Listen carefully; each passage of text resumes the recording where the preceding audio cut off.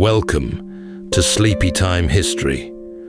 True stories from the pages of history for a full night's rest. If this is your first time listening, let us know where you're tuning in from. And if you like what you hear, please consider subscribing or rating us on your preferred podcast app. And for those who prefer an ad-free experience and early access to new episodes, please join us on Patreon at the link in our description. Thank you for your support. It helps us immensely. Right, we'll begin with a full 8 hours of uninterrupted storytelling after a short break.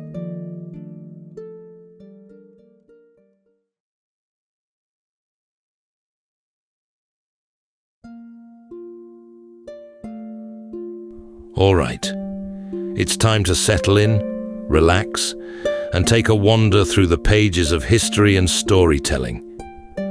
Tonight, we're going to be exploring the remarkable true story of the lost colony of Roanoke and the haunting disappearance of its entire population of more than 100 souls who vanished without a trace. On a narrow spit of land off the coast of what is now North Carolina, a small band of settlers arrived in the summer of 1587, determined to carve out a new life. But the land was harsher than they'd been led to believe. Food was scarce, and their crops faltered in the sandy soil. Though supplies were due to arrive within a few months, they soon realized they didn't have nearly enough to sustain themselves. Behind them lay thousands of miles of ocean. Ahead lay nothing but uncertainty. For months they toiled in the heat and storms, building homes, planting what little they could, and hoping for promised relief from England that never came. And as hunger deepened and tempers frayed, the settlers urged their governor, John White, to return to England and plead for help, a journey he never imagined would take 3 long years to complete. When John finally returned, he found only vacant houses and empty streets. There were no signs of distress, no fires, no fresh graves, no clear sign of what fate had befallen them. Were they struck down by hunger or illness? Were they taken into captivity, or did they attempt to sail to another colony? Tonight, as we drift into sleep, we'll follow the faint footsteps of those brave settlers and consider the courage it must have taken to face the unknown. So settle in, take a deep breath, and let's follow the echoes of those long-forgotten settlers and explore the mystery they left behind at Roanoke.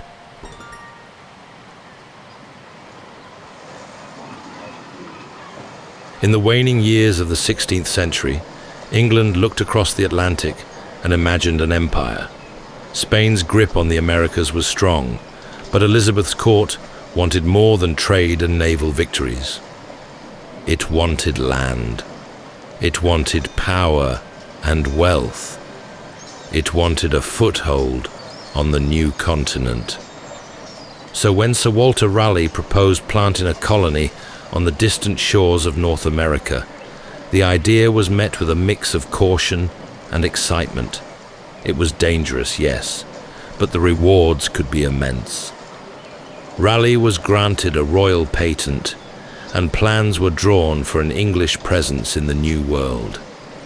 He himself never sailed, but he oversaw the recruitment of men and women willing to risk everything for the promise of land and a new start.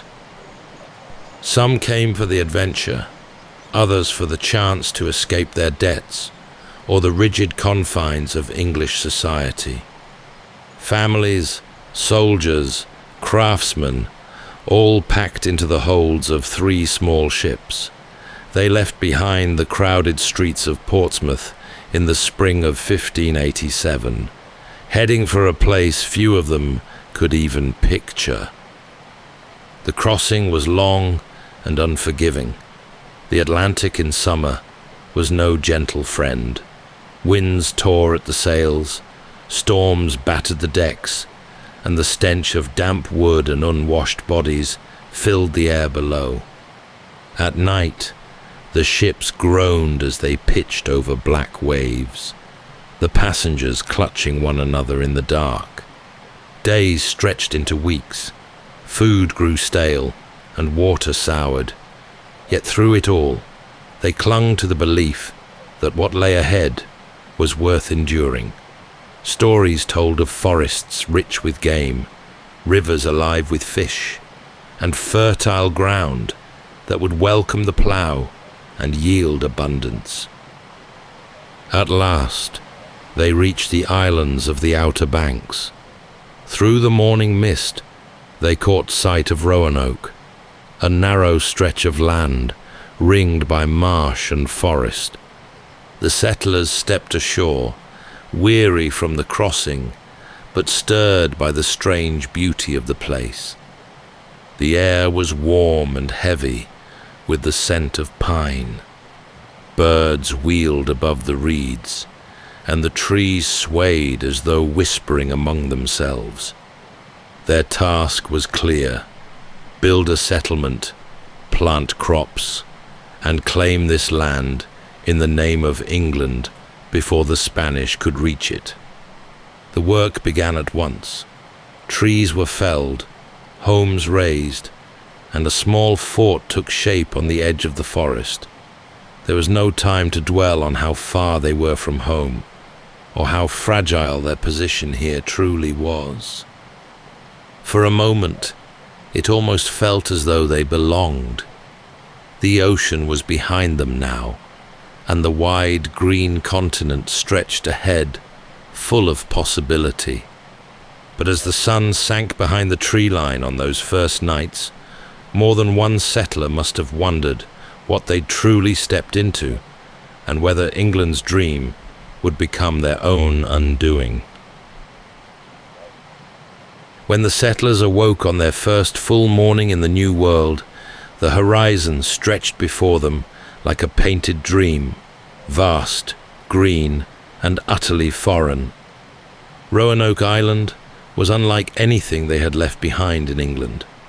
The earth itself seemed alive in ways they could not fully understand, and every sound carried a strange edge: the low croak of unseen frogs, the rustling of reeds, the distant cry of some bird they couldn't name.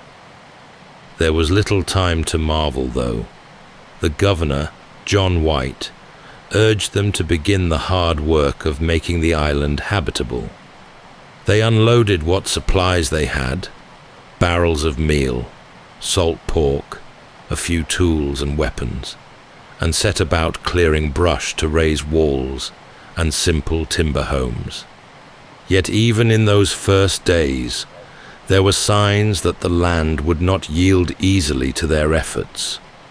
The soil was sandy and poor, sucking the life from seeds almost as soon as they were planted.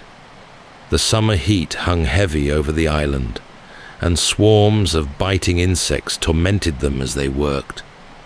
Game was scarce, and fishing yielded only modest catches. Still, they pressed on, determined to make the best of it, to carve their settlement out of this strange wilderness. And then there were the neighbors. At first, small groups of Krakatoan people watched them from the trees, their painted faces unreadable. These tribes were no strangers to Europeans. The English had come here before and left behind their own mix of promises and wounds. For a time, relations stayed polite, but tense. There were some exchanges, a few fish here, some bread and beads there, but nothing like trust. Beneath it all lay a current of uncertainty, as if both sides were measuring the other, waiting to see who would make the first mistake. The colonists did their best to appear unshaken. Children played between the posts of the fort. Women tended small garden plots and washed clothes by the river bank. Men cut timber and kept watch on the perimeter. Yet among themselves, they began to murmur about how little food they had and how long it might take for the promised supplies to arrive from England. The week stretched on, and still no sails appeared in the distance. One evening, a small fire burned near the edge of camp as the governor walked among his people, listening. A man confessed that his family was already cutting rations. Another asked if there would be more trade with the tribes. A woman pressed him about when the ships would come, and though John White reassured them all in his steady way, he could feel the weight of their worry settling over him like a stone. They had come so far, endured so much to get here, yet the island was not welcoming them. It was testing them, piece by piece. The governor stood at the water's edge that night, looking out toward the east, and wondered how many more weeks the colony could last. The first weeks of summer passed in a haze of sweat and hope. The settlers worked from dawn until dusk, shaping their fort, planting gardens, and repairing the damage from storms that swept across the island without warning. The woods seemed to press closer with each passing day, their shadows deepening, the rustle of unseen creatures just beyond sight. It did not take long for their hope to sour.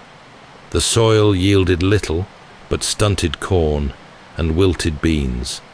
The hunting parties brought back only meager hauls, a few rabbits, a string of fish, never enough to satisfy the growing hunger.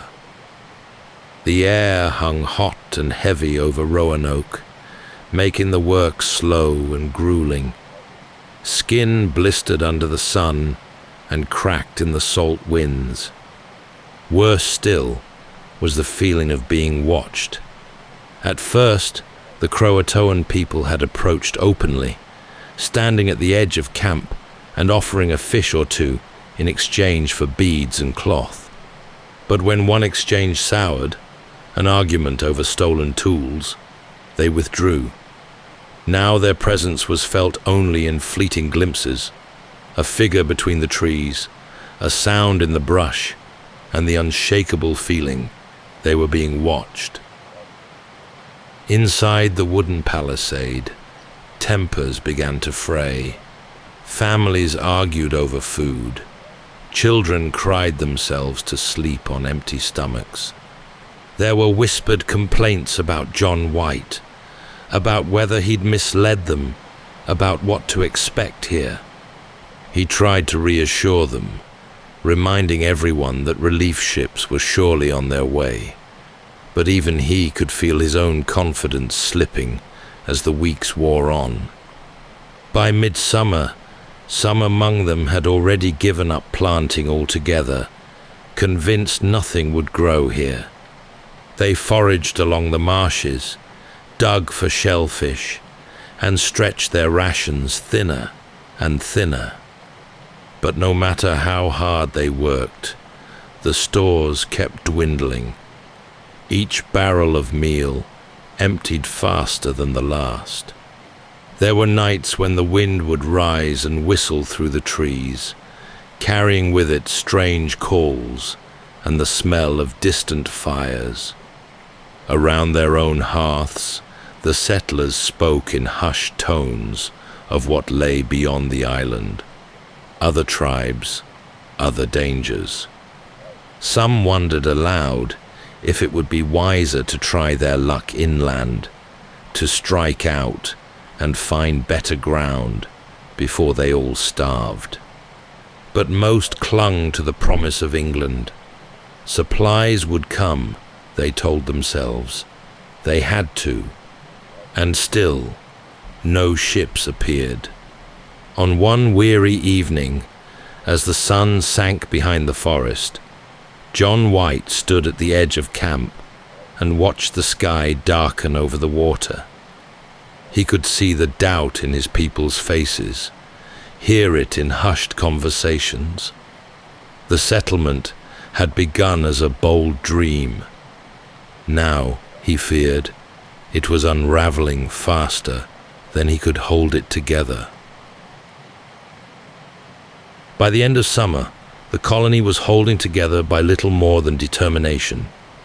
Each morning, the settlers rose and went about their tasks, though their movements had grown slower, their faces thinner. The gardens gave only meager handfuls. The hunting parties returned empty-handed more often than not, yet they carried on. Somehow, they patched the roofs of their homes when storms tore through. They stood watch at the palisade, when distant fires glowed beyond the trees. The children still played, though less boisterously now, their games quieted by hunger. Among the women, there were whispers of how pale and weak the youngest had become. Among the men, there were darker mutterings, that they'd been abandoned, that England had forgotten them. Every evening, John White made his rounds, speaking with families, checking stores, listening to complaints. He reminded them of the ships that must surely be on their way, of how much they'd already endured to make this foothold in the new world. Yet in the dark of his own small quarters, he wrestled with the same gnawing doubts. The supplies they'd brought from England were nearly gone. The land was not providing what they'd hoped, and the Krakatoan, though still not openly hostile, had grown more distant by the week. In September, one of the men approached him at dusk, voice low, and asked the question many had already been thinking. How much longer could they wait?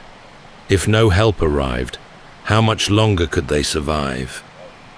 White said nothing at first. He stood at the edge of camp, looking east over the darkening sea, and let the wind carry away his thoughts. Then he gave the only answer he could. They would wait as long as they must. But that night, as he lay awake, he knew the truth. Waiting much longer would mean watching his people starve. There was only one course left.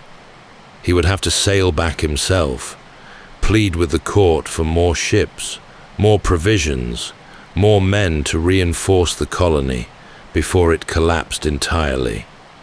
It was a bitter decision.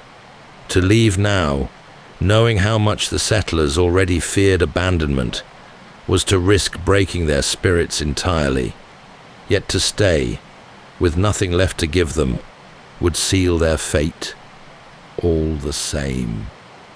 The next morning, he gathered the settlers and explained what must be done. They listened in tense silence, some with downcast eyes, others glaring in silent accusation. His own daughter stood apart, her infant in her arms, her face unreadable. By the day's end, the decision was made. John White would leave on the next fair tide, carrying with him the hopes of more than 100 souls who had staked everything on this place. He promised them he would return quickly, before the next planting season, before winter could claim them. On the morning he departed, the colonists lined the shore to watch the sails catch the wind and fade into the distance. The last sound of England faded with them, leaving only the hush of the reeds and the endless reach of the forest behind. The morning of his departure was heavy with a strange stillness. The air clung damp and warm as John White made his way to the waiting boat. The settlers gathered along the shoreline to watch him go. The tide was just beginning to turn, the water rippling with the faint breath of wind that would carry him back to England. He had spent his last hours walking the settlement one final time. The walls of the fort stood straight, but weather-worn, the homes inside already beginning to sag. The fields beyond were thin and patchy, the soil exhausted before it had even been tamed. Everywhere he looked, he saw his people, his daughter, holding her infant, offering him a faint, resigned smile. The men who still stood guard at the palisade, their faces drawn but watchful. The women who swept the thresholds of homes as though tidiness could keep despair at bay. It was not in his nature to abandon them, yet the choice was no longer his to make. They needed food. They needed weapons, seed, more hands to work the fields and hold the line. And only he could plead their case before the court. He tried to meet every eye on that shore as he climbed into the boat. He promised again he would return swiftly, within the year, before the next winter could strip the land bare. The small craft pushed off, the water slapping softly against its hull. From the deck of the waiting ship, he could see the line of settlers standing on the sand, growing smaller and smaller as the sail filled and the island receded behind him. Even after they were nothing more than shapes in the distance, he could feel their gaze following him eastward. The journey back was far from swift. The English Channel was thick with Spanish ships and privateers, the war between the two nations heating to a fever pitch. The Queen's Navy had commandeered vessels for defense of the realm, and those that remained sailed under threat of capture, or worse. At every port he begged for passage, and at every port he was turned away or delayed. Weeks became months, months bled into years. Each passing season weighed on him like a stone. Letters home told him of victories at sea, of raids against the Armada, of England's growing power, but no word of Roanoke, no mention of relief ships being sent. His appeals to Raleigh and the court were heard with polite indifference. Their attention was fixed on the war, not on a struggling colony in some far-off wilderness. By the time he finally secured passage to return, 3 long years had passed. He stood at the rail as the ship once more crossed the Atlantic, his eyes fixed westward, haunted by the thought of what he might find waiting for him. The winds carried him toward Roanoke at last, but they carried with them no reassurance, only questions, only the growing sense that the people he had left behind might no longer be there to welcome him home. Back on Roanoke, the settlers were left to endure the long stretch of months that became years, watching the seasons turn and the horizon remain empty. The sails they had hoped to see by the autumn never came.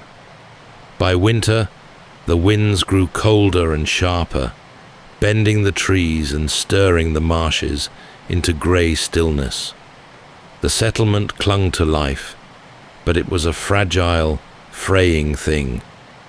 They likely continued with their routines, for lack of any other choice, repairing the palisades, hunting what little they could, patrolling the perimeter, the women tending fires, boiling what roots and scraps were left, and caring for the weak and sick. Children growing thin and solemn, their laughter fading into stillness. Over time, it's likely food became their only thought. Perhaps they gathered mussels from the marshes, dug for clams, snared small birds, or stripped bark from trees when nothing else remained. Some of the Croatoan people may have continued to visit, but most tribes seemed to keep their distance. There were rumors, perhaps, of raids farther inland, or settlers who wandered too far and didn't return. Whispers may have begun to spread through the camp, talk of leaving Roanoke behind and heading into the forests to find more fertile ground. Others might have warned that abandoning the fort was too dangerous, that their best chance was to stay put and wait it out. As a second winter approached, it's likely a kind of resignation set in. Those who remained may have told themselves they only had to endure a little longer, that help would come, that they had not been forgotten. But as seasons turned into years, it's likely their hope all but vanished. In the end, if they did survive, it may not have been because they were rescued, but because they chose to disappear. When at last John White secured passage and crossed the Atlantic again, the journey was mercifully swift compared to his first return. The ship cut through late summer waters, and the winds carried him westward. Yet as he neared Roanoke, an uneasy feeling grew in him. The closer he came, the more he wondered what, or who, he might find waiting. The first signs came before he even reached the island. As the ship anchored off the outer banks, he could see faint columns of smoke curling from distant shorelines, thin and pale against the tree line. The crew peered through their scopes and pointed. There too, further inland, another smudge of grey rising into the sky. He came ashore at one of the smaller barrier islands and found the remains of a fire, still warm, though no one was there. Footprints marked the sand, but they trailed off into the marsh. A scrap of fabric, weathered and torn, clung to a branch, and yet no sign of his people. Over the next day, he moved along the coast, stopping at points where he thought the settlers might have moved. Again and again, he found evidence of life, a faint trail of trampled grass, a broken tool, embers beneath a thin layer of ash. Someone had been here, perhaps only days before. At night, camped on the beach, he and his small party thought they saw figures moving among the trees. Once, in the half-light of dawn, he glimpsed what looked like a child watching him from the edge of the forest. But when he called out, the figure melted into the undergrowth without a sound. There was still no outright hostility, no arrows in the sand, no signs of battle or blood. But the silence was heavier than he remembered, and the island seemed to hold its breath as he made his way toward the settlement proper.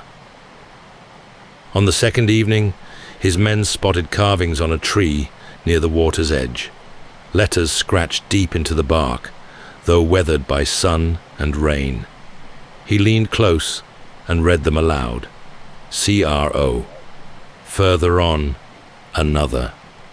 This time, the full word, Croatoan, the name of the nearby island and of the friendly tribe who lived there, the same tribe who had once welcomed the English before relations soured. Hope flared in him, fragile but real. Perhaps they had not perished after all. Perhaps they had simply moved on, to live among the Croatoan and wait for his return. But no boats were sent to investigate. A storm was gathering, and the captain refused to linger. The carving was the only sign, and without a search, it raised just as many questions as it answered. With that thought in his heart, he pressed on toward the settlement, expecting, or perhaps only hoping, that his colony still stood.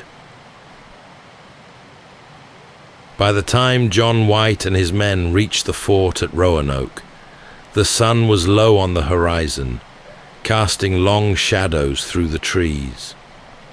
The path into the settlement was overgrown now, choked with weeds and brush, and the gate stood ajar, one hinge sagging. He paused just outside the palisade, taking in the eerie stillness of the place. There was no laughter of children, no smoke curling from chimneys, no sounds of life at all. The homes still stood in their neat rows, though weathered and worn by wind and rain. Doors swung open, roofs had begun to sag. The fields beyond were empty, nothing left but brittle stalks and dry earth. Inside the fort, he walked slowly through the familiar lanes, past the church and the shallow well. There were no signs of violence, no blood, no toppled walls, no scattered belongings. It was as though the settlers had simply laid down their tools one day and walked away. He examined the walls more closely and found what he had seen carved into the trees along the way, cut deep into the timber of the gatepost, Croatoan. There was no cross or distress symbol beside it, no plea for help, no sign that the colony had been forced. The message seemed deliberate, almost calm, and it was the only clue they left behind.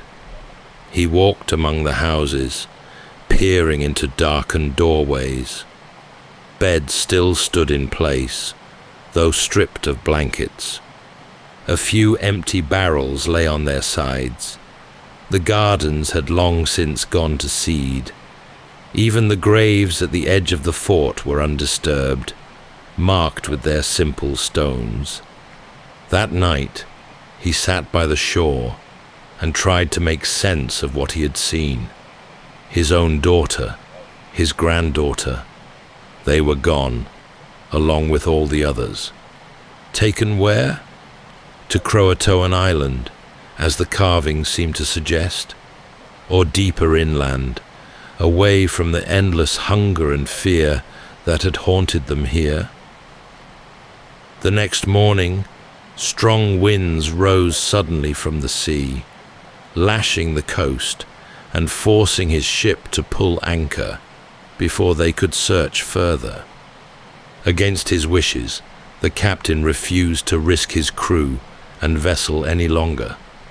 Roanoke, and whatever remained of its settlers, slipped from view as the ship tacked eastward, the island receding into the mist behind them.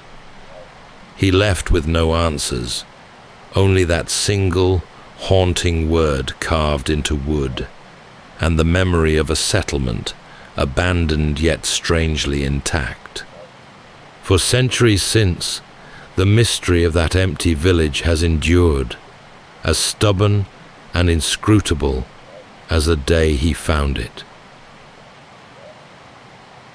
In the years that followed John White's return to England, the fate of the Roanoke colonists became the subject of endless speculation. The empty village and its cryptic message left behind no clear answers, only possibilities, and over time, each theory took on a life of its own. Some believed the settlers had simply moved to nearby Croatoan Island, joining the tribe whose name they had carved. The Croatoan were known to be more friendly than the inland Sekatan, and there were later accounts of fair-haired children living among native villages along the Carolina coast.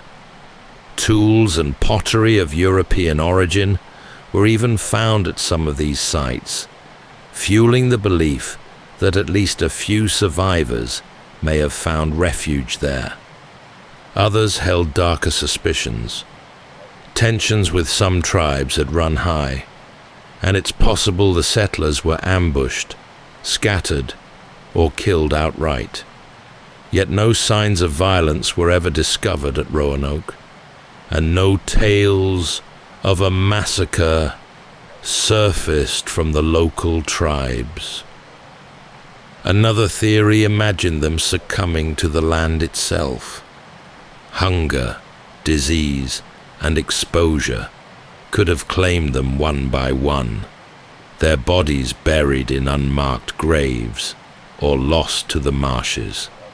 The thought of more than 100 souls fading this way, unseen, unremembered, gave the mystery a tragic weight. Some even suggested that, in desperation, the settlers attempted to sail back to England in a makeshift vessel, only to be lost at sea. No wreckage was ever found, but such a venture would not have been beyond their reach. Over the centuries, each explanation has been examined and debated, but none can be proved beyond doubt. Archaeologists continue to uncover fragments of evidence here and there, shards of pottery, a rusted blade, beads buried deep in the earth, yet the larger story remains elusive. What is certain is that the settlers' disappearance cast a long shadow over England's colonial ambitions. The failure of Roanoke haunted those who followed, a stark reminder of how fragile a foothold in this new world could be. And so the question remains, passed down from one generation to the next. Did they perish in despair?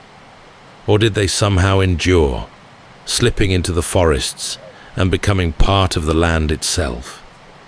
Even now, standing among the pines on Roanoke Island, one might feel it, that faint sense of something unresolved, just beyond reach.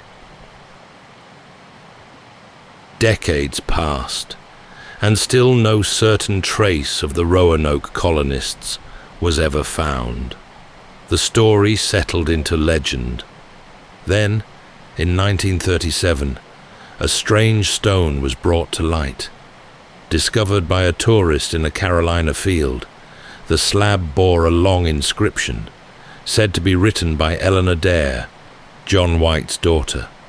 In it, she claimed that the settlers had fled inland, suffered attacks and illness, and that she alone had survived to leave this message for her father. The discovery sent a ripple of excitement through historians and the public alike. At last, perhaps, the mystery would be solved. Over the next 2 years, more than 40 similar stones surfaced across the Carolinas and into Georgia, each telling more of the harrowing tale. How the colonists struggled, how most perished, how Eleanor carried their story forward as best she could. For a time, the stones were celebrated as a remarkable archaeological find, a window into a lost chapter of history. But questions soon arose. The lettering was too modern, the language inconsistent. Scholars began to doubt, and as more stones emerged from more unlikely places, the whole affair began to look less like a miracle and more like a hoax. By the 1940s, most experts had dismissed the so-called dare stones as a fraud, likely dreamed up for profit during the Depression. They were quietly removed from display, packed away into museum storage. Yet even now, there are some who wonder if one among them, perhaps the very first, might still be genuine, a single authentic voice lost amid the noise of forgery. The stones, real or not, have become part of the larger story. They speak to our need to explain, to close the gap between what we know and what we fear we may never know. On Roanoke Island today, the woods have grown thick again, and the marshes creep back toward the old fort. The graves remain, their stones worn smooth by wind and time. And though no one can say for certain what became of those settlers, their story endures, a reminder of what it means to risk everything, to stand on the edge of the world and take that first, fragile step into the unknown.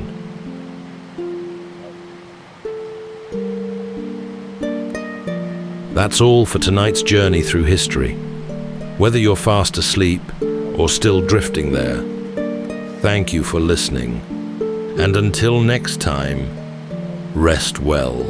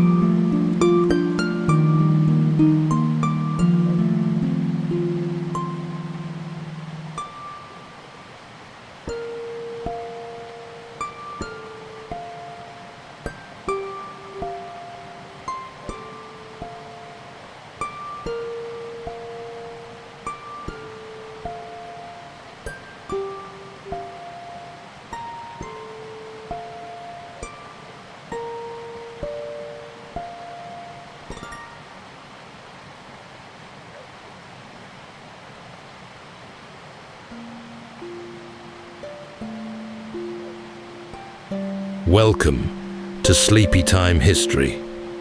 True stories from the pages of history for a full night's rest. If this is your first time listening, let us know where you're tuning in from. And if you like what you hear, please consider subscribing or rating us on your preferred podcast app.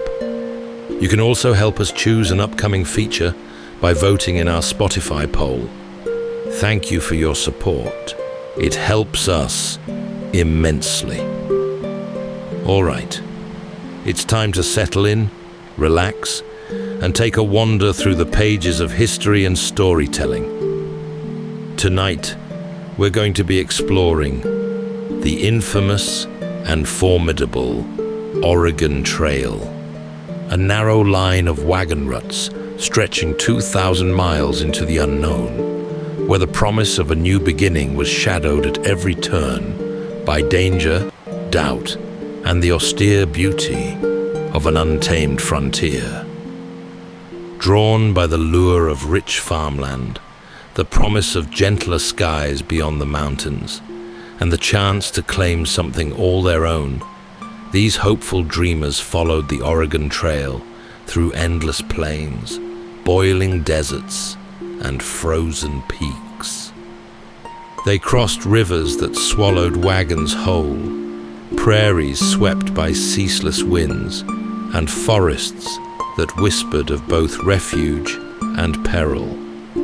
By day, the trail shimmered under a punishing sun. By night, it unspooled beneath a sky thick with stars.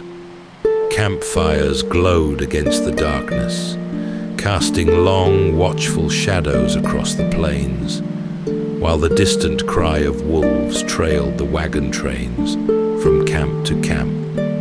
Every mile brought a choice, to press on or turn back, to cling to the dream or let it go. And yet they came, dozens at first, then by the thousands, some seeking land to call their own, some fleeing what lay behind them. Along the way, they wrote their stories into the dust, tales of triumph and tragedy, leaving no monument, only memory. Tonight, as we drift into sleep, we'll follow in the footsteps of intrepid trailblazers, determined pioneers, and cunning opportunists. So settle in, take a deep breath, and let's journey slowly into the long, restless silence of the Oregon Trail.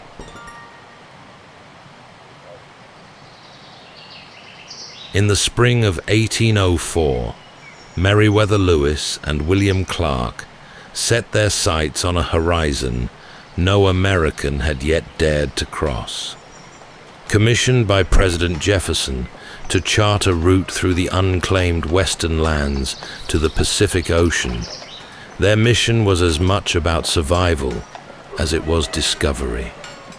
They called themselves the Cause of Discovery, a modest name for such an audacious undertaking.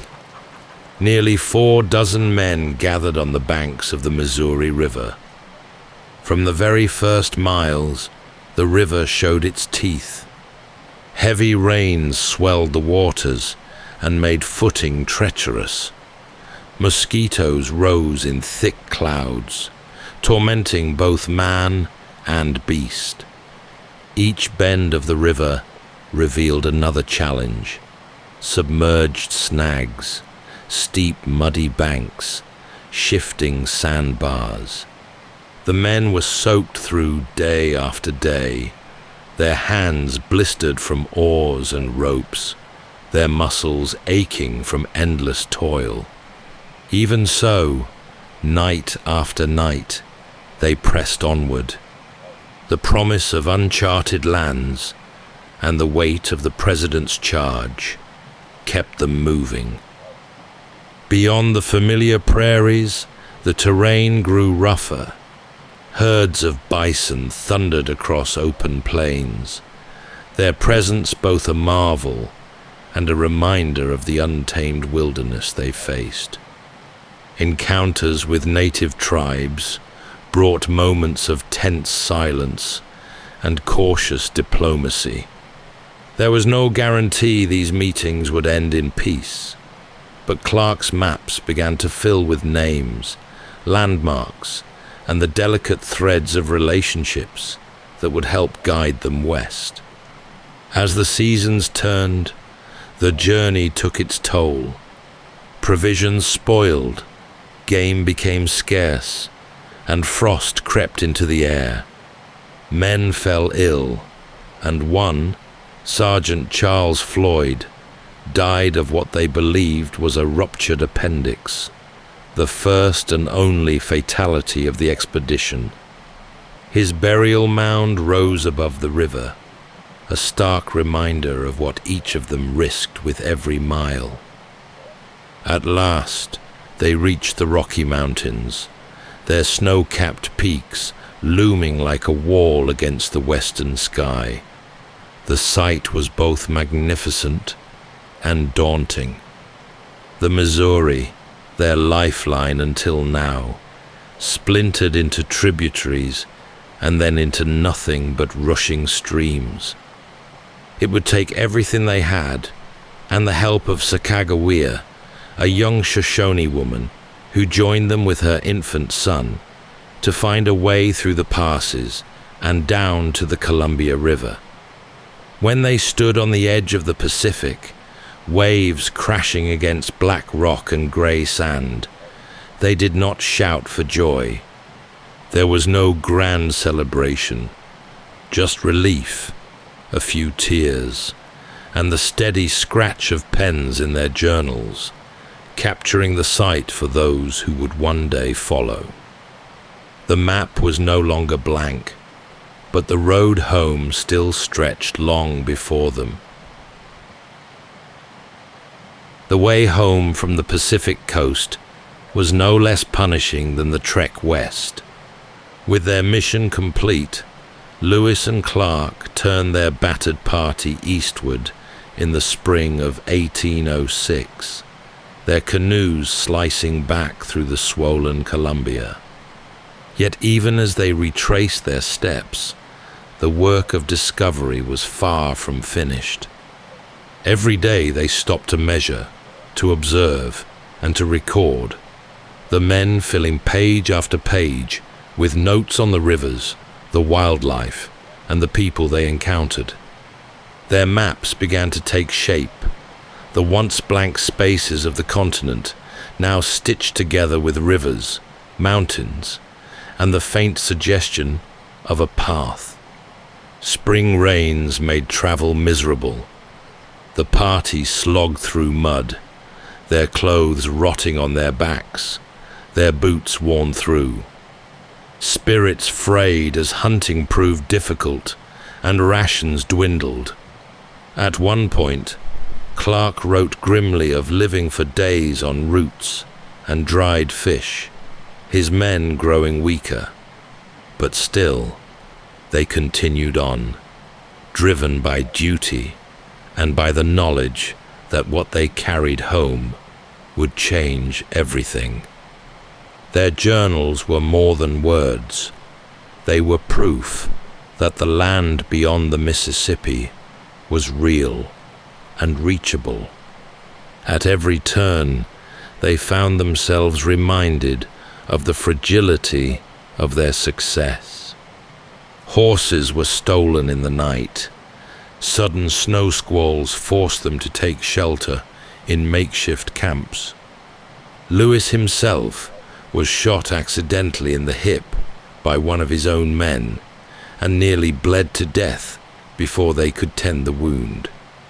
The journey became a test of patience as much as strength, each day a fresh reminder of just how easily one misstep could undo them all. And yet, even as hardship weighed on them, moments of wonder still broke through. They marveled at vast herds of elk grazing in open meadows, at waterfalls crashing hundreds of feet into spray, at the way the dawn light spilled across the plains they had once crossed in fear. To their surprise, many native tribes welcomed them back with generosity and curiosity, offering food and guidance. Bonds of trust, fragile though they were, had begun to grow. When they eventually floated into St. Louis in late September, they were met with disbelief. Crowds gathered on the riverbank to watch their battered canoes glide in, cheering the men as heroes. After 2.5 years, more than 8,000 miles, and countless brushes with disaster, they had not only returned alive, but brought back the most detailed vision yet of what lay beyond. The dream of the West, once little more than myth, now had a shape, a map drawn in ink and blood, waiting for others to follow.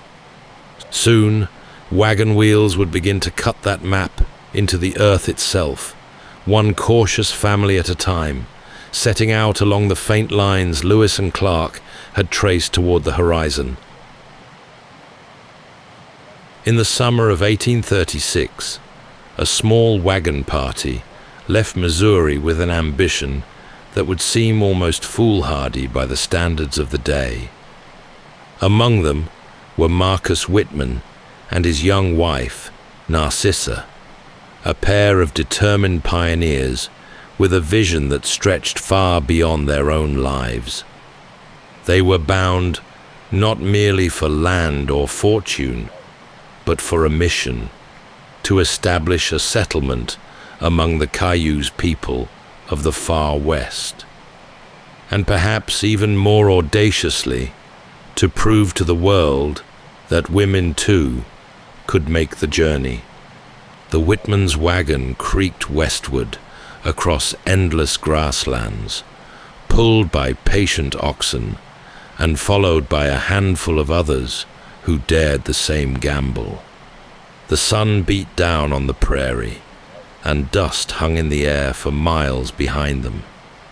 Narcissa wrote in her journal of walking mile after mile beside the wagon, her skirts heavy with grit and sweat, but her resolve unshaken.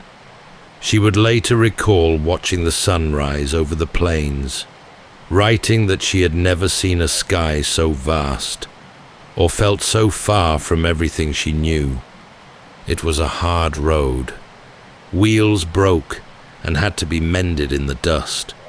Food spoiled or was lost to rivers too deep to ford. Some nights brought storms so fierce they flattened tents and scattered possessions across the prairie.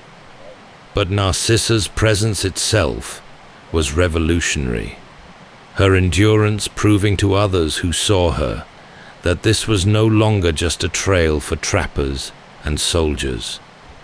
Families could make their way too. Children could grow up at its end. Weeks stretched into months as the party wound into the foothills and then climbed into the mountains. The air turned sharp and thin, and every pass felt steeper than the last.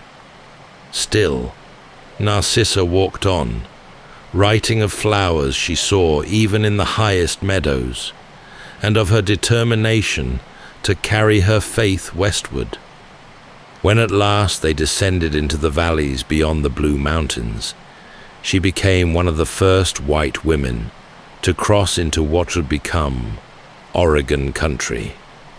At Wailatpo, in the land of the Cayuse, Marcus and Narcissa built their mission, a modest cluster of buildings meant to be both home and haven. It was a fragile outpost of a fragile dream. The soil was rocky, the winters biting, and the tensions with the Cayuse, who watched these newcomers with suspicion, were already growing.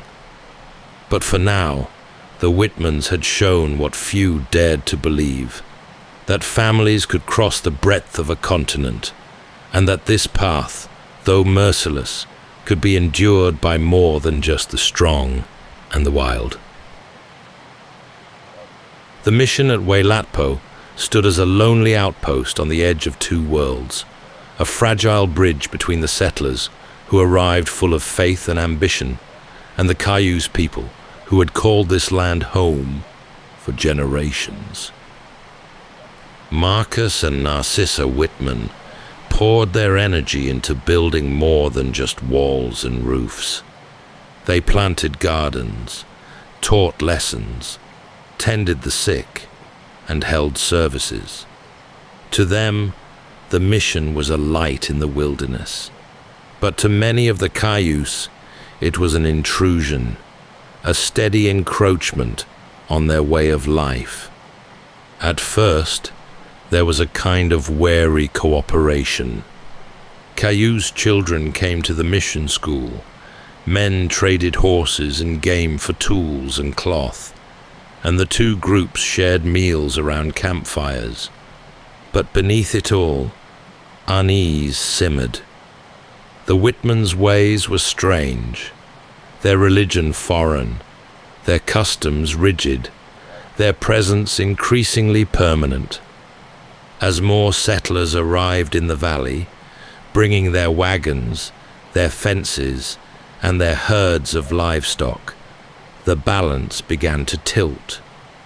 The winters were hard in Wailatpo. Bitter winds swept down from the Blue Mountains, rattling the thin walls of the mission. Marcus worked himself to exhaustion, tending to settlers and tribespeople alike, his medical supplies often running low.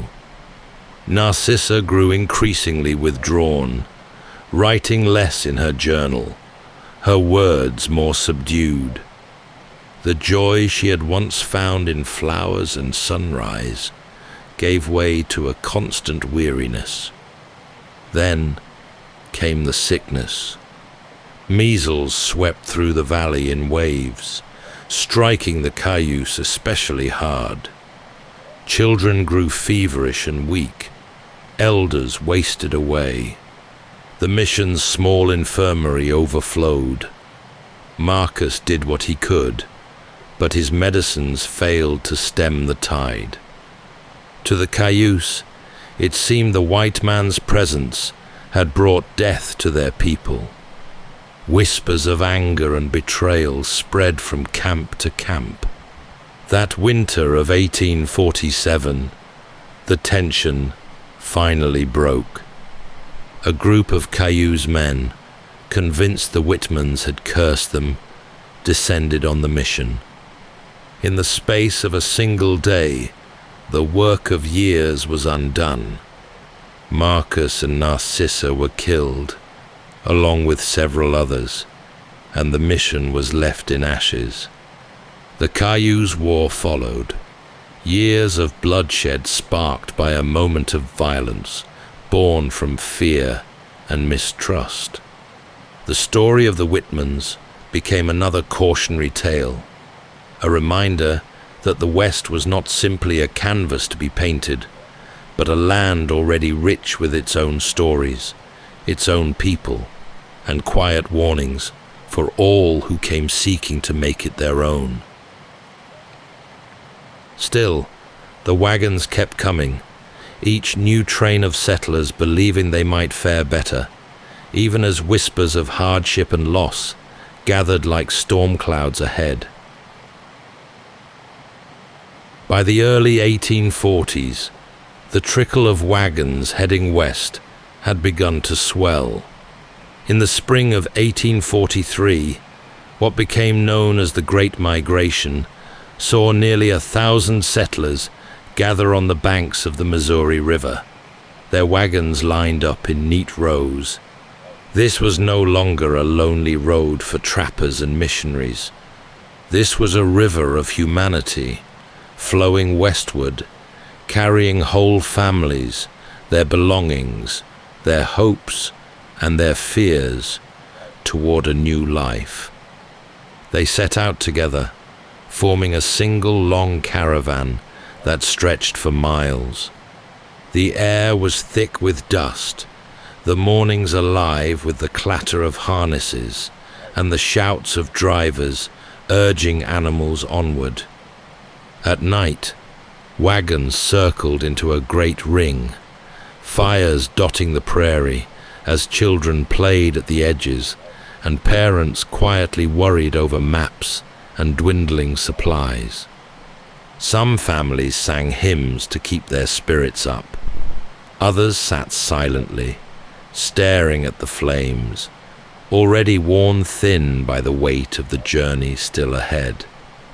Time brought new challenges in numbers.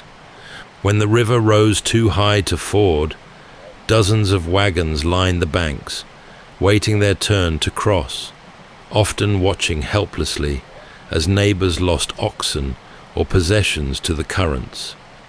The narrow passes of the Blue Mountains brought delays as wagons jammed the rocky paths. Tempers sometimes flared, disputes over grazing, over the pace of the caravan, even over who had the right to camp where. Yet the sheer size of the group also brought safety, strength in numbers against the uncertainty that lay ahead. There was comfort in knowing others faced the same hardships, and sometimes a stranger's helping hand made the difference between pressing on and giving up. Disease, too, traveled with them. Cholera broke out in one train, spreading through camps with deadly efficiency, taking lives before families had even reached the halfway point.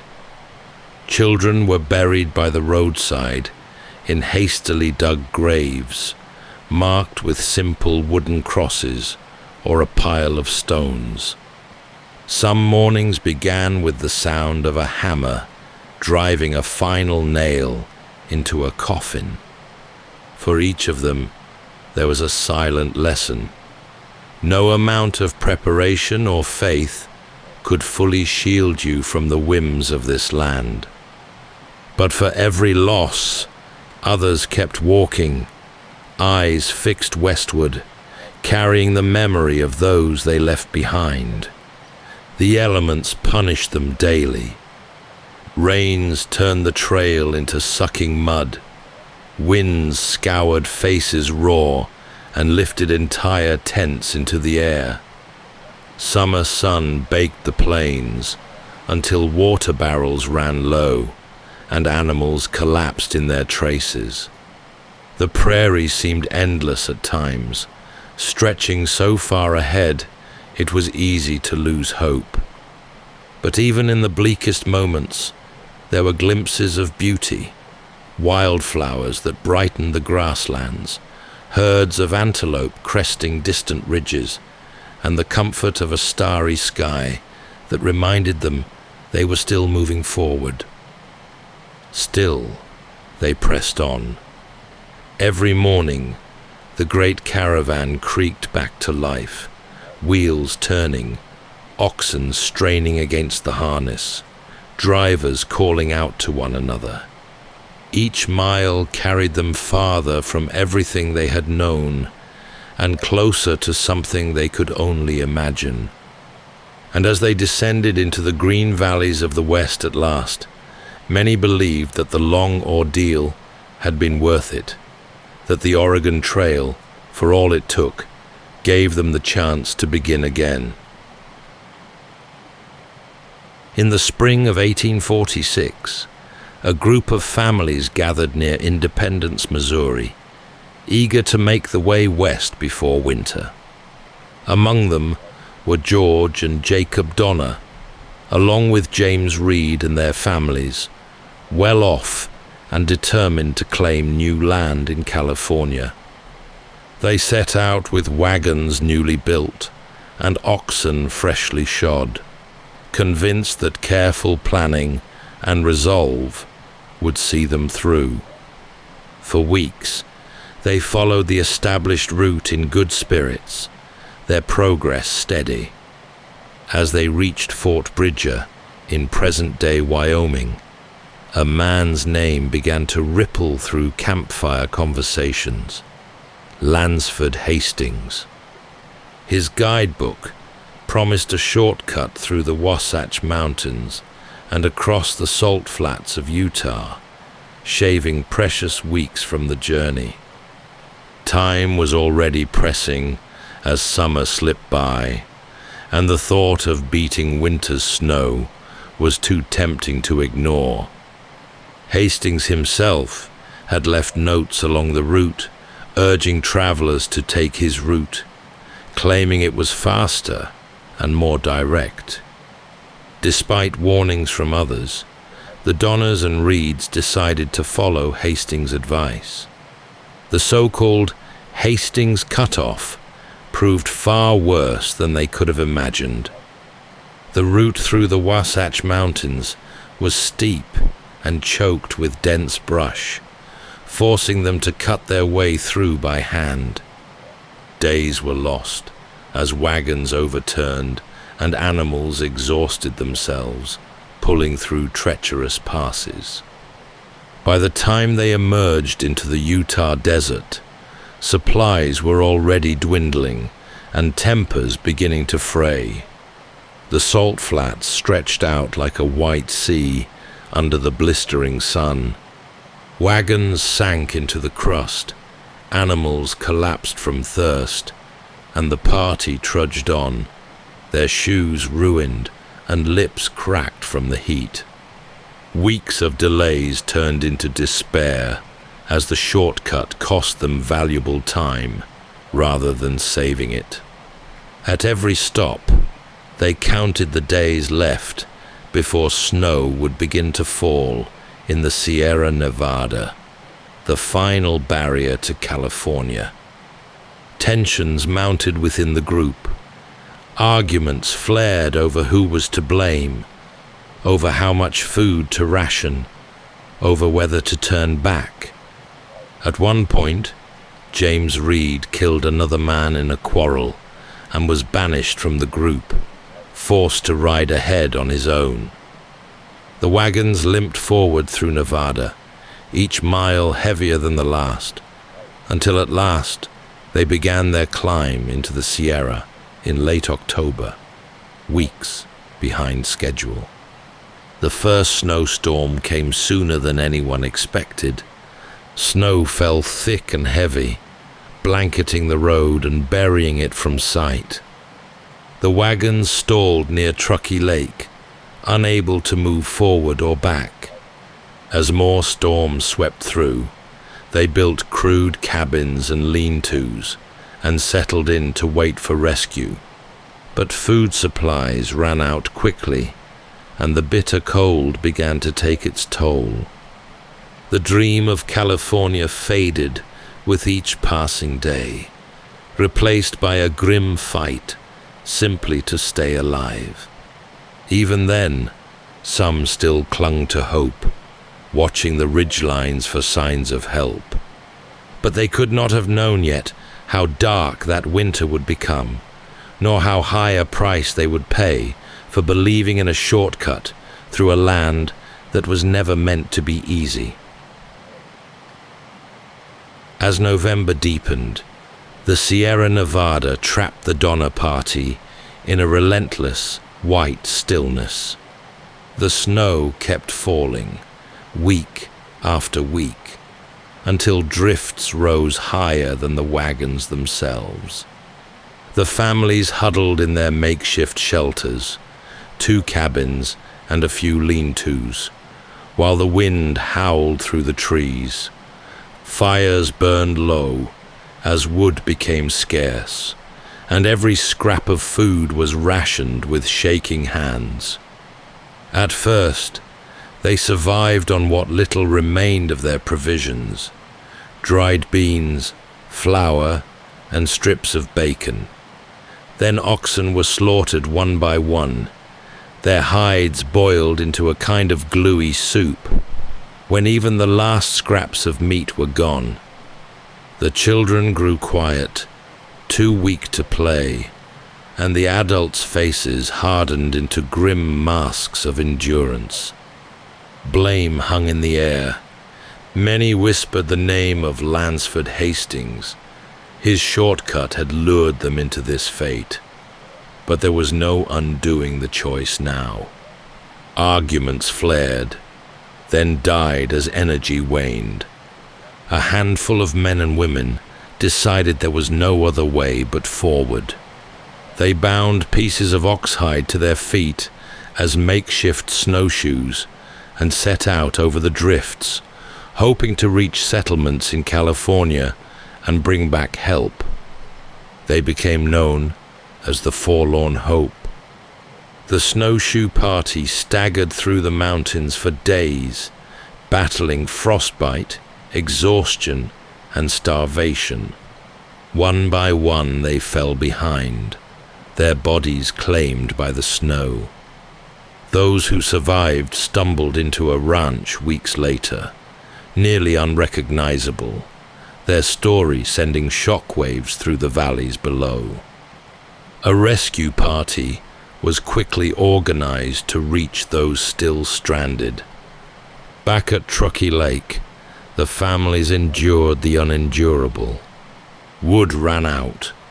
The last oxhide strips were scraped from the roofs and chewed for sustenance. When even that was gone, some resorted to the darkest choice of all, taking flesh from those who had already perished, just enough to keep the living from joining them. No one spoke of it aloud, but all understood. When the first rescuers arrived in February, they were met by gaunt figures barely able to stand. Children clung to their mothers, hollow-eyed but alive. Others did not come out of the cabins at all. In all, nearly half of the Donner Party perished in the mountains, victims of poor judgment, cruel weather, and the false promise of a shortcut through an unforgiving land. As the survivors descended into California that spring, they left behind a campsite littered with broken wagons, bleached bones, and memories they could never escape. The trail had claimed its due, and the story of the Donnas became a whispered warning to all who followed after. Not all dreams of the West came true. Even after the ordeal of the Forlorn Hope and the first rescue party, the Sierra Nevada held tight to the rest of the Donna party through March. The snowstorms kept coming, layers of white burying the cabins deeper with each passing week. Inside, the air was stale and heavy with smoke, and the survivors huddled close, conserving what little strength they had left. Each dawn felt indistinguishable from the last, a blur of hunger, cold, and despair. The second and third relief parties made their way through the mountains in brutal conditions, bringing supplies and guiding out those strong enough to travel. Yet each journey back left more behind, too frail to move, clinging to life in the half-dark cabins. One by one, the rescuers carried children out into the blinding snow, their limbs thin and eyes vacant. Behind them, the cries of those left behind echoed faintly through the trees. For those who remained, time became a strange, hollow thing. Days passed in a fog of wind and white light. The meager food brought by rescuers ran out quickly, and again the impossible choices returned. Bodies of the dead, now frozen, were divided among the living. It was not spoken of, but it was understood. They were beyond shame, beyond judgment, beyond anything but the need to see another sunrise. Those who did escape on later relief trips spoke of the silence that clung to the camp when they left, as though the mountains themselves had swallowed all hope. The final rescue party arrived in April, nearly 5 months after the first snow fell. They found only a handful of survivors, their faces pale and hollow, their movements slow and mechanical. Broken wagons and scattered belongings lay half buried outside, mute witnesses to a winter that had tested them beyond human limits. As the last of the survivors were led down into the foothills, spring was already breaking over California. Wildflowers dotted the valleys, and streams ran high with meltwater, as though mocking the misery left behind in the high passes. The party had started with nearly 90 souls. Less than half made it through alive. For years afterward, the story of their ordeal traveled up and down the trail, a cautionary tale of ambition turned to hubris, of lives lost to the cruel indifference of the wilderness. Even as the survivors settled into new lives, the memory of that winter lingered.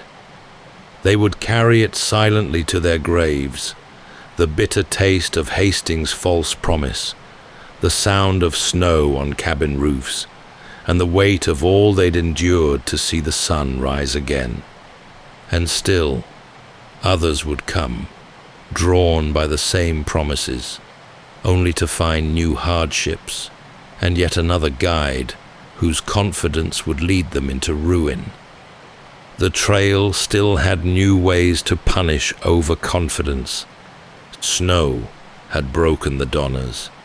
Now the desert would test the next wagon train. Just a year before the Donna party's fateful expedition, another group of emigrants set out across the plains, lured west by the promise of a quicker, easier route to Oregon. Their guide was Stephen Meek, a rugged mountain man who claimed to know a shortcut through Oregon's high desert. His reputation as a seasoned trapper inspired confidence. To weary settlers, eager to shave weeks off their journey, his words were hard to resist. The wagon train followed Meek north of the familiar trail, leaving the well-worn ruts behind and striking out into open country. At first, spirits were high. The prairie stretched golden before them, and the summer sun still carried warmth. But as days passed, the landscape grew harsher.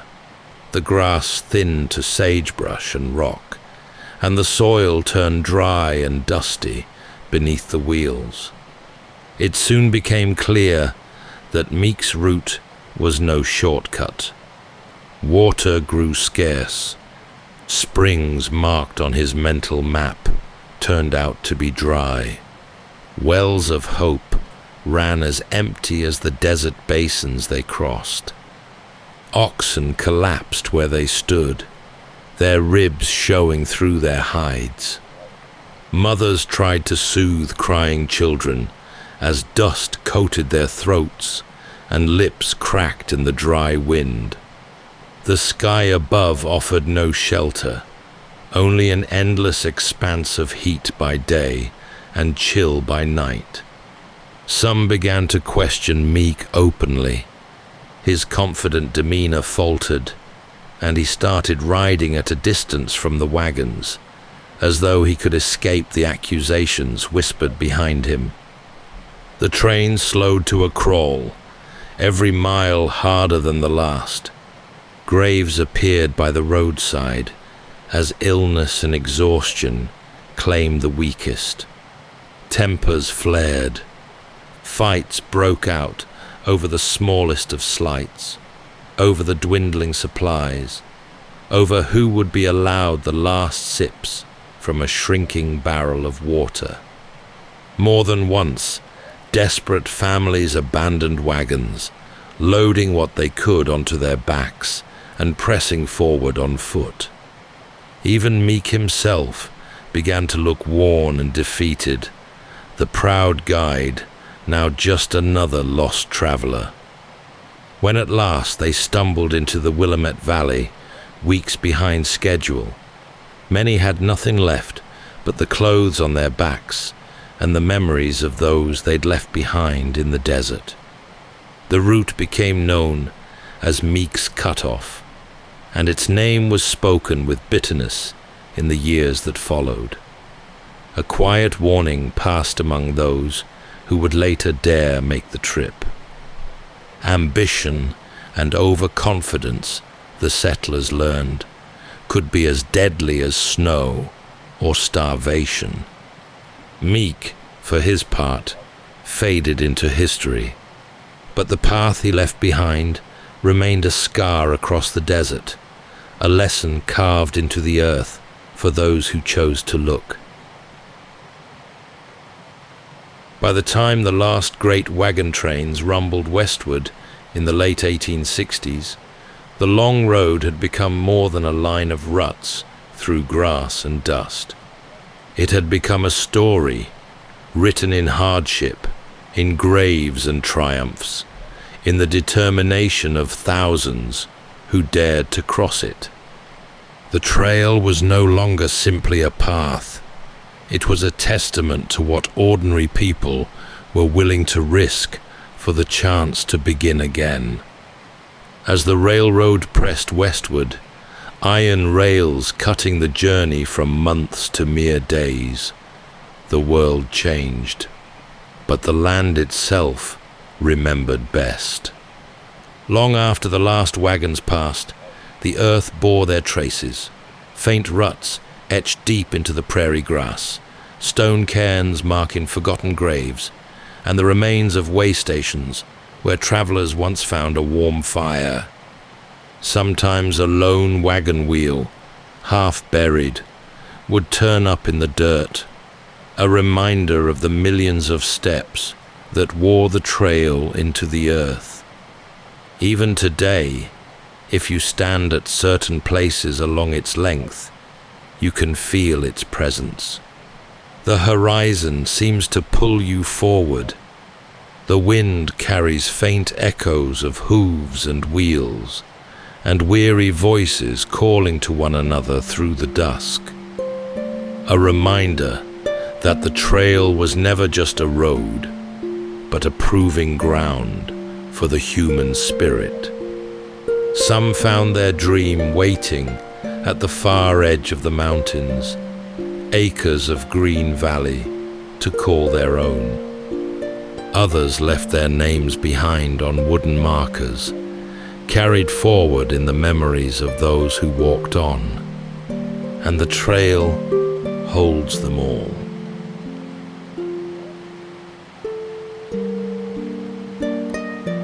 That's all for tonight's journey through history. Whether you're fast asleep or still drifting there, thank you for listening. And until next time, rest well.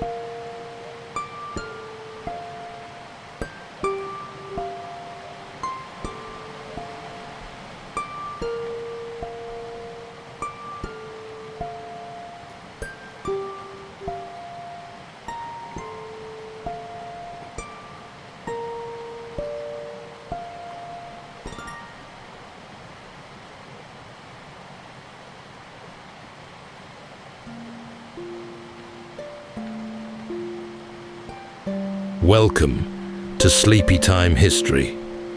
True stories from the pages of history for a full night's rest. If this is your first time listening, let us know where you're tuning in from. And if you like what you hear, please consider subscribing or rating us on your preferred podcast app. You can also help us choose an upcoming feature by voting in our Spotify poll. Thank you for your support. It helps us immensely.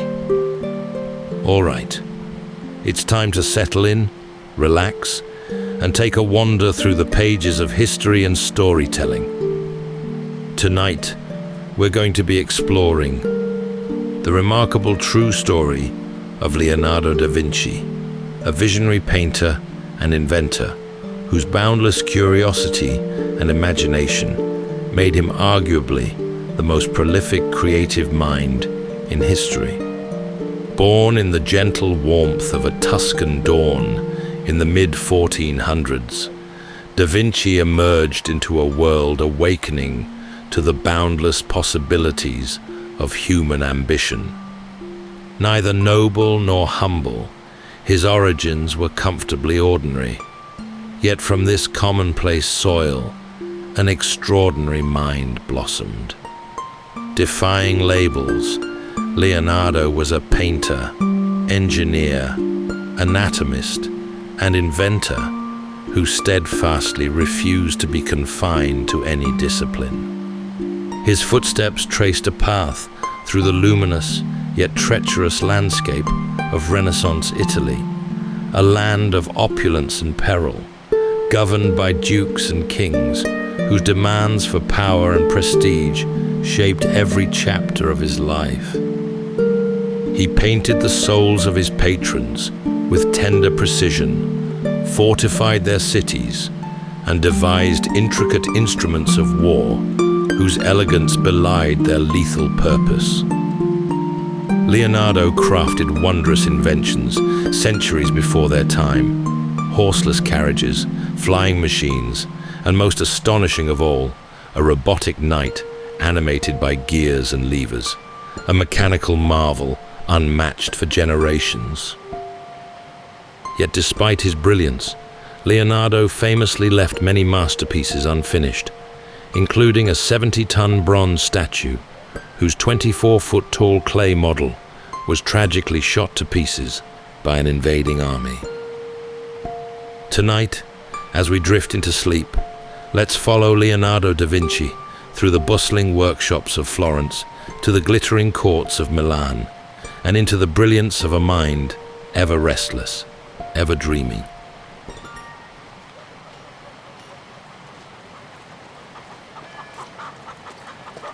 In the spring of 1452, among the rolling hills of Tuscany, a boy was born to a modest household.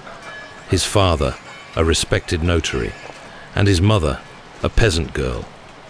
He grew up in the countryside, which was alive with bird song, rivers and wind, gently blowing through the olive trees. From the start, he noticed things others missed. As a child, he would watch water ripple over stones, trace the curling veins of leaves, and quietly sketch the way clouds gathered before rain. His notebooks would one day hold thousands of pages of such observations. But here, in these early years, they lived only in his mind.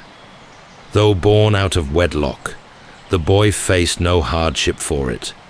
His father acknowledged him, providing a comfortable home and arranging an education that suited his sharp mind. Teachers quickly saw his gift for drawing, and soon he was copying religious scenes with a steady hand. But even then, his gaze would wander beyond the canvas. A bird in flight, a wheel turning on a cart, a stream cutting its own path through earth. He seemed to see the hidden patterns behind everything. As he grew, his world expanded. He was sent to the bustling city of Florence, then one of the brightest centers of art and learning in Europe. Here, he apprenticed under a master painter and sculptor in a busy workshop.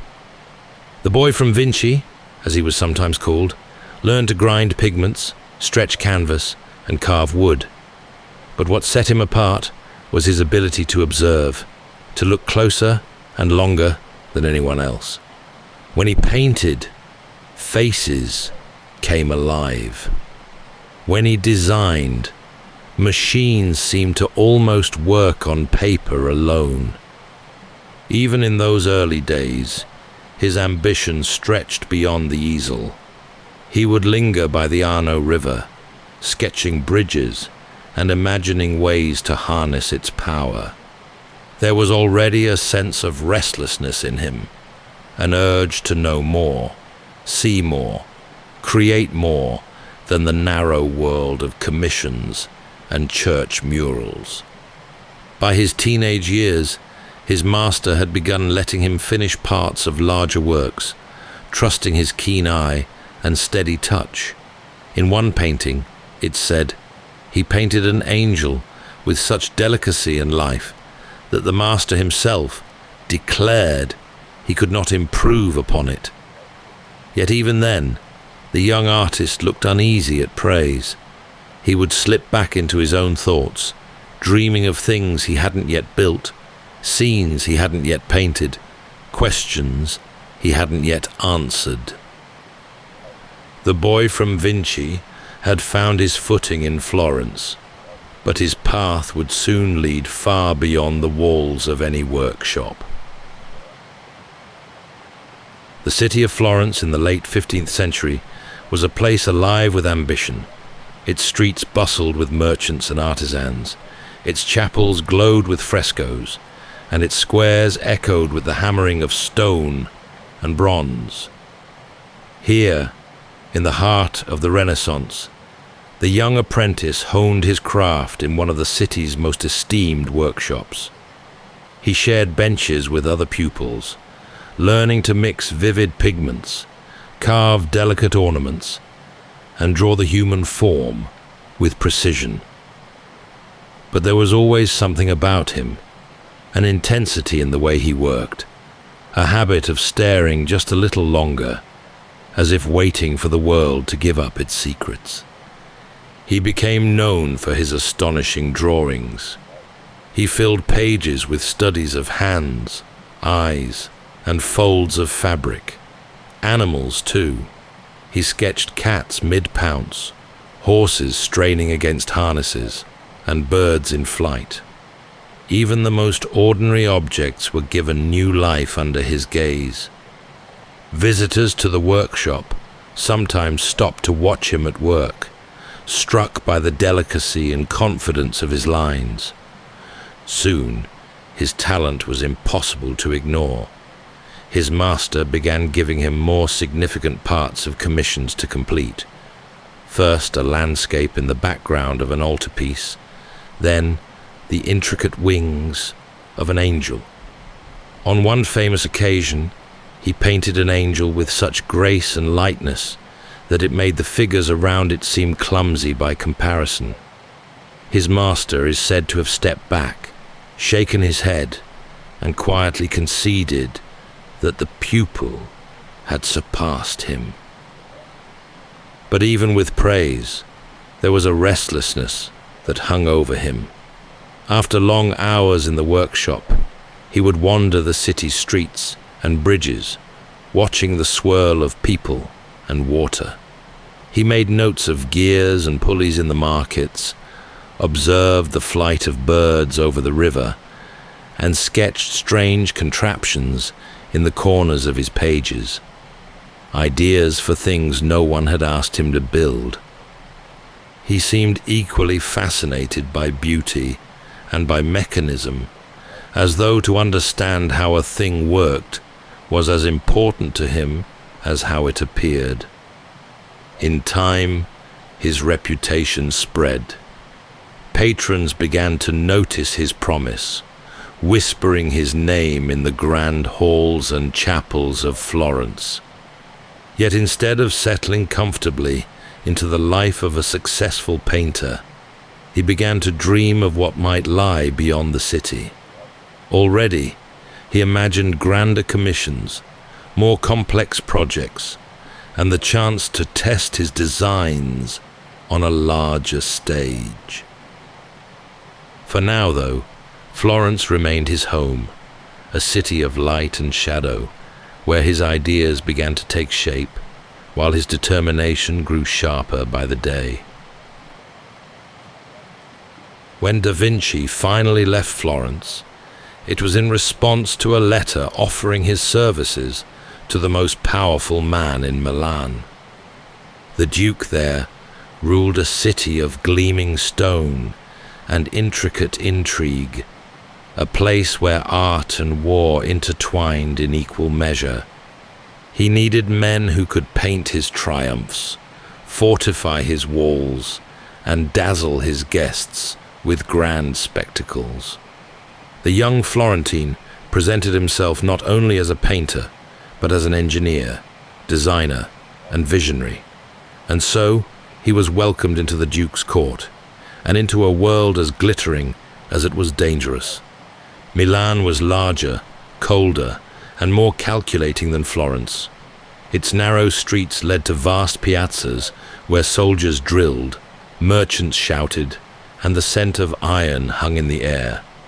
The court was a theatre of wealth and power. And here the artist found himself cast in many roles. For hours each day, he painted portraits and religious scenes with a precision that left his patrons silent in admiration. His figures seemed to breathe. His Madonnas carried a humanity that set them apart from the stiff icons of the past. But his genius stretched far beyond the canvas. The Duke soon learned that his new servant could build machines. He designed bridges that could swing into place over rivers, siege engines of terrifying power, and theatrical devices that made plays come alive in a burst of smoke and moving scenery. He staged celebrations so elaborate they left guests wide-eyed and speechless. He was equal parts artist and magician, and the Duke relied on him more and more, especially as tensions with neighboring states mounted. It was here, in the cool stone rooms of the palace, that he began to keep the notebooks that would one day become his greatest legacy. Page after page, he filled them with designs and diagrams, a man's hand flexing, a bird mid-flight, a giant crossbow, a flying machine. What puzzled many was his script, written backwards, in a mirrored hand that flowed effortlessly from left to right. He never explained it, though those who knew him believed it was simply his way, more natural for his left hand and keeping the ink from smudging. But for all his success, there were whispers about him, that he took too long to finish, that he wandered from project to project. His patrons often grew impatient with his perfectionism, but his brilliance was too valuable to discard. Milan became his stage, his laboratory, and his home for many years. Here, under the watchful eye of the Duke, he pushed the boundaries of what an artist and an engineer could be, and he began to dream of creations the world had never seen before. Among the many wonders he devised during his years in Milan, one creation stood apart, a figure of metal and gears, dressed like a knight that could move as though it were alive.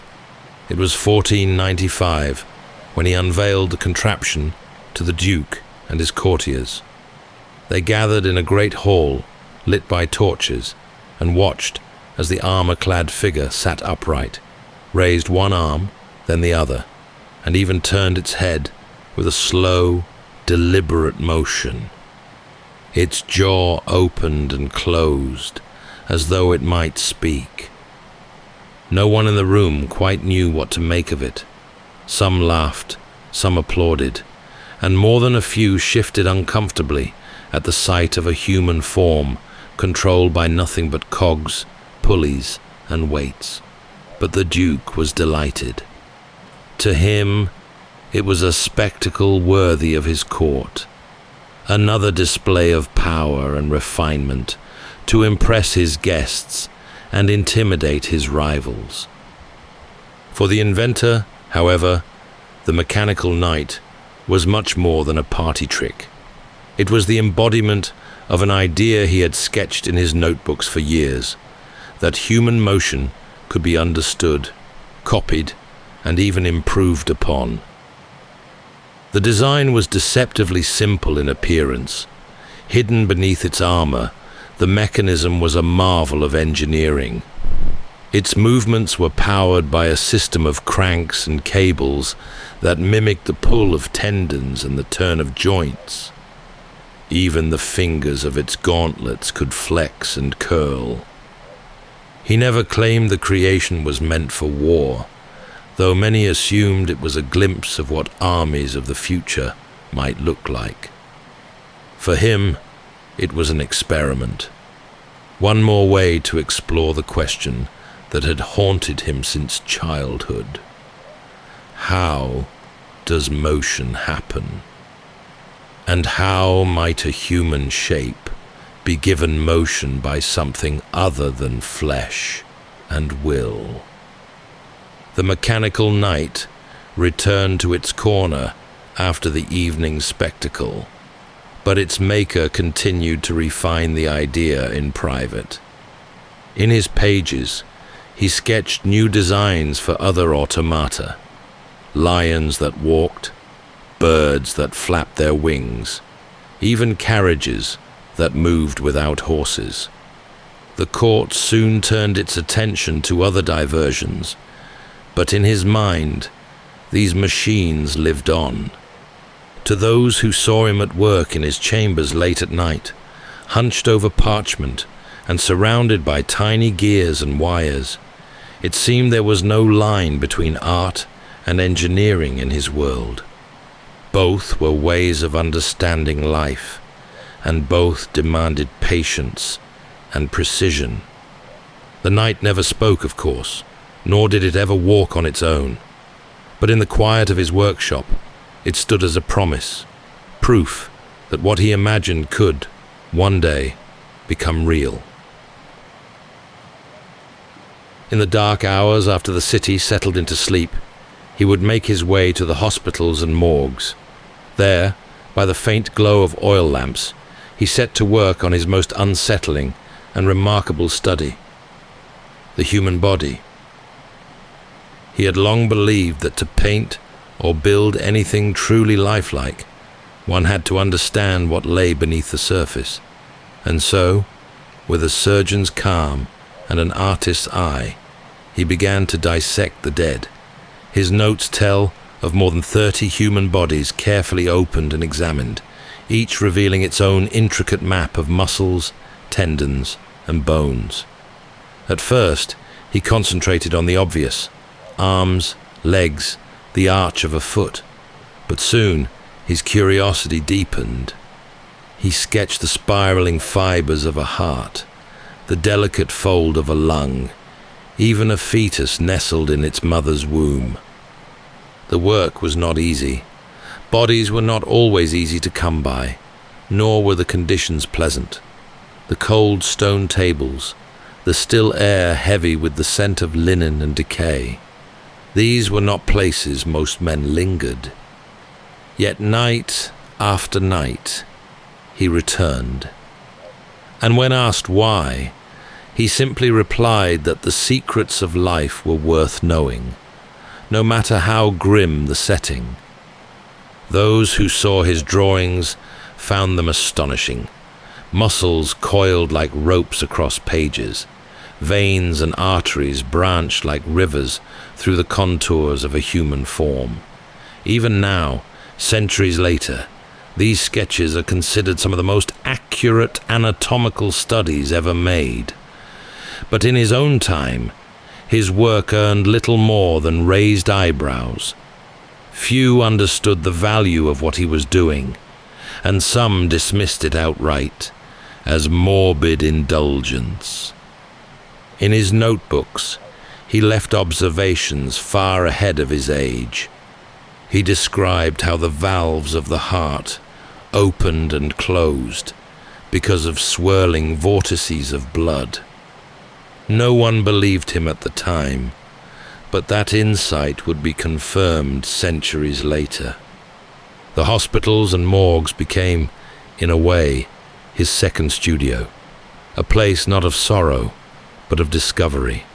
For him, each body was a kind of machine, beautifully constructed, full of mystery, and he treated his work with quiet reverence, recording every detail with the same care he gave to his most cherished paintings. By the time he set down his scalpel, he had created a record of humanity more complete than anything the world had ever seen, not to shock or to disturb, but to understand. Not long after his work in Milan came to an abrupt end, he returned to Florence, older now, but still restless. The city was locked in a bitter rivalry with Pisa, and the air was thick with schemes. It was here that he offered one of his most daring ideas yet: to bend the course of a river itself. The Arno wound its way through the Tuscan countryside like a vein of silver, feeding Florence and Pisa alike. If the water could be diverted, he argued, Pisa would be starved of its lifeblood, its mills silenced, its defenses weakened. What he proposed was nothing short of a feat of engineering on a scale no one had attempted before, a series of canals, dams, and channels to change the river's course entirely. On paper, the plan was magnificent. He drafted it in his usual mirrored script, with sweeping diagrams and precise measurements. It was elegant in its simplicity, yet grand in ambition, a chance not only to defeat an enemy, but to showcase what human ingenuity could do. Florence approved the idea, and work began. But nature, as he discovered, does not yield so easily. The project faltered almost immediately. The ground proved too soft in places, too stubborn in others. Heavy rains swelled the river and washed away the early work. Laborers grew frustrated. The city, growing impatient and weary of the mounting cost, began to doubt him. He watched as the effort collapsed around him, not in a single dramatic failure, but in a slow, weary erosion of confidence. In the end, the Arno stayed its course, gliding past the walls of Pisa, as it always had. The river had not turned, and Florence's hopes of crippling its rival faded. Yet he did not seem bitter. If anything, the experience only deepened his fascination with water, how it carved stone, how it carried life, how it obeyed and defied in equal measure. He filled pages with observations of eddies and whirlpools, drew designs for more dams and canals, and sketched out machines to lift water and move it through the air. For him, the failure was not final. It was simply another lesson, a reminder that the world itself was the greatest challenge of all, and that mastery, if it came at all, would only come with patience. The river had won this time, but in his mind he kept drawing, kept dreaming of ways to change its path, long after others had forgotten. For all his brilliance, he carried a quiet reputation that troubled his patrons, a tendency to leave things unfinished. To many who paid him, it was a source of endless frustration.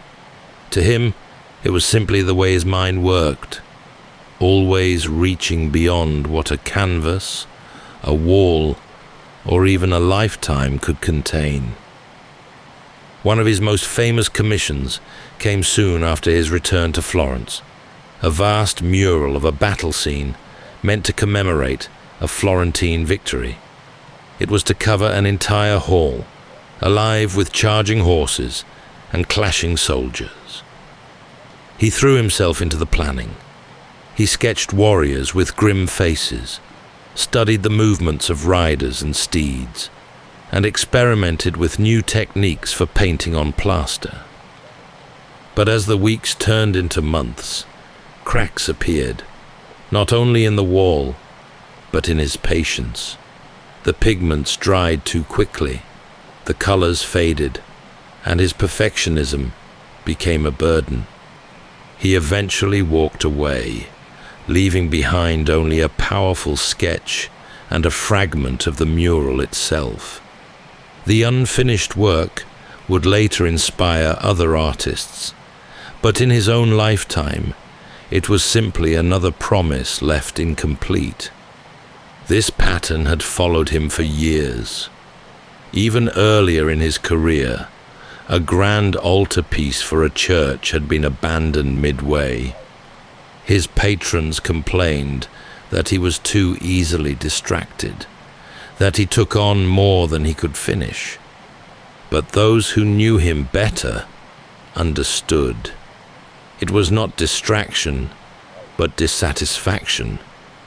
Each time he worked, He saw new ways to improve, a softer light, a truer gesture, a more perfect line, and he could not bear to settle for less.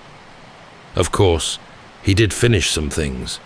His portraits, when he saw them through, were breathtaking. His sketches of anatomy, of flying machines, of waterways and fortifications were unmatched. But the deeper his understanding grew, the more he seemed to realize that perfection itself was always just beyond reach. Even his most celebrated painting, which he began during these years, would not be fully finished to his own satisfaction.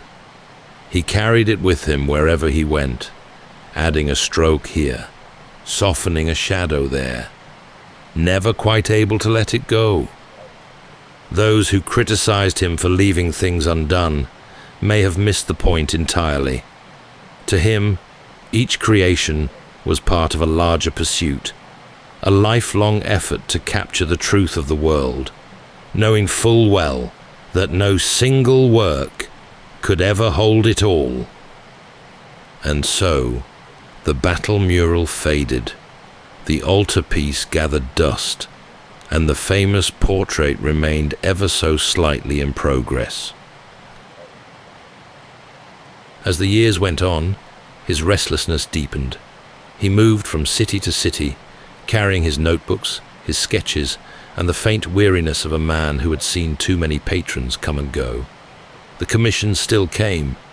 A chapel wall here, a fortification plan there, but his thoughts were increasingly elsewhere. He spent long hours by rivers and hillsides, watching birds wheel overhead, and imagining a day when a man might join them in the sky. Flight had fascinated him since his earliest days. Now, in his later years, it became an obsession. He filled pages with sketches of wings, gliders, and strange contraptions bristling with levers and pulleys. He watched kites rise against the wind and noted how swallows dipped and turned.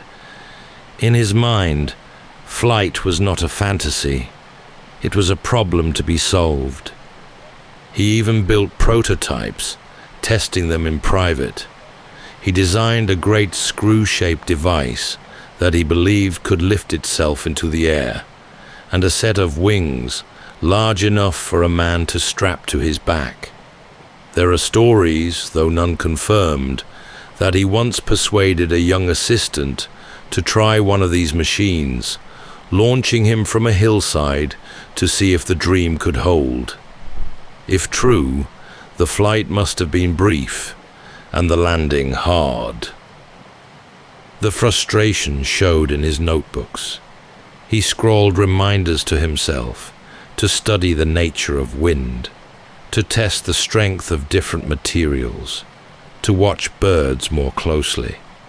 He began to understand the limits of human strength compared to the weight of his machines. He was getting closer, but the final answer eluded him. Others began to notice his quiet withdrawal. In gatherings, he would sometimes sit apart, his hands folded, his eyes tracing the patterns of smoke or the flight of a passing gull. Some mistook it for melancholy, but those who knew him best understood it as a mind still working, still trying to see what no one else yet could. Despite his struggles, he never stopped drawing, never stopped imagining. His later sketches are full of fragile, beautiful designs, some impossible, some ahead of their time, all bearing the touch of a man unwilling to give up on the idea of soaring. Even as his own body grew older and his hands stiffened, he kept writing notes about vortices of air, lift and drag, and the balance of wings. He may not have flown in his own lifetime, but his vision carried far beyond it. And one day, centuries later, others would take to the skies on principles he first outlined by candlelight. In his final years, weary of Italy's shifting politics and growing rivalries, he accepted an invitation from the King of France. It was said the monarch admired his work deeply and wished only to have his company, a rare kind of patronage that asked little of him beyond his presence. And so he crossed the Alps, traveling slowly with his trusted assistants, his notebooks, and a handful of unfinished works. His new home was a manor house near the royal chateau, with stone walls, quiet gardens, and a gentle view of the French countryside. Here, he no longer had to prove himself, no longer rushed to finish what could not be finished. The king treated him as a guest of honor, visiting him often. Even now, he continued to work. He filled pages with designs for palaces and gardens, sketches of birds and rivers. He walked the grounds with his assistants, pointing out shapes in the clouds and drawing diagrams in the dust. Yet his health was beginning to fail. His right hand weakened. His movements grew slower. But his mind, by all accounts, stayed sharp. Visitors described him as gracious and thoughtful, still given to sudden flashes of energy when some new idea took hold. Those who came to see him often found him surrounded by papers arranged neatly into stacks, or gazing at the little portrait he kept close, his brush adding a faint line here or a softening of shadow there. Though his days grew shorter, he seemed at peace.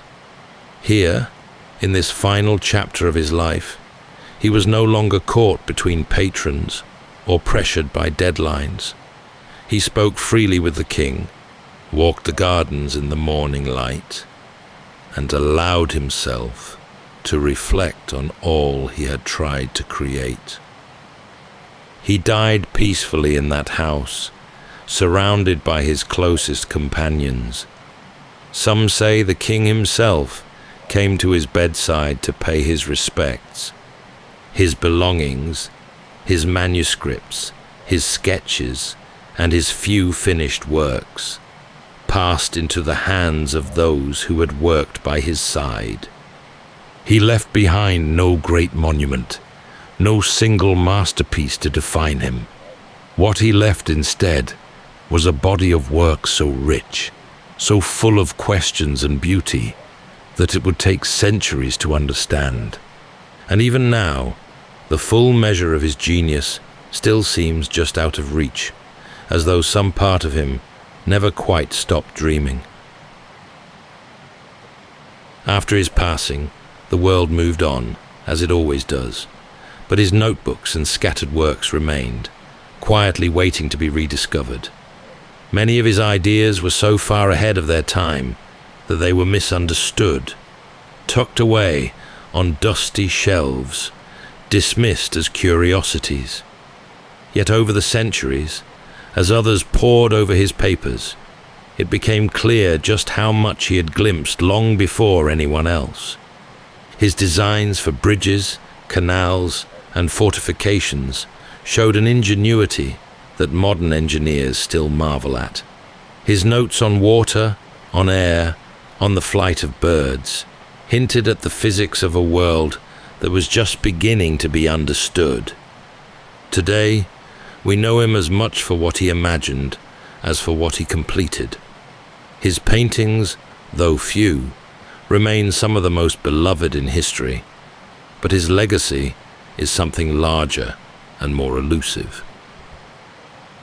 It is the sum of his questions, his experiments, his determination to look closer, to see deeper, and to believe that understanding was always worth the effort. Even now, his life feels unfinished. His notebooks still speak of ideas that no one has fully explored. His art still invites us to stop and look, to notice the softness of a hand, the curve of a smile. His machines, his writings, his endless sketches, all seem to carry the same message. That wonder is not a thing to be found, but a thing to be made. And so, Da Vinci endures, not just in museums or history books, but in the restless minds of all who still look at the world and wonder how it works. His life reminds us that to dream is not foolish, and to try, even when the task seems impossible, is its own kind of triumph. That's all for tonight's journey through history. Whether you're fast asleep or still drifting there, thank you for listening. And until next time, rest well.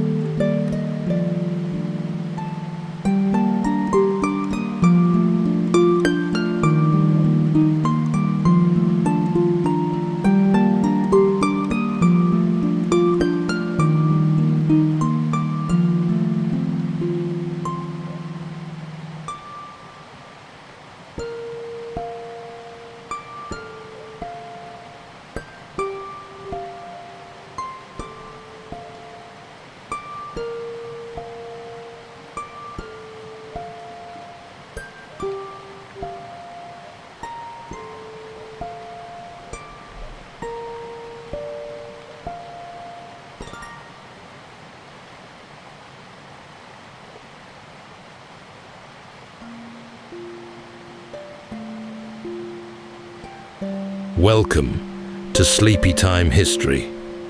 True stories from the pages of history for a full night's rest. If this is your first time listening, let us know where you're tuning in from. And if you like what you hear, please consider subscribing or rating us on your preferred podcast app. You can also help us choose an upcoming feature by voting in our Spotify poll. Thank you for your support. It helps us immensely. All right, it's time to settle in, relax, and take a wander through the pages of history and storytelling. Tonight, we're going to be exploring the remarkable true story of Leif Erikson, the Norse explorer who sailed far beyond the edges of Viking maps, stepping firmly onto the American continent some 500 years before Columbus. Born in the icy fjords of 10th century Iceland, Leif was the son of Erik the Red, a name bound to exile, danger, and untamed ambition. But while his father carved out a settlement in Greenland's brutal wilderness, Leif pushed further to the west, guided by rumors of a wild land full of frightening beasts and shadow-like figures peering from misty forests. The journey put Erikson and his men to the test. The North Atlantic was cruel and unpredictable. One sudden gust, one hidden reef, and their ship could vanish beneath the waves. There were moments when the ice cracked beneath them, when the fog closed in so they could not tell sea from sky. But against all odds, what they found were rolling hills filled with novelties for these Nordic visitors, forests of pine, salmon-filled rivers, and most curious of all, twisted vines, heavy with wild grapes. And though Erikson never met the local people face to face, they did make one thing perfectly clear. This land was spoken for. Tonight, as we drift into sleep, we'll walk alongside a man who answered the call of the unknown to sail far beyond the horizon. His story is one of courage, of steering by the stars, and of setting foot where none from his world had dared to stand before. So settle in, take a deep breath, and let's journey across the vast ancient waters of the North Atlantic with Leif Erikson.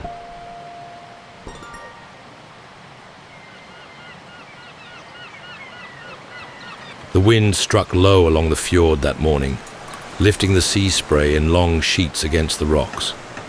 The boy watched the edge of the world from a ridge above the water, already hardened by the cold. He was no stranger to punishment. His family had made their home on a vast barren land, snow-driven, wind-battered, and far from kings or comforts. It was a place coveted by no one. His father, Erik the Red, was exiled from Iceland after a series of deadly disputes, and before that, banished from Norway. Blood always seemed to follow the family, carried on sharp words and sharper steel. So he had sailed west and founded the first Norse settlement in what is now Greenland. Here, there were no neighbors to feud with, no rich meadows or proud halls, only stone, frost, and the hard rhythm of survival. Still, it was home. Their settlement clung to the edge of a long inlet where the sun could still touch the earth for part of the year. Sheep and cattle fed in narrow pastures. Hay was gathered obsessively, stacked in heaps for the starving months. The houses were built of turf and wood, their walls thick against winter's breath. Inside, firelight danced on carved beams. Outside, the cold waited. He was raised in this hard place, not among warriors, but farmers, herders, fishers who shaped their lives around the turning of the seasons. Yet stories still traveled here, passed from ship to ship, voice to voice, of trading voyages to Norway, of kings rising and falling in the south. And one story in particular, spoken with a flicker of disbelief, caught his attention. A merchant ship, driven off course by storm, had spotted land far to the west, wooded, warm even, with hills, rivers, and unfamiliar shores. The man who saw it never set foot there. He turned back, but he spoke of what he'd seen. A coast, heavy with trees. So many trees, he said, it could build 1,000 ships. For a people who lived where wood was scarce, that meant something. He asked his father about the tale. The old man snorted. You believe every fish story a sailor tells? But in his eyes was something else, something close to curiosity or worry. Over time, the boy grew into a man. He took to sailing, made his own way to Norway, and returned bearing not just timber and goods, but a new faith, a Christianity that his father scorned. It caused tension. The gods of Greenland were still the old ones, but he believed stubbornly that change was coming, and he intended to meet it. He did not forget the sailor's tale. Years passed, and the rumor grew heavier in his mind. There was land out there, maybe rich, maybe dangerous, maybe both, but real. And so, when he was ready, he gathered men and built a ship strong enough to reach beyond the horizon, Not to raid, not to conquer, simply to see. The ship was narrow and long, built for speed and survival. 35 men joined him, men used to hunger and storms. They brought tools, ropes, food, and enough hope to carry them across an ocean. When they pushed off from Greenland's coast, there were no crowds, no cheering, just a few figures watching from the cliffs, wrapped in furs, fading into the distance. They rowed first until the wind caught them. Then they let the sails do the work, and as the last familiar ridge slipped beneath the horizon, the land that had raised them became a memory, and the sea, the vast, grey sea, waited to test them. The sea was never still. Even on days without wind, it shifted and breathed under the ship, lifting and lowering the hull like a living thing. The men kept busy, scraping ice from ropes, bailing water, adjusting the sail. But each task had a rhythm. Days blurred into each other, broken only by the occasional shout or the low creak of timber beneath their feet. The North Atlantic was no stranger to them, but this was further than most had dared to sail. South past the tip of Greenland, then west into nothingness. There were no waypoints, no known harbors, just stars and instinct. The wind turned cold and sharp. Frost clung to beards. One morning, they woke to find the ship crusted in a skin of ice, and a thin mist rising off the water. They kept sailing. At night, they shared food, mostly dried fish and barley, and spoke little. Some prayed under their breath to Christ. Others, when they thought no one was listening, muttered to the old gods instead. The sea didn't seem to mind which names were whispered into the dark. Then came the fog.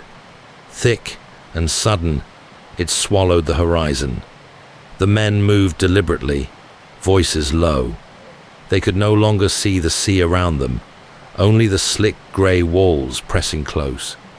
Even the creaking of the ship seemed dampened, like sound had no space to go. One sailor tied a rope to his waist before walking just a few paces along the deck. That was how easily you could vanish. They took turns at the tiller, steering by feel and fragments of sun. At times, they thought they heard things, splashes in the distance, the rush of waves that didn't belong to them. Once, a shape loomed out of the fog and passed within arm's reach. A drifting iceberg, silent and pale as bone. The cold worsened, fingers numbed, salt burned their eyes. They saw no birds, no fish, just a grey world, endless and closing in. Then, without warning, the fog thinned. It peeled back like wool from a window, and suddenly they could see sky, blue, cold, open. The men raised their heads. The sea stretched out before them once more, rippling and steel grey. They took heart. Not long after, a gull appeared, then another.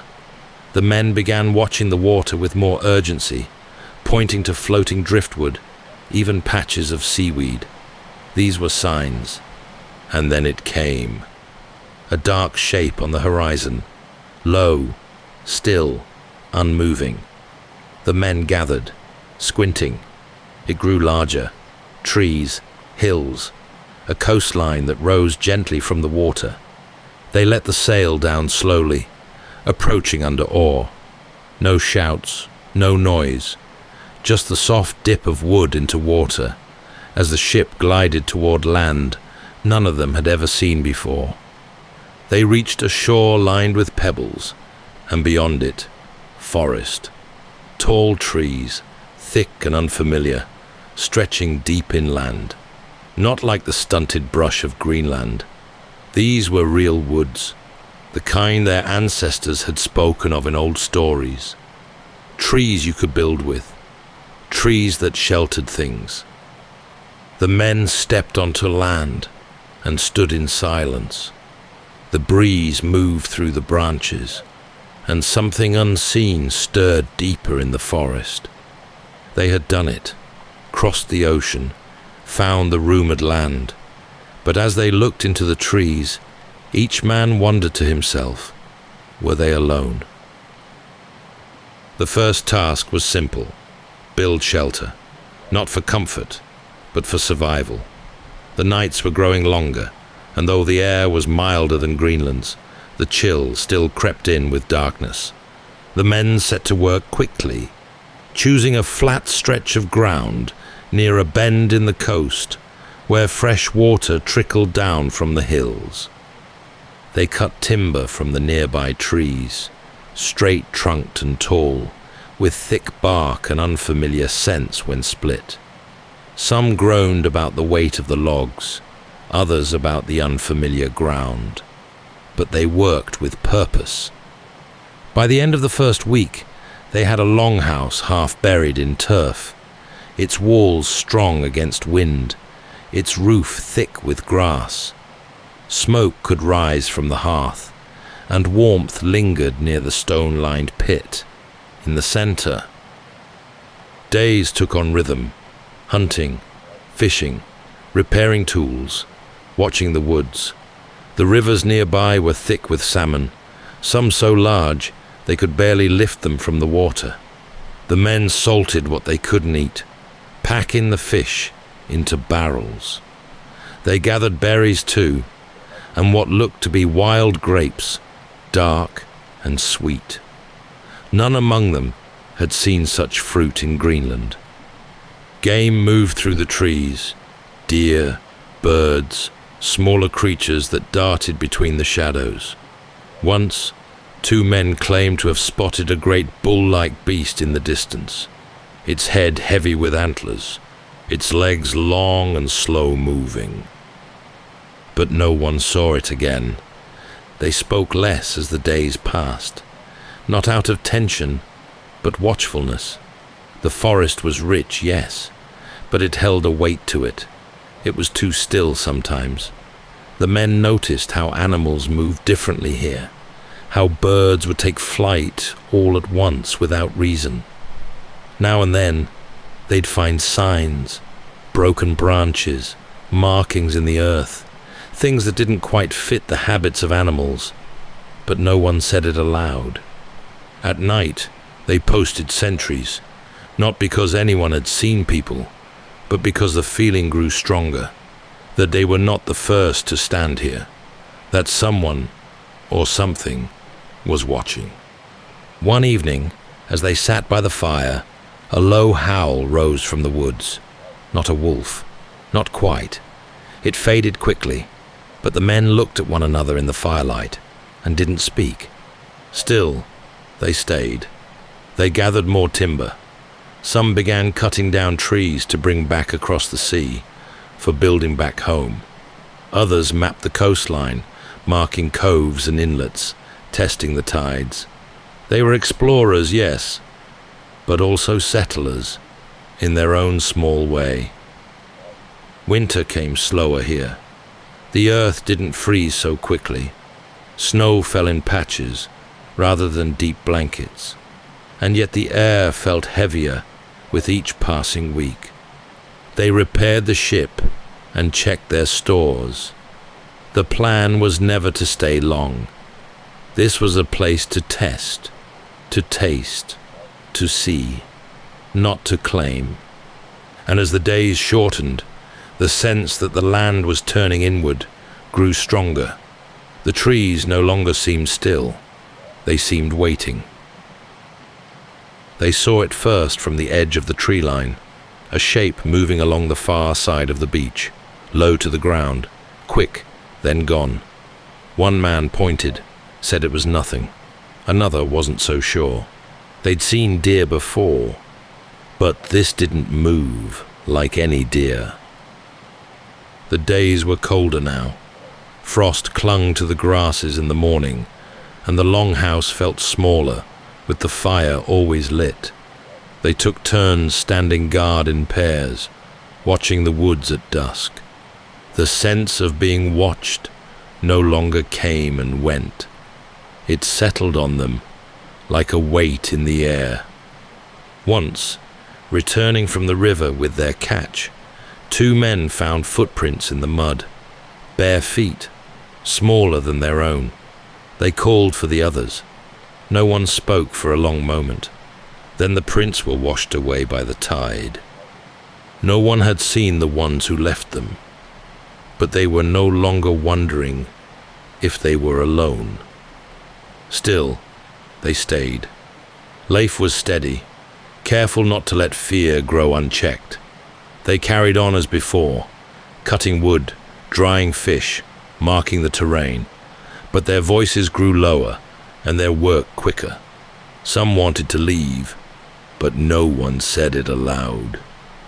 They found a canoe one day, abandoned by the riverbank. Not a Norse design. It was narrow and smooth, made from wood and stretched hide, so light one man could lift it. Inside were a few stone tools, a length of cord, and what looked like a fishing spear. They left it untouched and walked back in silence. That night, the wind rose. It rattled the thatch on the roof, pressed against the walls. Then came a sound, low, rhythmic, and unfamiliar. Drumming, footfalls. The men stood still in the dark, listening. Nothing followed, just wind again. In the morning, the canoe was gone. Some began to carry axes wherever they went, even for water or firewood. A few kept their hands near the hilts of their sea axes, the small blades they wore at the belt. They hadn't come for war, but war, it seemed, might not ask permission. Then came the mark. Scratched into a tree near the edge of camp, 3 parallel lines, slanted, deeply carved. One of the younger men touched it, then stepped back quickly. It wasn't a Norse rune. It wasn't even a mark for navigation or land claim. It was something else. A warning, perhaps, or a message. That night, a voice cried out from the forest. Not words, just a single sound, high and sharp and echoing between the trees. Then silence. The men slept lightly after that. Each branch that cracked made someone sit up. Each gust of wind felt like a footstep. Still, no one attacked. No arrows flew. No figures approached the longhouse. But they no longer felt like visitors. They felt like intruders. The decision came not with a vote, but a shared look between the men. They would not stay much longer. They had seen the land.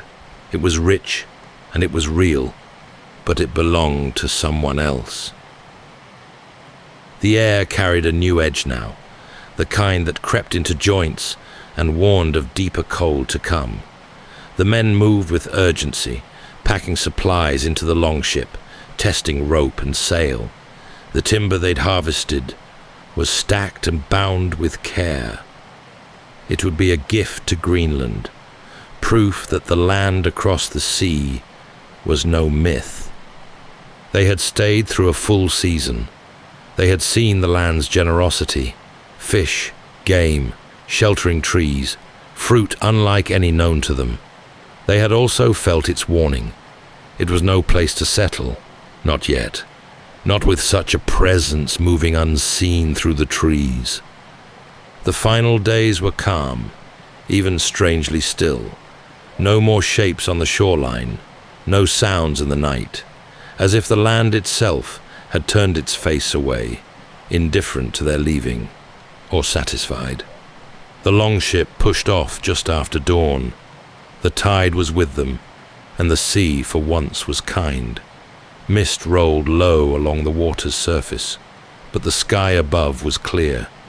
They sailed north first, then westward, retracing the loose path they had taken to reach this place. Leif stood at the stern, one hand on the tiller, the other wrapped in furs.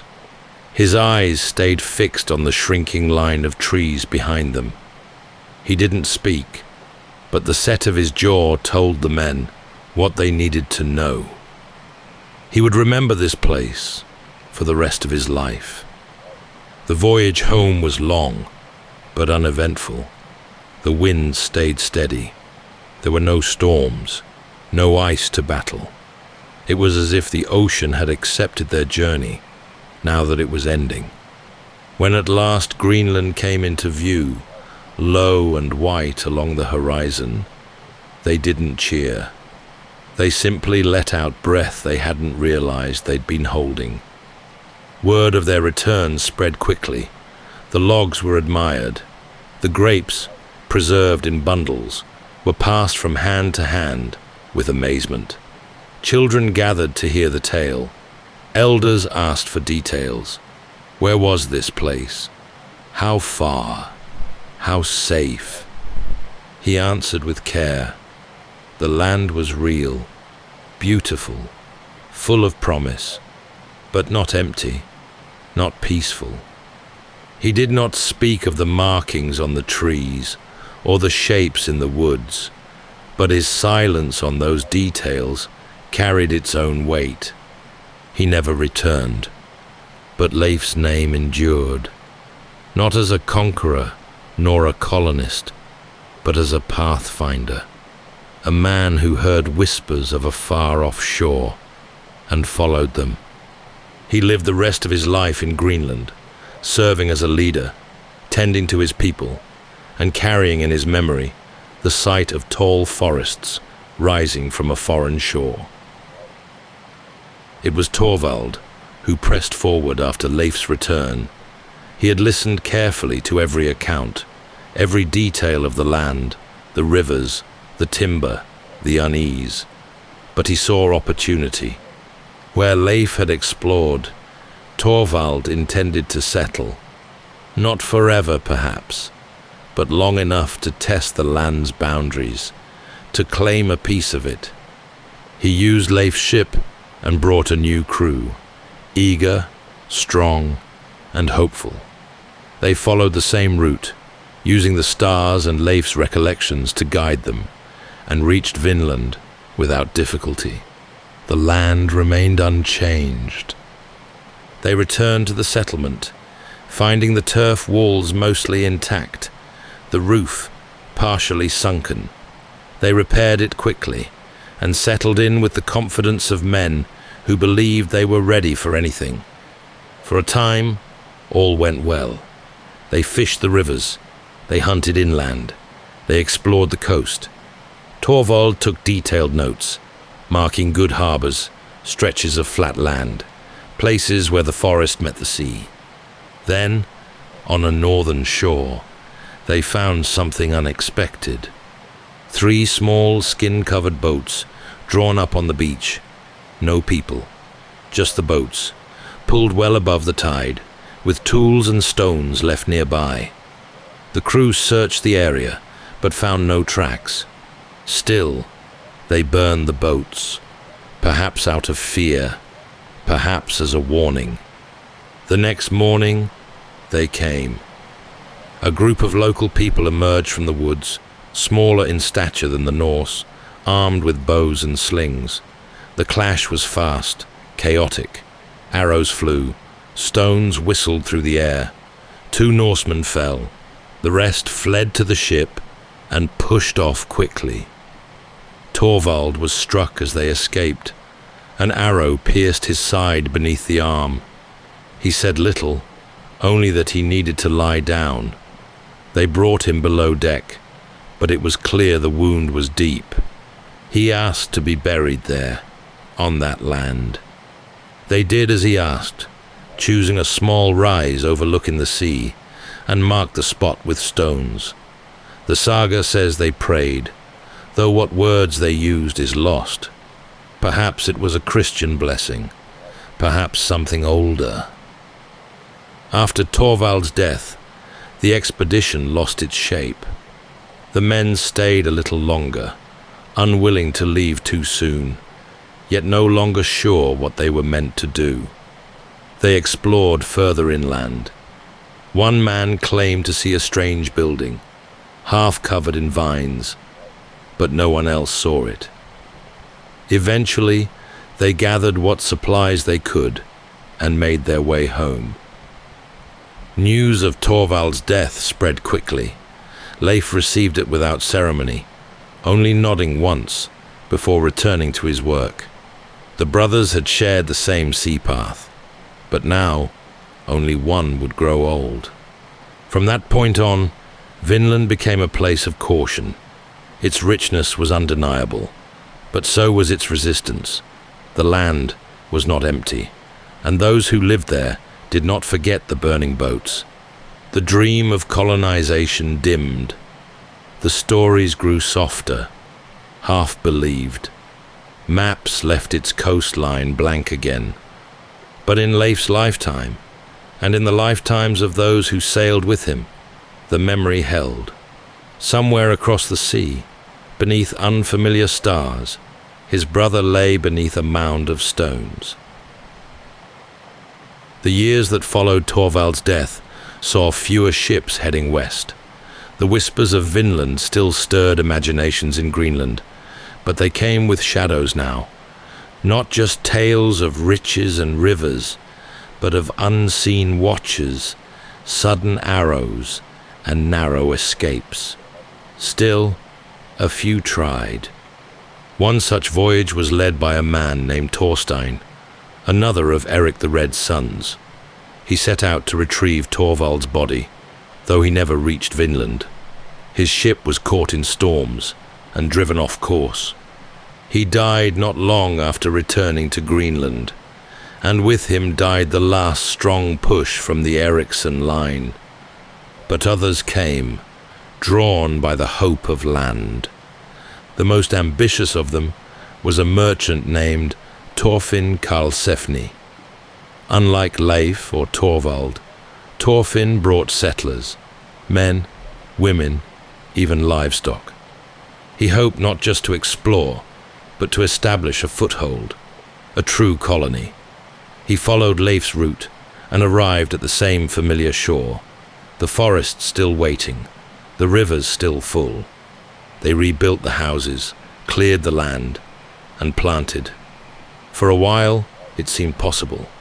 The climate was gentler. The soil gave back. Children were born, the first of Norse blood in this new land. One, a boy named Snorri, would be remembered as the first European child born in the Americas. But the tension returned.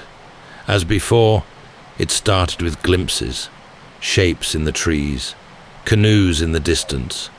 Then came the traders, the native people, cautiously offering furs in exchange for milk or cloth. The Norse welcomed and trusted them at first, being curious about their customs. But trust is a fragile thing. One day, something changed. The sagas say a bull broke loose from the settlement and charged through the trees, bellowing.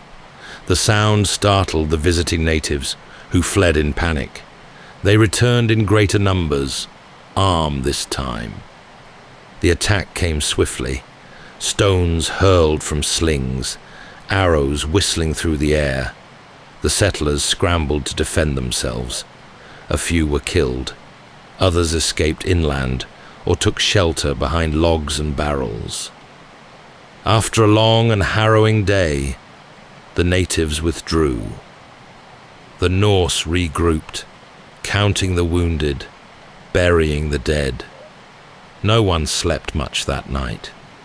In the weeks that followed, fear settled in. Even the woods felt different, heavier, colder. The settlers built barricades. They stopped venturing far. Every creak of wood or crack of branch made hearts jump. They stayed one more winter. But by spring, it was clear. They would not hold this place. Not now. Perhaps not ever. They returned the way they had come, bringing with them children, timber, and stories. Stories of a land so promising, yet so unwilling to be claimed. And so, the long houses emptied once more, left to the moss and the wind. The fire pits grew cold. Footsteps faded from the trails. The coast returned to stillness. Vinland had been touched, yes, but never taken. The name Vinland lingered in Greenland and Iceland like the aftertaste of a half-remembered dream. It had been real. Some had walked its shores, drunk from its rivers, buried kin in its soil. But time is a constant force, and even great journeys can fade when the wind shifts and winters grow harder.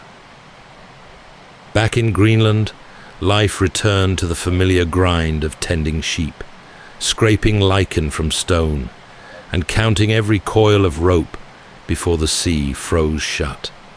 The settlements were fragile. Supplies from Norway came less frequently. Timber remained scarce. People whispered about Vinland still, but fewer spoke of the figures in the trees or the stones that flew without warning. Leif said little in those years. He held no title of king, wore no crown, but people listened when he spoke. He lived as a leader should, calm, steady, eyes always on the horizon.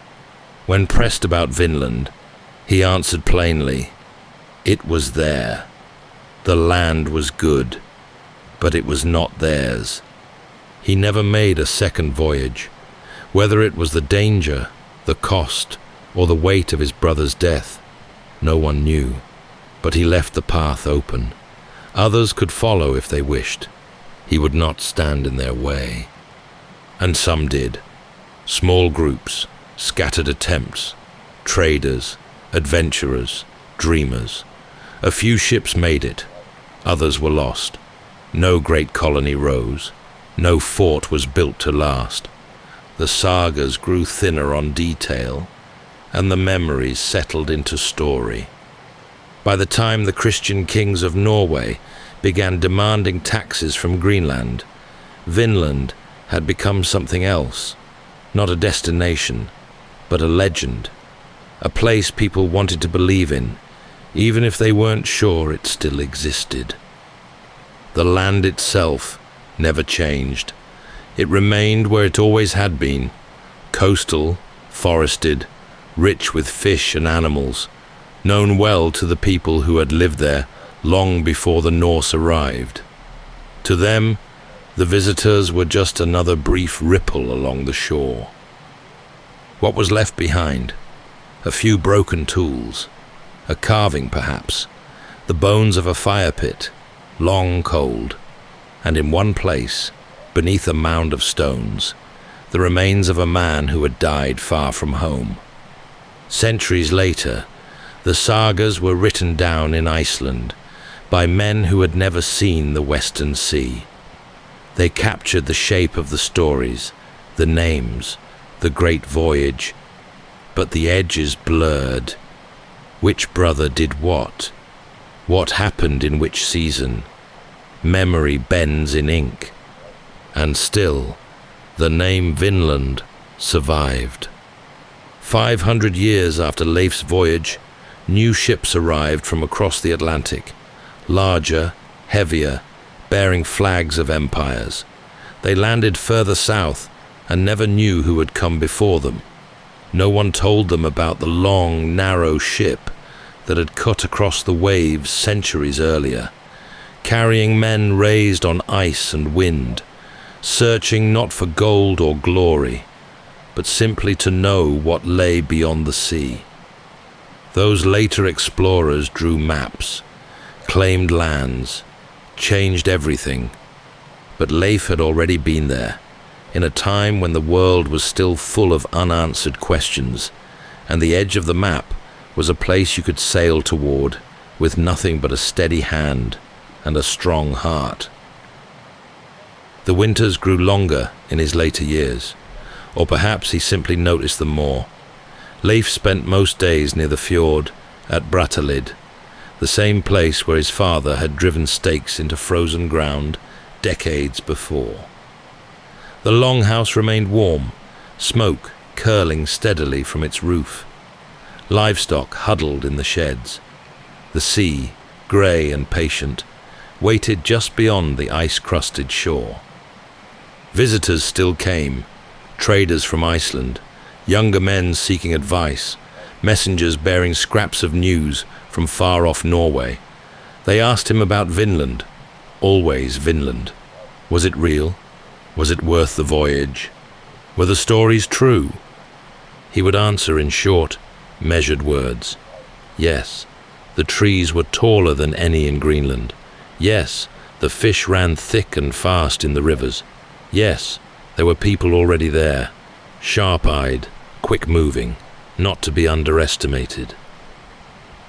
But no, he would not return. His children grew up hearing the story second-hand. They'd never seen the coast their father had walked, or the river banks where he had pulled salmon from the shallows with his bare hands. They'd never felt the tension of that place, the beauty mixed with something older, something watchful.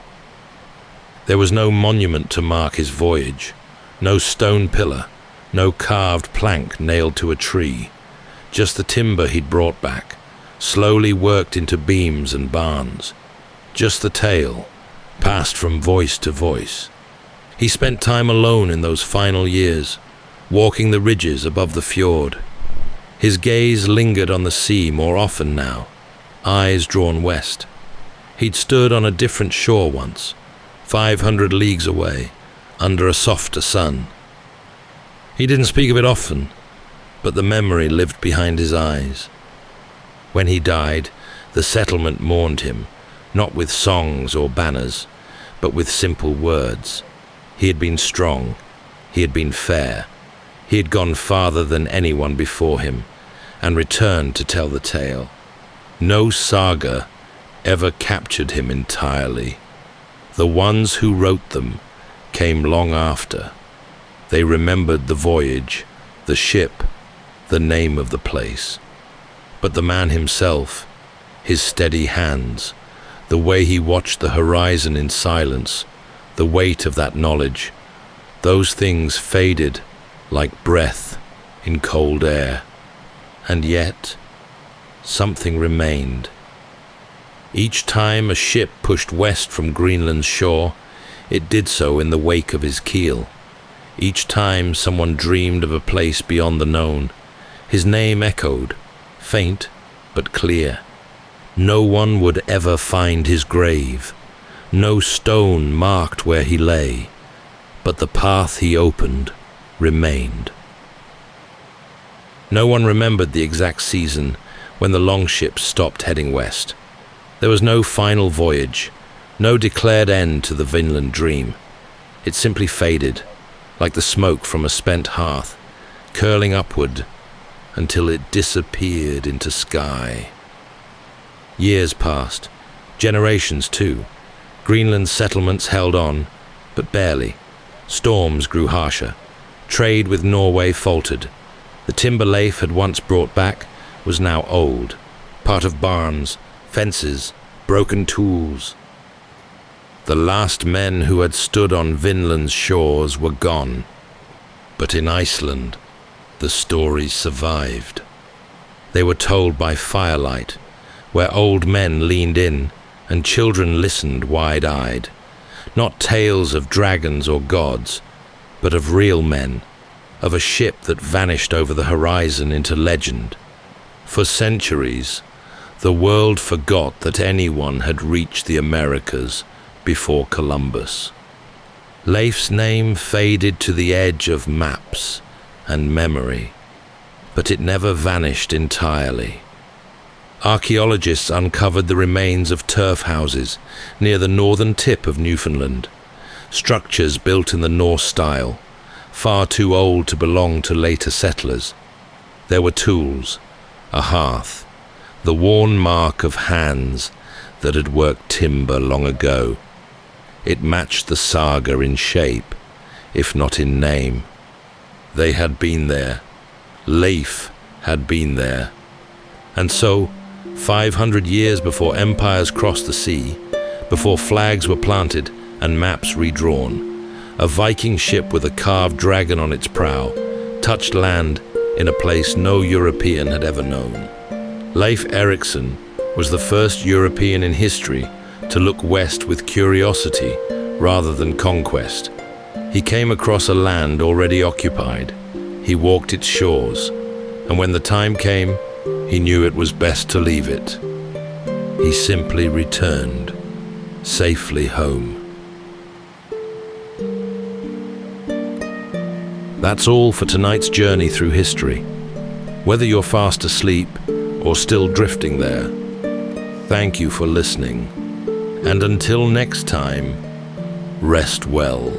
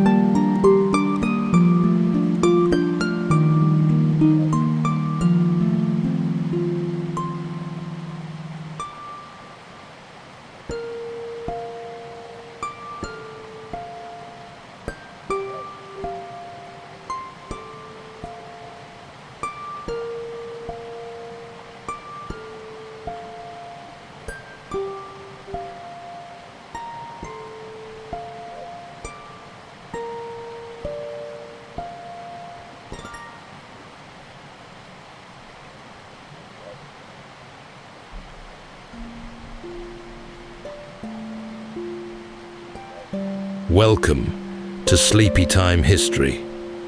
True stories from the pages of history for a full night's rest. If this is your first time listening, let us know where you're tuning in from, or make a request for a future episode. And if you like what you hear, please consider liking, subscribing, or rating us on your preferred podcast app. Thank you for your support. It helps us immensely. All right, it's time to settle in, relax, and take a wander through the pages of history and storytelling. Tonight, we're going to be exploring the remarkable true story of Al Capone, the celebrity kingpin and ruthless gangster who became one of the wealthiest and most infamous crime lords in American history. Long before his name became synonymous with speakeasies and Tommy guns, Al Capone was just a boy from Brooklyn with a sharp mind and an even sharper instinct for survival. Decades later, newspapers would crown him the King of Chicago, while his rivals mockingly referred to him as Scarface, a name he thoroughly despised. During the turbulent years of the American Prohibition, Capone rose swiftly through the ranks of organized crime. Though seen by many as a charismatic figure of wealth and power, beneath his disarmingly boyish charm lurked something far more sinister. An insatiable drive for dominance, untempered by mercy or restraint. This is not simply a tale of bootlegging and violence. It's a story of calculated risk, opulent wealth, bitter betrayal, and of a man who once held the reins of the nation's criminal underworld in the palm of his hand. For a time, Capone seemed untouchable, his fortune vast, his influence unmatched. But beneath the surface, the foundations of his criminal empire were already beginning to fracture. Rivals began to plot, lawmen closed in, and eventually, the $100 million fortune he had amassed would become his downfall, leading him at last across the frigid waters of San Francisco Bay to the salt-stung isolation of Alcatraz. Tonight, as we drift into sleep, we'll follow the rise and fall of a life lived on the edge of fire and fame. So settle in, take a deep breath, and let's walk with Al Capone through the flickering glamour of jazz-age Chicago and the deepening dusk of power, pride, and consequence.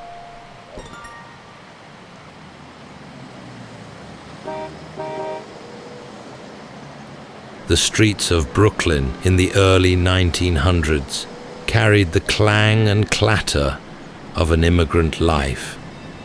Coal wagons rattling past rows of brick tenements, the distant shout of dock workers, the sharp whistle of a trolley carving through the haze.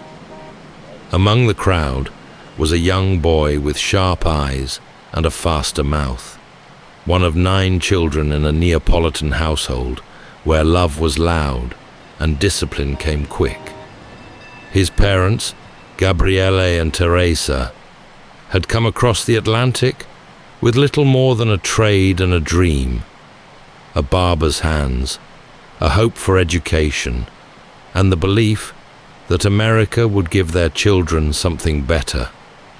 But life in the boroughs had a different lesson to offer.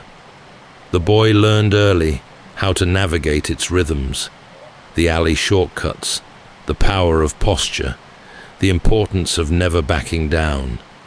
At school, his temper flared often and without warning. A slight, a shove, the wrong word at the wrong time, and fists flew. The classroom, for all its order, had little hold on him. By his teens, he had already begun running errands for local gangs, first carrying messages, then watching doors, then doing a little more. These weren't the grand schemes of organized crime yet, but they were the first steps into a world that rewarded nerve and punished hesitation. He had a way about him, though. Even when he was rough around the edges, there was charm beneath it. People remembered his face, remembered how easily he moved between anger and laughter. One day, at a local dance hall in Coney Island, he earned a scar that would follow him for the rest of his life. The story was whispered often and varied in detail, but it involved an insult, a sharp blade, and a lesson in pride that cut across his cheek and into his reputation. From that moment on, folks knew to take him seriously. He never tried to hide the scar. It became a signature of sorts. It gave him a name, Scarface. He hated it, but others clung to it. It fit the myth more than the man, even then. He tried, briefly, to hold down honest work, clerk jobs, a stint at a bowling alley, even a few weeks at a munitions factory, but the money was poor, and the pull of the streets far stronger. By 17, he had married May, a soft-spoken Irish girl with steady eyes and a quiet strength that seemed to anchor him, at least for a while. They had a son, and for a fleeting moment, the idea of settling down flickered in the distance. But the world he'd come from, and the one that now called to him, had little room for stillness. In the shadows of the borough, larger operations were moving. Gangs merged, territories shifted, and bigger players looked westward. Chicago was becoming the new frontier for enterprise, not sanctioned by law. And when the invitation came to work for Johnny Torrio, a well-connected businessman with roots in vice, it wasn't a hard decision. What Brooklyn gave him was a foundation, grit, instinct, the understanding that power could be felt before it was shown. But it would be in Chicago, amid its smoke and ambition, that he would learn to build something much larger and much more dangerous. Chicago in the early 1920s was a city in motion. Rail lines cut through vast stockyards, steel bridges stretched across thick rivers, and the skyline clawed its way upward, brick by brick. The city throbbed with energy, some of it lawful, much of it not. And in that shifting landscape, the young man from Brooklyn arrived with a suitcase in hand and a name that had begun to mean something back east. He wasn't there to start from the bottom. Johnny Torrio had seen something promising in him, ambition without hesitation. Torrio was calm, deliberate, and precise, more businessman than brute. He wore his suits like armor and kept his violence folded neatly beneath a banker's smile. Under his guidance, the boy who once scuffled in schoolyards began to learn the structure of organized crime, how to build a crew, manage a racket, silence dissent, and speak softly while sending others to do the hard work. Together, they ran brothels, gambling halls, and protection rackets across the South Side. They greased the right palms, kept city officials comfortable, and brought in more money than some legitimate corporations. Torrio believed in avoiding attention, but his protégé didn't always share that view. Where Torrio held back, the younger man leaned in. He liked the spotlight, liked the way people stared when he walked into a room. He had presence, and he knew it. Then, in 1920, something shifted across the country. The 18th Amendment came into effect, launching prohibition. Alcohol, once a staple of American life, was now banned. The law was clear. The country's thirst, however, remained. With a single act, the government had created a market worth millions, illegal, unregulated, and perfectly suited to men like Capone. Speakeasies bloomed behind barbershops, beneath bakeries, inside old warehouses. Trucks loaded with Canadian whiskey and bathtub gin rumbled through back alleys and empty roads at night. Police turned a blind eye for the right price. So did judges. The city drank deeply, and those controlling the flow became powerful overnight. Torrio and Capone expanded fast. They bought breweries, established smuggling routes, and employed hundreds. They didn't just sell liquor, they controlled its entire journey, from barrel to glass. It was an empire dressed as a business, built with iron behind its charm. The money poured in, and with it came new risks. Rival gangs wanted their share. Deals needed protection. Mistakes came with consequences. A man like Capone thrived in this world. He had the instincts of a gambler, the heart of a soldier, and a growing talent for strategy. He could charm a crowd in the morning and order a hit by dusk. People respected him. Many feared him. And some, foolishly, tried to cross him.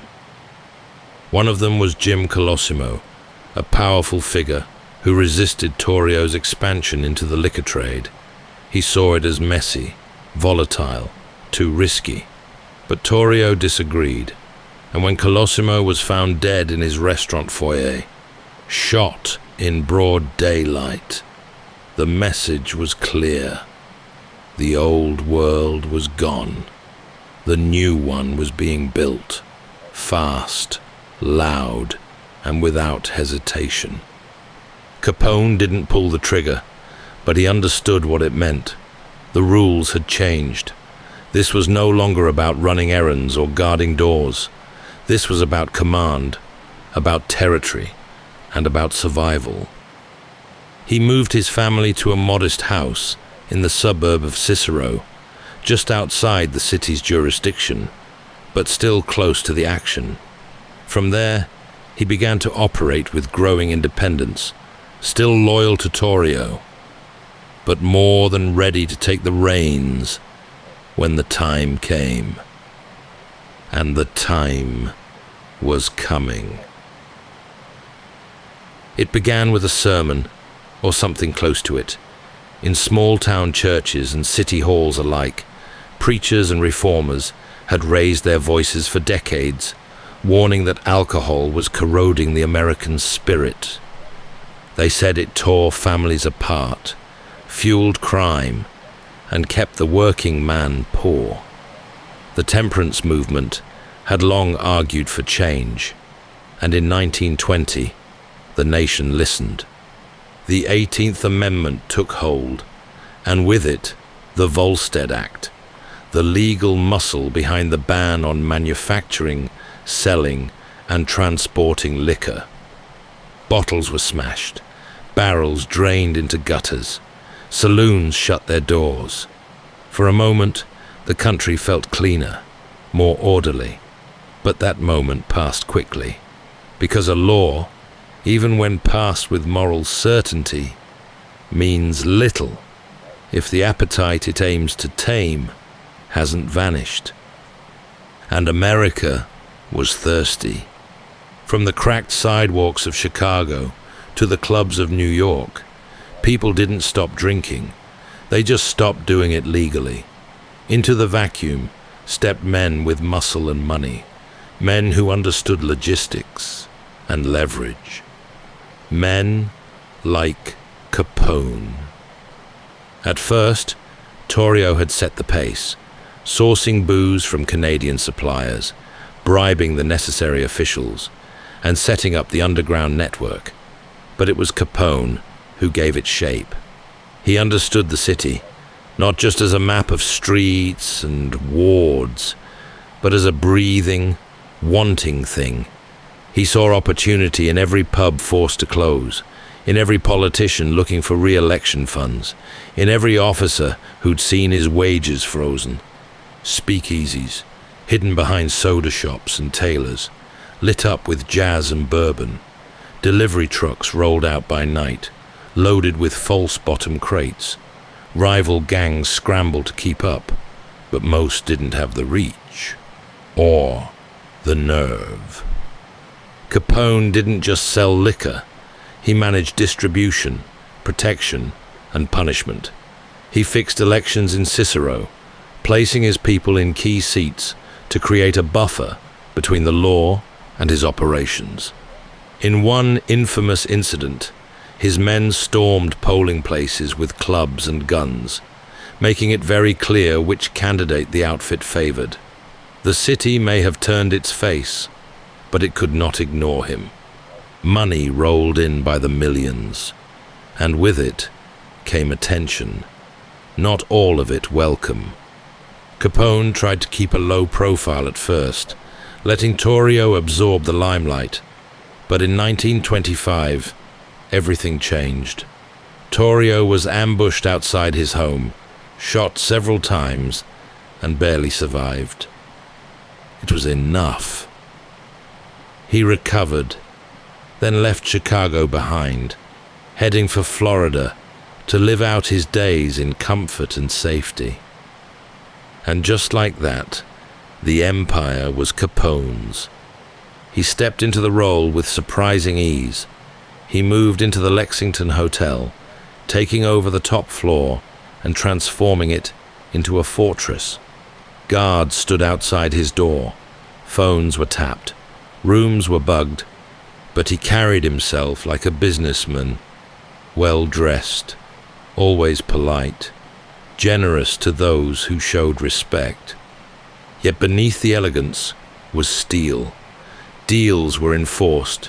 Betrayals were punished. Entire rival outfits were dismantled. And if someone got in the way, they didn't stay there long. His operations were complex, but controlled. Brewers, drivers, guards, fixers, accountants, all working under a structure he tightened like clockwork.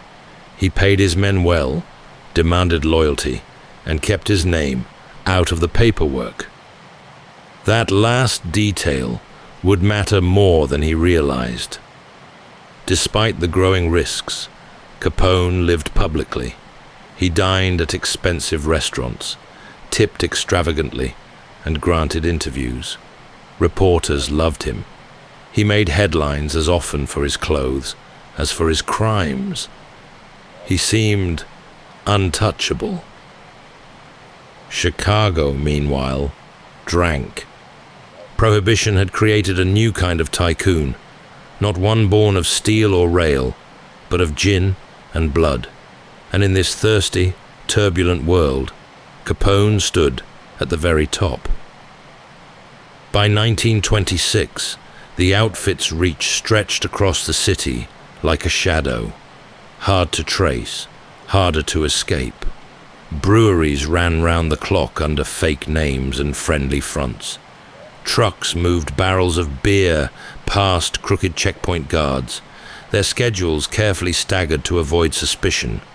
Money changed hands in backrooms and stairwells. The illusion of order clung to it all. But behind the scenes, it was chaos contained by fear. Capone, now fully in command, operated with the discipline of a general and the flair of a stage actor.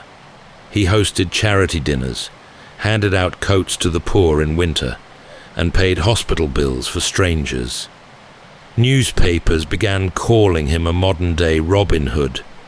He didn't mind. Let them think that. It made the rest easier. But image was only half the game. He controlled gambling dens, brothels, smuggling operations, and an ever-growing network of enforcers. There was no loyalty without incentive, and no incentive without fear.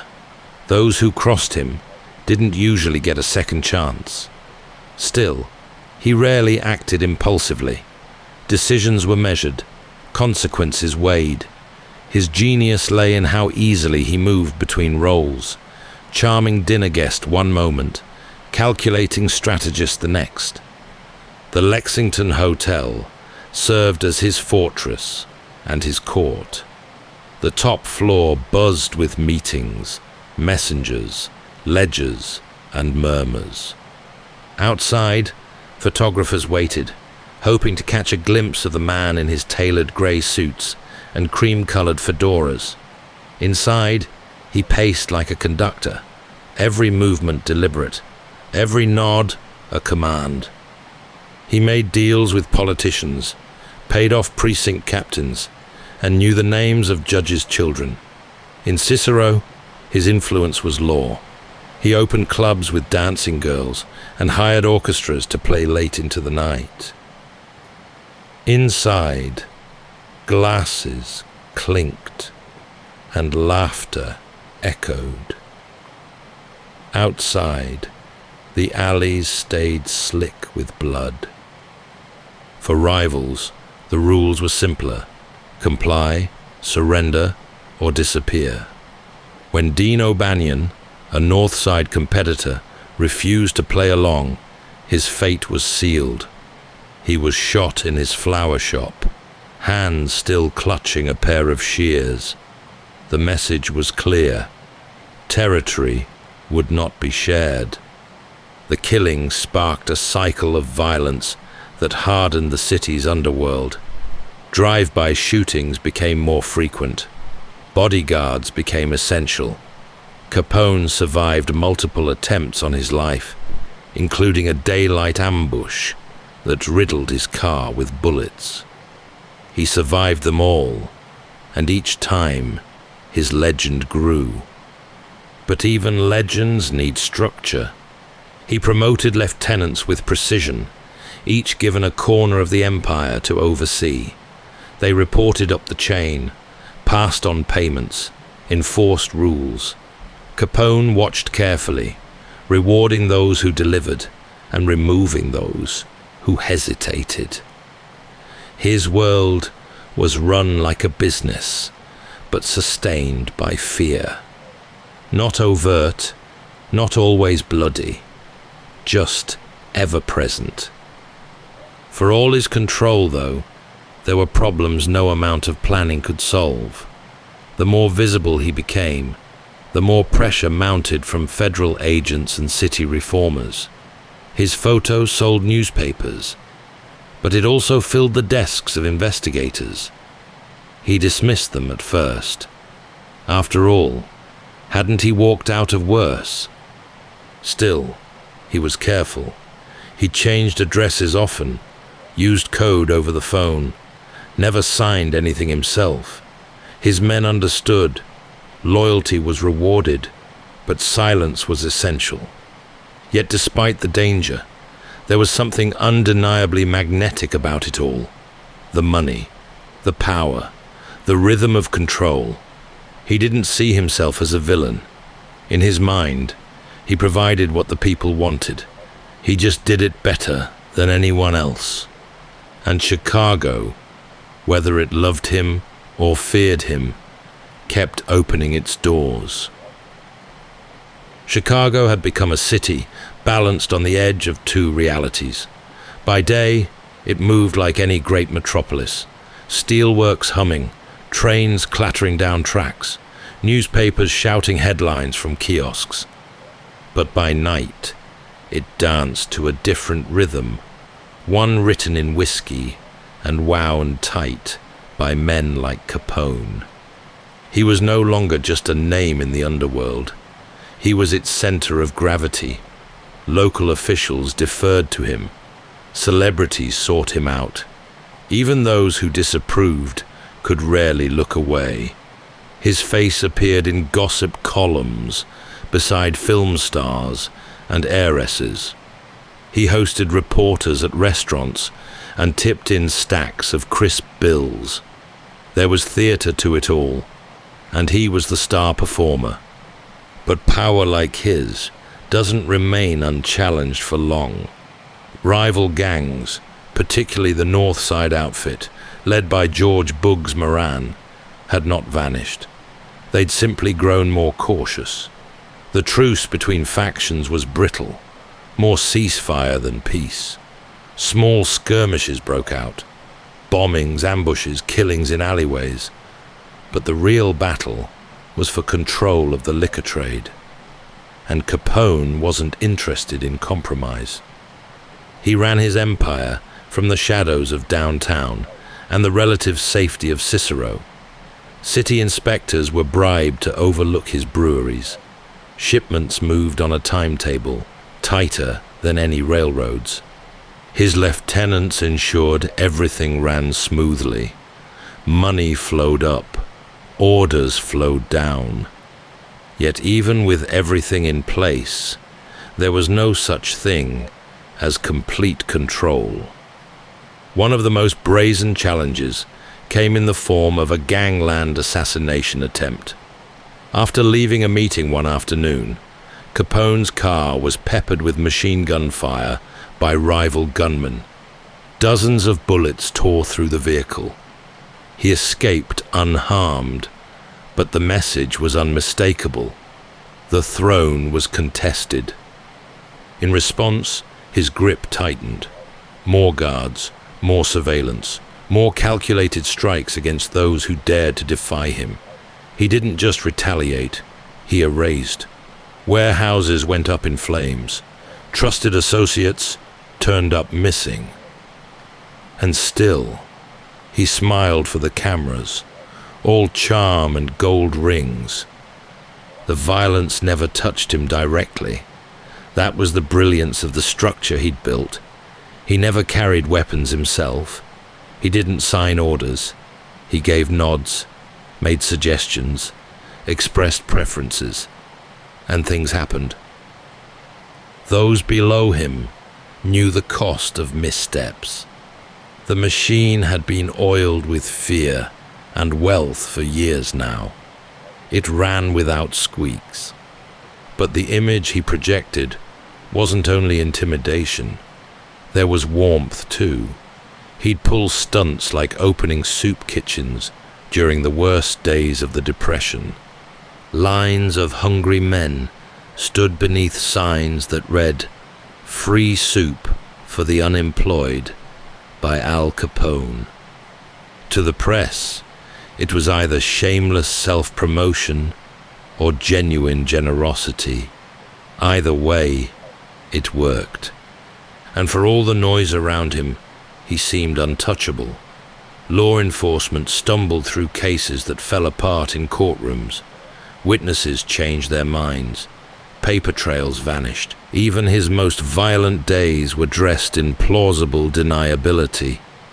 He'd sit in a box at a Cubs game, while his rivals' funeral processions passed a few blocks away. He had made himself bigger than the law, bigger than his enemies, an institution built on charisma, calculation, and cold resolve. But the cracks were beginning to show. Agents watched from unmarked cars. Files grew thicker, and somewhere, in the distance, came the slow, measured ticking of a clock he hadn't yet noticed.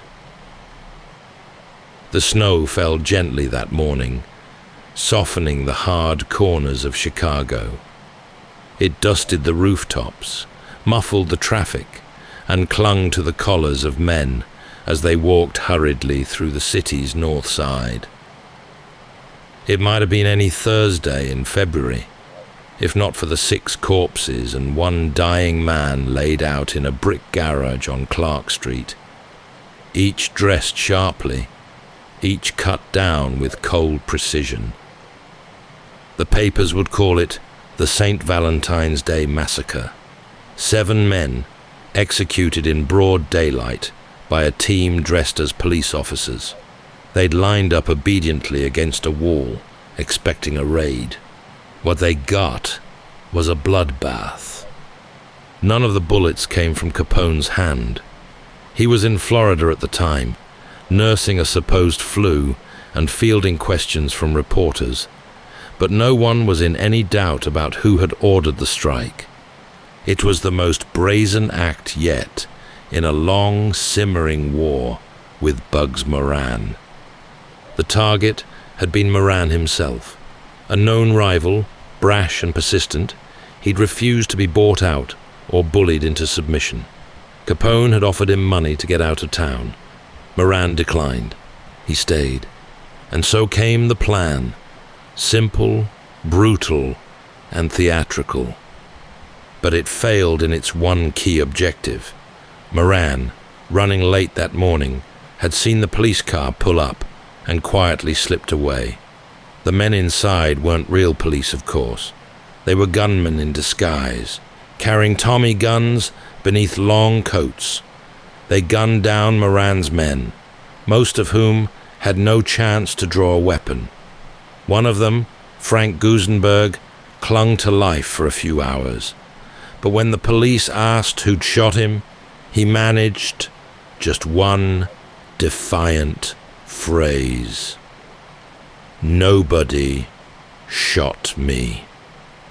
The massacre shook the city. For months, the violence had felt like background noise, an inevitable hum beneath the music of jazz clubs and the rattle of streetcars. But this was different. This was spectacle. Civilians recoiled, politicians blustered. The newspapers ran photographs of the bodies, sprawled on the floor, their hats fallen beside them. The public, once amused by Capone's bravado, began to turn.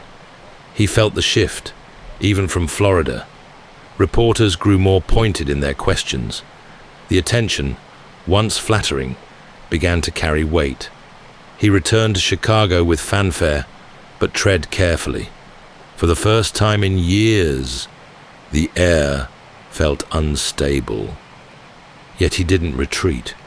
If anything, he doubled down. He still walked the streets with confidence, still dined at the best tables, still handed out $20 tips like they were scraps. He reminded people, subtly, that he was the man who kept the city running, who paid off debts and kept bars open when others could not. And for a while, that message held. But behind the scenes, things were shifting. Federal agents had begun building cases. Not on the murders. They were too clean, too carefully executed. But on the business itself. The ledgers, the bribes, the movements of money. A silent war was unfolding in back offices and courtrooms, far from the streets Capone controlled. Even within his organization, there was tension. Ambitious lieutenants watched closely. Rivals re-emerged. The days of easy dominance were ending, and in their place came suspicion and calculation. Every move had to be measured. The massacre had made one thing brutally clear. Capone would not be ignored. But it had also made him a target. The city no longer chuckled at his swagger. It braced for the next body to fall.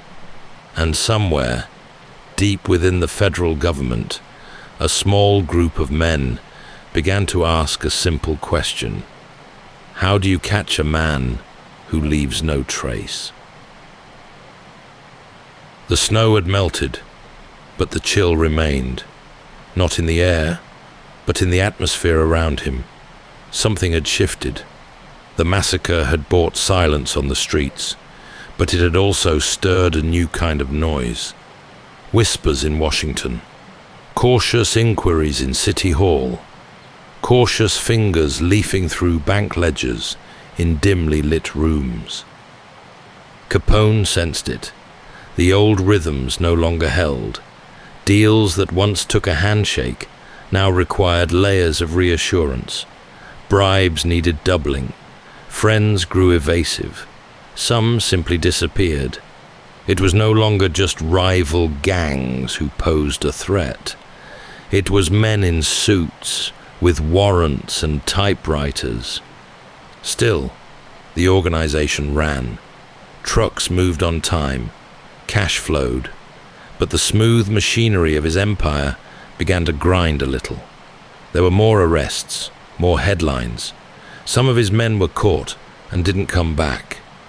Others started talking, hoping to buy their own way out.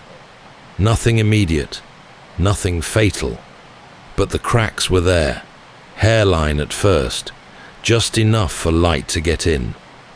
Capone responded, as he always had, with confidence and force. He brought in new muscle, paid off new judges, pushed his reach further west, beyond Chicago, into small towns where the law wore a friendlier face. He showed up to events in expensive suits, laughing loudly, tipping bigger than ever. The world would see strength, not worry. That was the plan. But behind the show, the pressure was mounting. One of the names in the growing crowd of adversaries was Elliot Ness, a prohibition agent young enough to be dismissed, at least at first. Ness assembled a small team, hand-picked for their honesty, immune to the usual temptations of cash and fear. They started raiding Capone's breweries, seizing trucks, disrupting supply lines. The press would later call them the Untouchables. Ness didn't arrest Capone. He didn't even get close, but he made things difficult, unpredictable. Costs rose, schedules slipped, and more importantly, he drew attention. Headlines started using Capone's name alongside words like investigation and corruption. He was no longer a charming rogue in the eyes of the public. He was something else now, something dangerous and exposed. The federal government, meanwhile, was playing a longer game. They weren't chasing bullets or bodies. They were chasing numbers. Accountants combed through years of transactions, looking for what Capone had always believed could never hurt him: the paper trail. He paid in cash, used aliases, avoided formal records. But in an empire that large, mistakes happen, and mistakes were beginning to surface. Still, he kept moving. There were lavish parties, new clubs, late-night poker games that stretched into dawn. He welcomed guests with champagne and steak, made jokes at reporters' expense, and insisted he was just a businessman, providing a service the people clearly wanted. "If I break the law," he told one interviewer, "my customers are as guilty as I am." But charm had its limits. The mood in Chicago had soured. The police, once comfortably on his payroll, now eyed him warily. A new mayor had taken office on promises of reform, and the public, burdened by a slowing economy and rising violence, had less patience for extravagance. Capone, ever aware of optics, tried to soften the edges. He funded soup kitchens. He made generous donations to churches. But the harder he worked to polish his image, the clearer it became that something was wrong. The empire wasn't crumbling, not yet, but it was shifting beneath his feet. And for the first time, there was no clear target to strike, no rival to remove. His enemy was something colder, something patient. Paperwork, subpoenas, ledgers, whispers in closed rooms. For a man who had built his world on movement and momentum, it was the stillness that threatened him most. By 1931, the music had dimmed. The clubs still played, the whiskey still flowed, but the mood had changed. What once felt like swagger now seemed like noise. Capone could feel it in the way men spoke to him, in the long pauses, the sideways glances, the sudden disappearances. They hadn't got him for murder, extortion, bootlegging, or violence. They couldn't. There were no fingerprints, no signed orders, no eyewitnesses willing to speak. But they'd found something else, something mundane, something he had never considered his undoing. Unpaid taxes. It began with audits, then interviews. Numbers were matched, records cross-checked. They had informants, witnesses from within his own ranks, flipping not out of fear, but for lighter sentences and smaller cells. Agents followed the flow of money through clubs, brothels, breweries, and asked one simple question: where were the declared earnings? Capone had always worked in cash. That had been the shield. No invoices, no receipts, no trail. But there were cracks.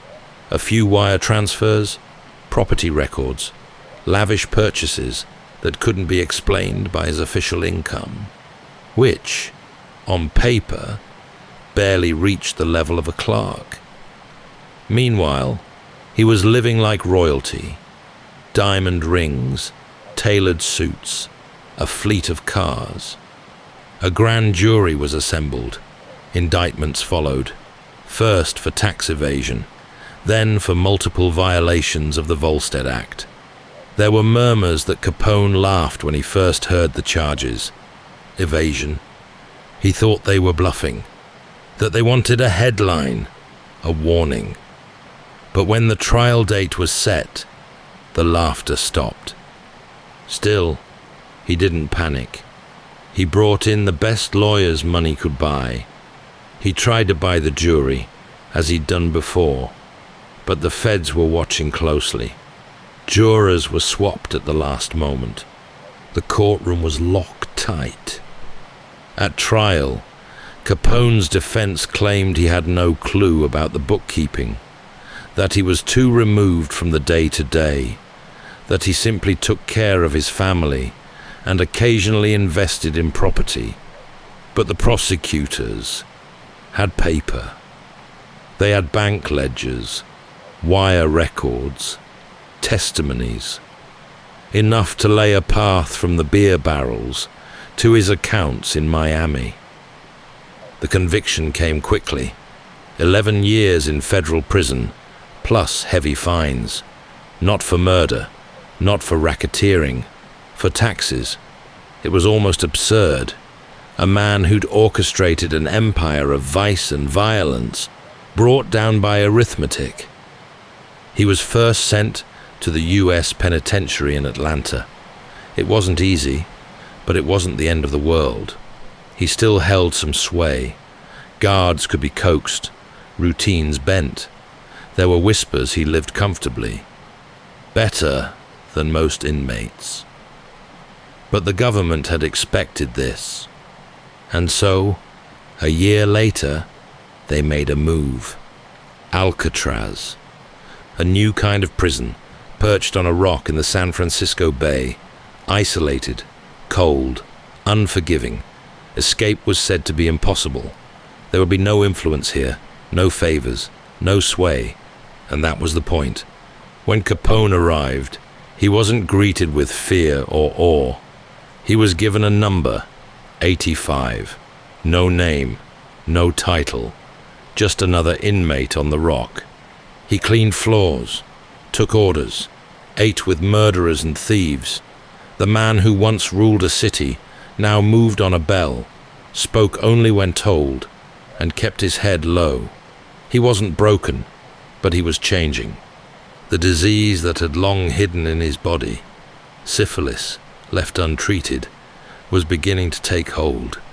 He became forgetful, irritable, slower in thought and step. Other inmates mocked him behind his back. Some remembered the man he once was. Most didn't care. The city he'd once ruled moved on without him. Rivals stepped into the vacuum. Politicians cleaned up their offices. The press found new stories. He remained on the island, not as a king or a legend, but as a fading man behind a thick steel door. There was no skyline out here, no honking cars, no clatter of streetcars, no city crowds parting to let him pass, just sea spray and gull cries and the wind off the bay, cold and constant. Alcatraz was not a prison designed for punishment alone. It was designed to erase. Inside the walls, everything was regimented.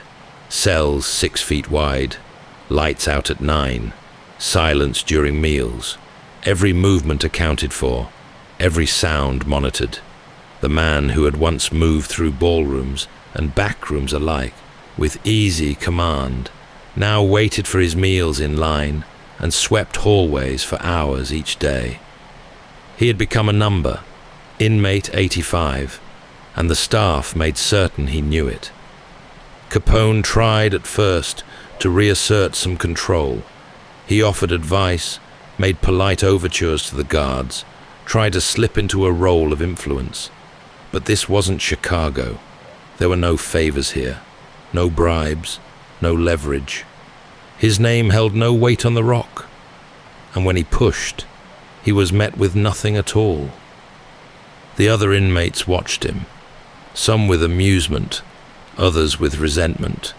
Many had lost friends or family to the violence of his empire. Others simply saw weakness where once there'd been command. Capone had brought the gangster image into the newspapers, into legend, but here, in the narrow grey halls of Cell Block B, legend meant very little. His health began to unravel. The syphilis he'd contracted decades earlier, long ignored and untreated, now settled into his nervous system. At first, it was subtle. Forgetfulness, headaches, then confusion, periods of vacant silence, sudden flares of temper, followed by long stretches of emptiness. Doctors diagnosed neurosyphilis, but treatment came too late. The damage was done. He took up banjo, reportedly joining the prison band that played on Sundays. Some said the sound of it echoed strangely through the cell blocks, a tinny tune from a man losing himself by degrees. He was no longer the powerful figure who once dined with judges and danced in speakeasies. He wandered the prison yard slowly, head lowered, often alone. His letters home grew scattered. His wife, May, remained loyal, though the visits were rare. She saw what others didn't, the man inside the fading figure. Their son was growing up in Florida, far from the myth and the headlines. Capone would sometimes ask about the weather down there. He seemed to like the idea of it. Sunlight, quiet, familiar food, a life outside these walls. After nearly 5 years on Alcatraz, the authorities transferred him to a lower security prison in California. From there, he was released in 1939, his sentence shortened due to his deteriorating condition. When he stepped back into the free world, he was no longer the man who had once held Chicago in the palm of his hand. He returned to Florida, where a mansion waited for him in Palm Island, once a symbol of his wealth, now just a place to rest. The heat suited him. He fished. He slept. He took long walks in the garden, sometimes speaking in circles, other times not at all. He was no longer feared, nor was he followed. The world had moved on. The country had fallen into depression, then gone to war. The faces on the newspapers had changed, but Capone's name still lingered, like smoke from a long-extinguished fire. On January 25th, 1947, after years of illness, he died of a stroke. He was 48 years old. May was there, along with a few close family members. There was no shootout, no final speech, just the slow, eventual closing of a chapter once written in fire. That's all for tonight's journey through history. Whether you're fast asleep or still drifting there, thank you for listening. And until next time, rest well.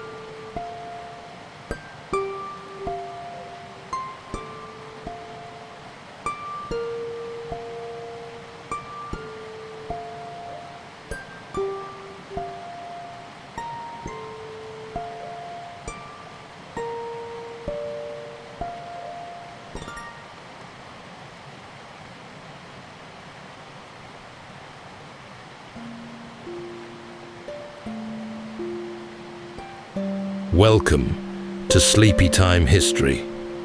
True stories from the pages of history for a full night's rest. If this is your first time listening, let us know where you're tuning in from, or make a request for a future episode. And if you like what you hear, please consider liking and subscribing. It helps us immensely. All right, it's time to settle in, relax, and take a wander through the pages of history and storytelling. Tonight, we're going to be exploring the remarkable true story of Krakatoa, an obscure tropical island obliterated in an instant during one of the most violent volcanic events in history.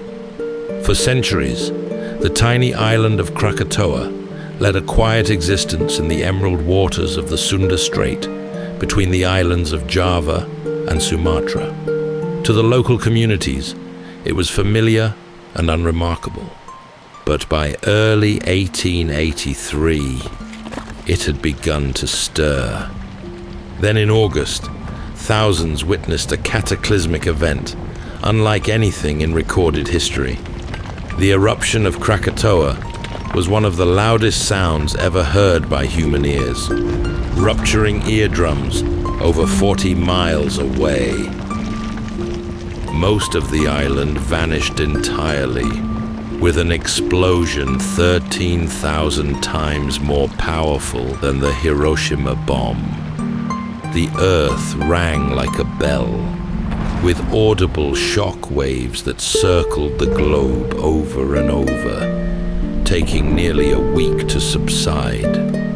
Ash shot over 50 miles into the upper atmosphere, where it lingered for years, causing sunsets around the world to turn a vivid blood red. Eyewitnesses described a midday sun eclipsed by an ashen shroud, blacker than any night, and flickering with a multitude of jagged blue lightning. 11 square miles of island-turned ash transformed turbulent seas into mud that retreated suddenly from fishing villages, only to return as towering tsunamis.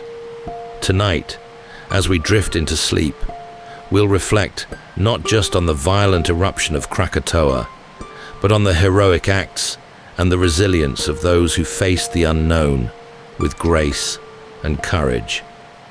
So settle in, take a deep breath, and let's journey together through the final days of Krakatoa.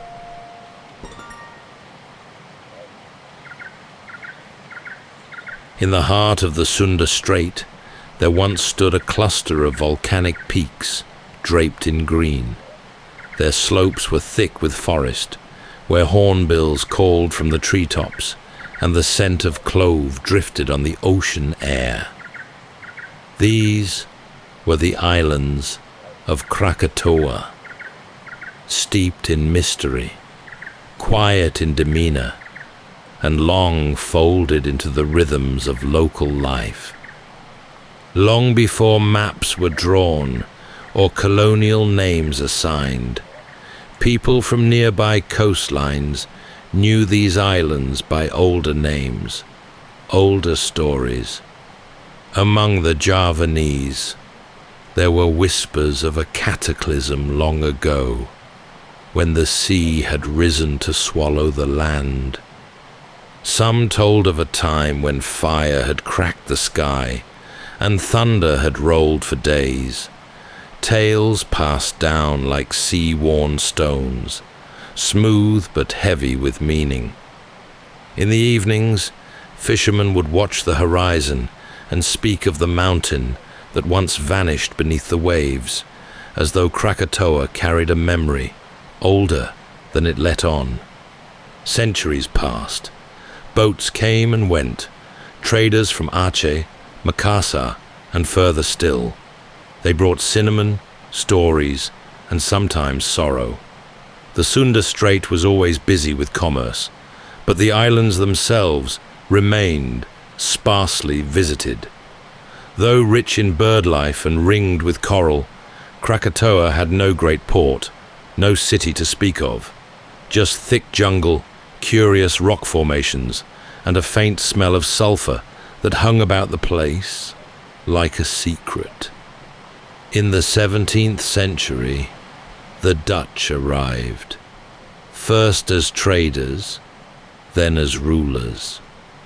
They charted coastlines and gave names to mountains, but Krakatoa remained a distant speck to them, barely mentioned in the great ledgers of Java.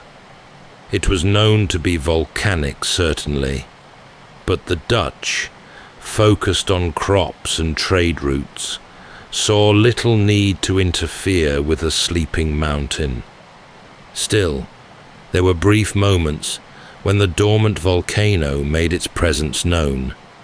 In 1680, a series of explosions startled passing ships, and one of the peaks appeared to collapse in on itself. Ash darkened the sails of a few unlucky traders, but this disturbance faded quickly into memory.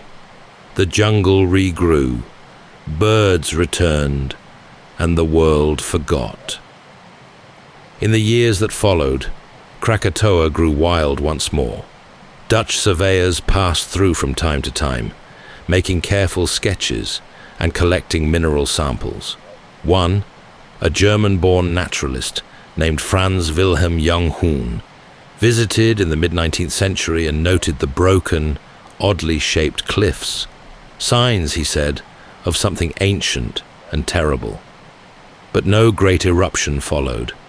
The island simply breathed its sulphurous breath and waited. To local villagers along the coasts, Krakatoa became just part of the scenery. They fished in its shadow, collected driftwood from its shores, and sometimes used it as a marker when navigating between the islands. There were no temples built there, no long settlements established. Some said the island was sacred, others said it was cursed. Either way, it was left alone. But it was never truly forgotten, As the 19th century deepened, change came with greater speed. Telegraph cables were laid across the archipelago. Steamships cut faster lines between Batavia and Singapore. The Dutch administration grew more bureaucratic, more intrusive. And Krakatoa, that old and brooding island, sat in the middle of it all, overlooked but not untouched. What lay beneath it, no one knew. Not the villagers who cast their nets into the shallow waters, nor the colonial officers who passed it on their way to other tasks. Yet deep below, the earth was stirring.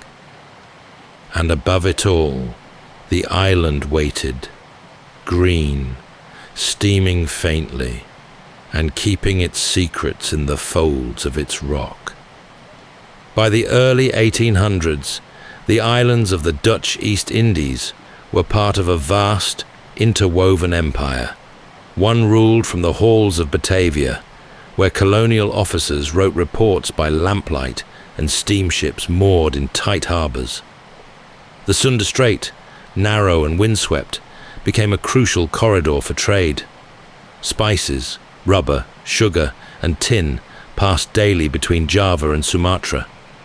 And in the centre of it all, Krakatoa stood, still forested, still largely ignored, but not completely.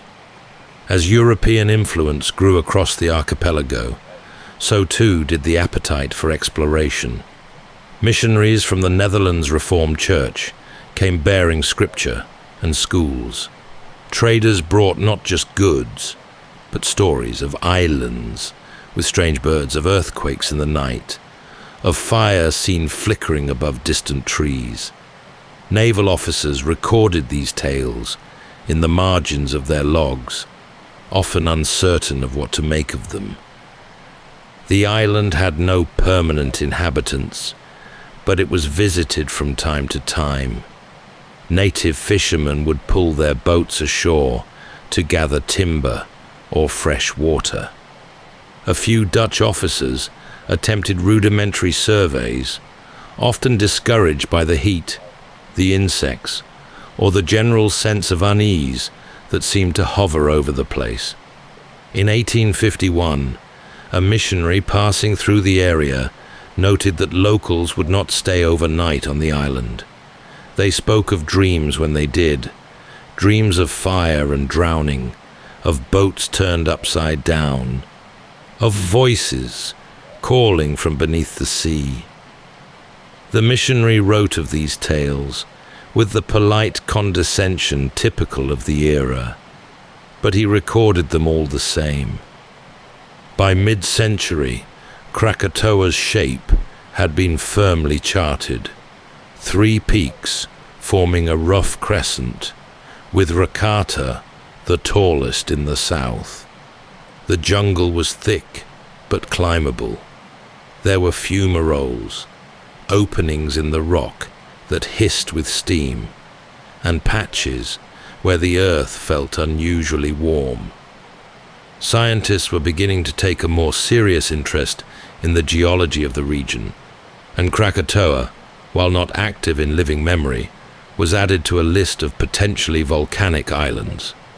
Still, it caused no alarm. Then came Franz Wilhelm Junghun, a botanist and geologist, whose travels took him deep into the Javanese highlands. In the 1850s, he visited Krakatoa and was struck by the evidence of violent history. The cliff faces, he noted, had clearly been sheared by an older eruption, and ash layers ran thick through the soil. Yet he left with the same conclusion as others. Krakatoa had once been dangerous, but now it slept. In Batavia, interest in the island flickered briefly before fading. Reports were filed, charts were updated. No further study was deemed necessary. It was, after all, just one of many volcanic islands in a land full of them.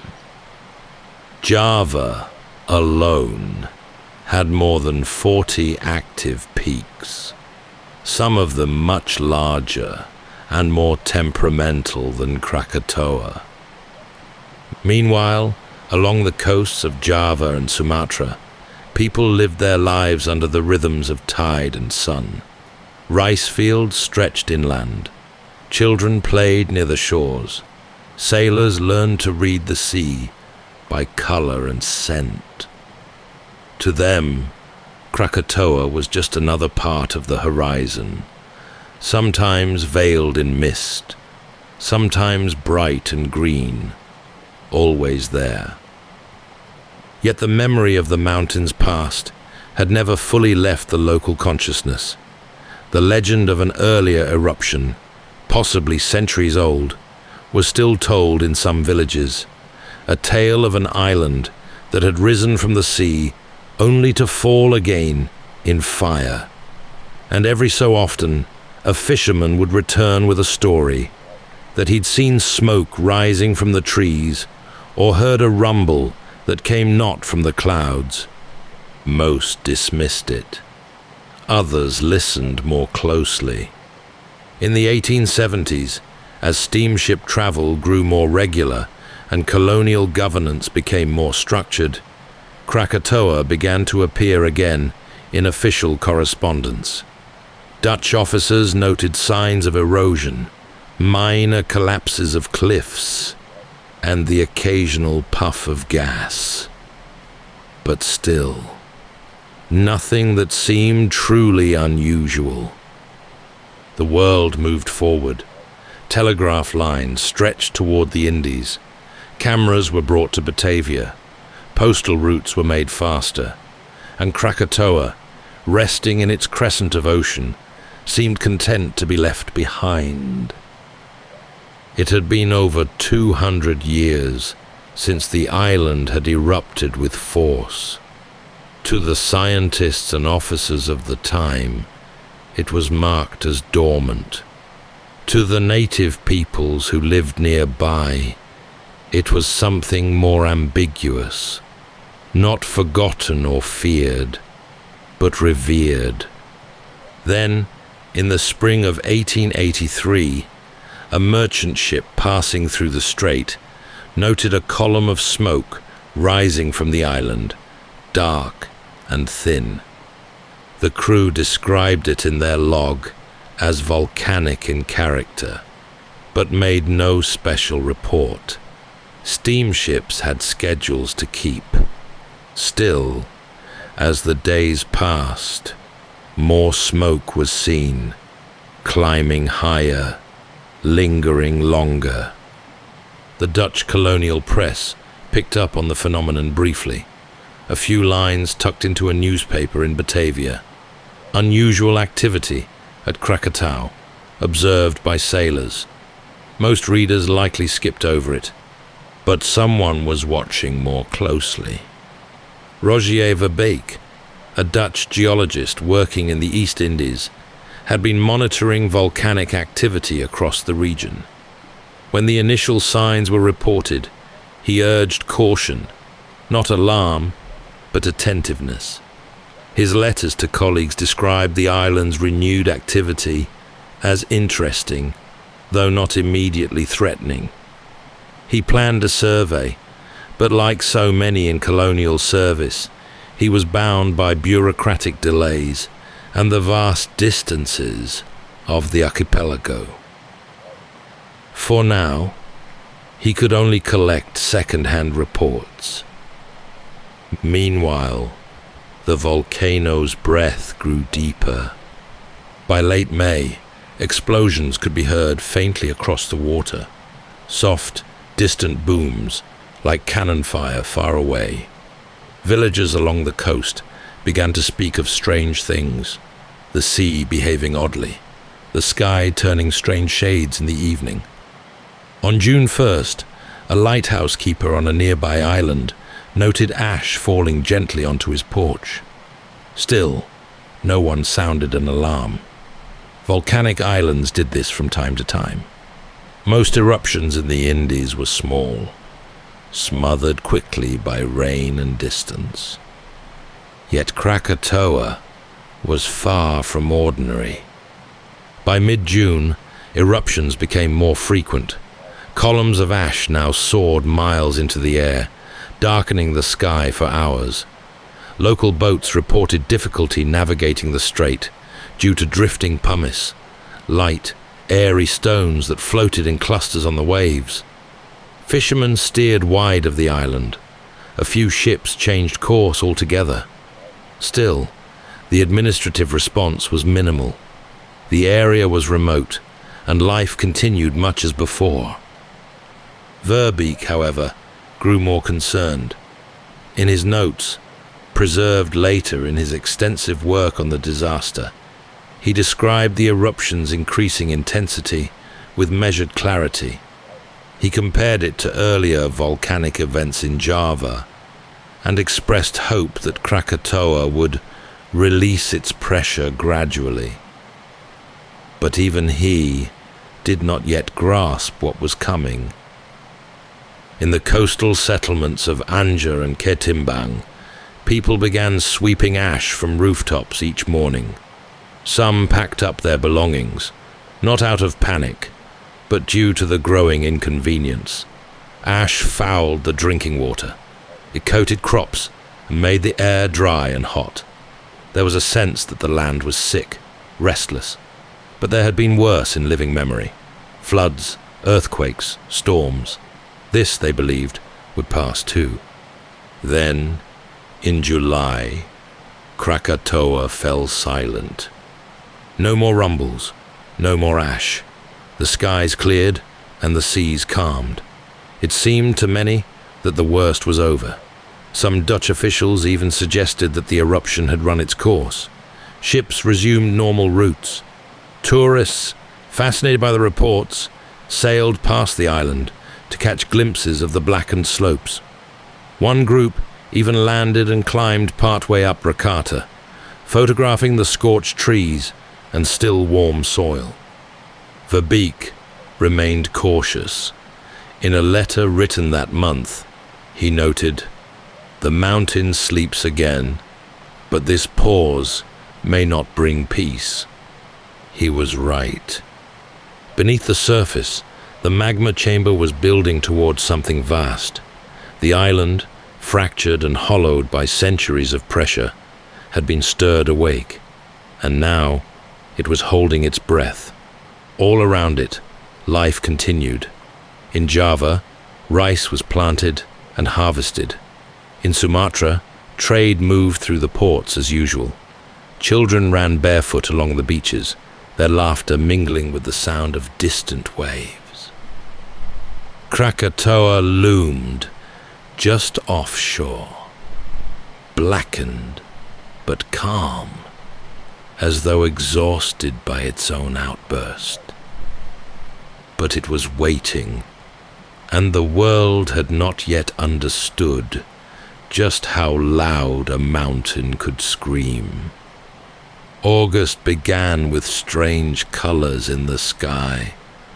On the western coast of Java, the sunsets took on a deep, molten hue, shifting from crimson to violet to something almost metallic. Birds fell quiet earlier in the evenings, and some villagers said their roosters had stopped crowing at dawn altogether. At first, no one connected these signs to Krakatoa. The island had been calm since mid-July, but beneath its blackened trees and fractured slopes, a pressure older than memory was gathering force. Then, 2 weeks later, the mountain stirred again. This time, there was no mistaking the change. A tall column of ash burst from the island, so high it was visible from Batavia, over 80 miles away. The following day, more eruptions followed, each louder than the last. Ships passing through the Sunda Strait reported difficulty navigating through dense clouds of ash and strange patterns in the sea that made compasses spin oddly. On the decks of schooners and steamers alike, sailors wiped grit from their faces and watched the sky with growing unease. Among those closely observing was Rogier Verbeek. His journals at this time show a growing urgency. He spoke of Krakatoa entering what he called a paroxysmal phase, a term used to describe a volcano that was not simply erupting, but transforming. He requested new instruments from Batavia and warned that what was unfolding might be far more serious than previously thought. By the 24th of August, ships were turning back altogether. The sea was thick with floating debris, branches, pumice, and dead fish. A fine, stinging ash fell in sheets. Reports from coastal towns spoke of midday skies turning grey as twilight. In Ketimbang, families covered their wells to protect them from contamination. In Teluk Betong, just across the strait, children were kept indoors, their mothers watching the horizon with dread. Then, only 2 days later, Krakatoa began to roar. Not in a single moment, but in steady, rhythmic blasts, dozens of them, rolling out across the sea like thunder. The sound was immense, reaching Sumatra's inland hills and rattling windows in towns far beyond sight of the island. Sailors in the strait reported the sensation of pressure on their chests, as though the very air had thickened. Waves began to behave strangely, receding, returning, rising, then falling again. Captain Sampson, aboard the British vessel Normanby, described seeing lightning flicker across the ash clouds, while the sea turned grey and tumbled erratically beneath them. He turned his ship away at once. In his log, he wrote that the sky went blacker than a storm, though no rain ever came. In nearby coastal settlements, people were unsure what to believe. For some, it felt like a return of old spirits. Others thought a war had begun.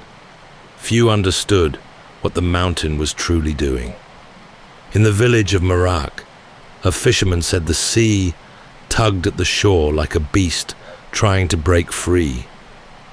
That night, ash covered their rooftops. By morning, some of the older men had gathered in silence outside the mosque. No prayers were spoken. They simply waited. On the evening of the 26th, the explosions grew more frequent. Some were said to last for minutes at a time, their echoes rolling far across the water. The lighthouse keeper on the island of Sabezi, W.J. Dykeman, described how the ground shook, as though something beneath it was trying to climb out. He looked toward Krakatoa and saw fire curling upward like waves in the sky. That night, the eruption reached a new intensity. The sea began to retreat from the Javanese shore, exposing coral reefs and leaving fish gasping on the sand. Many locals did not recognize this as a warning. Children played along the new shoreline. Dogs barked and wouldn't stop. At midnight, the sky turned copper. Lightning danced within the ash plume. And then, just before dawn on August 27th, Krakatoa let go. In Batavia, windows rattled. In Borneo, the boom was heard. Thousands of miles away, in Perth and across the Indian Ocean, the noise echoed like distant cannon fire. Verbeek, recording from far inland, noted barometers fluctuating wildly. The air itself seemed to ripple. The eruption had passed from the visible into the unimaginable.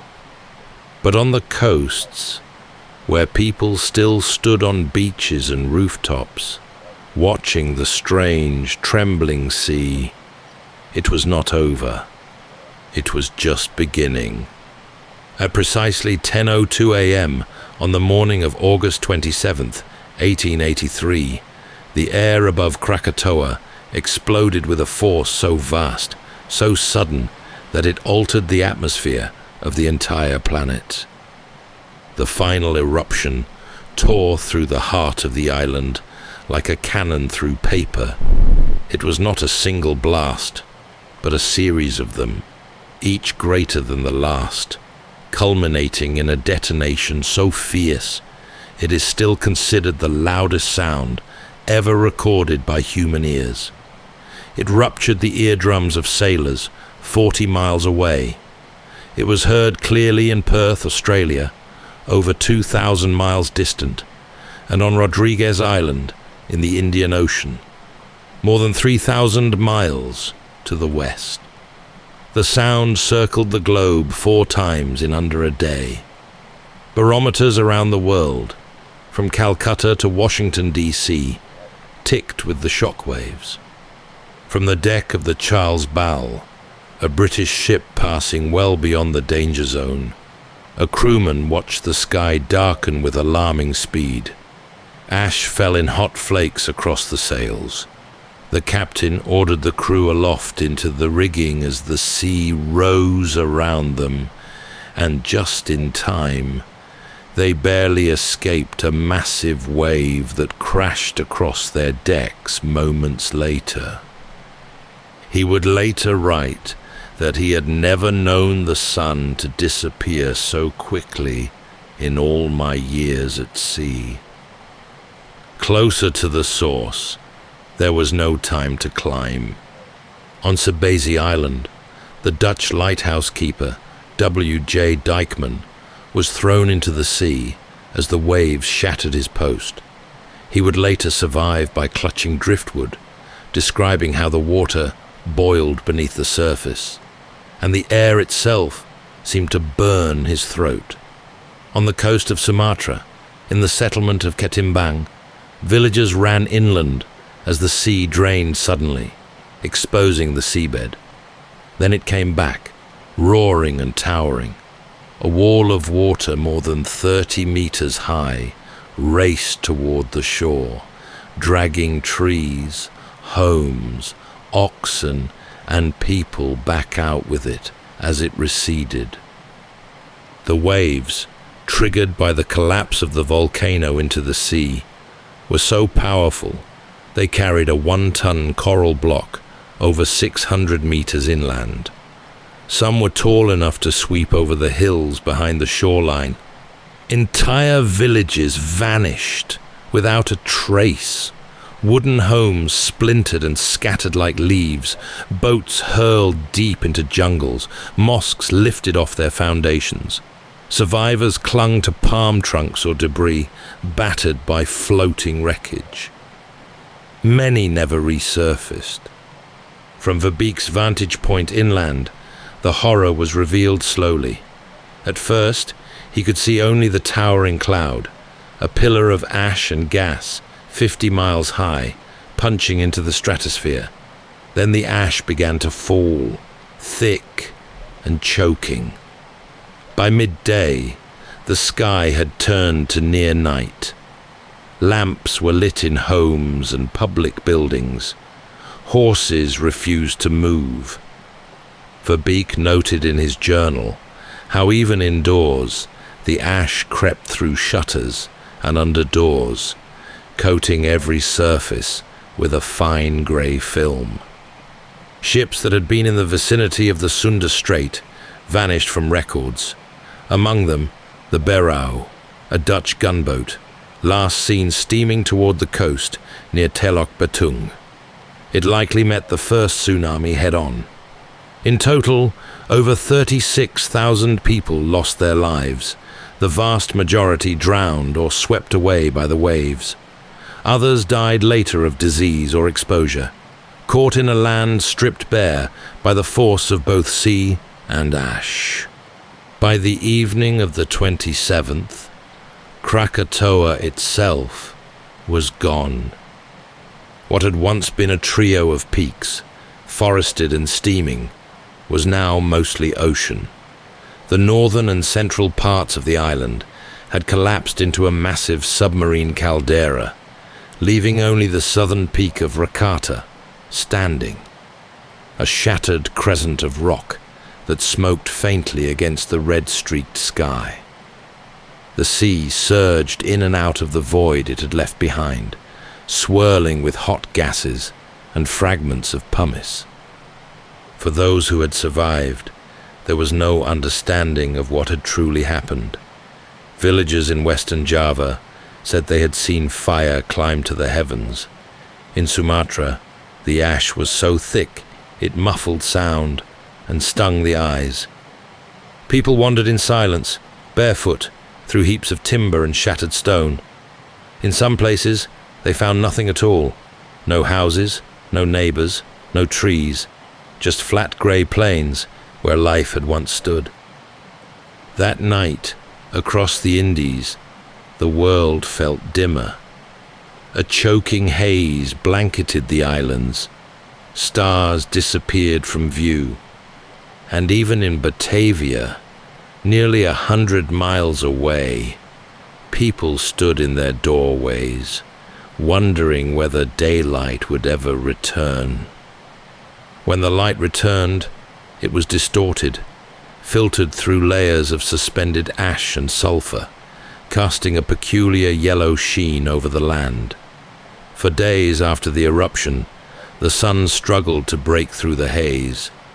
It rose and set like a dim brass coin, its warmth dulled, its glow subdued. And for those who survived Krakatoa's fury, nothing they saw looked familiar anymore. Along the coasts of Java and Sumatra, the world had been redrawn.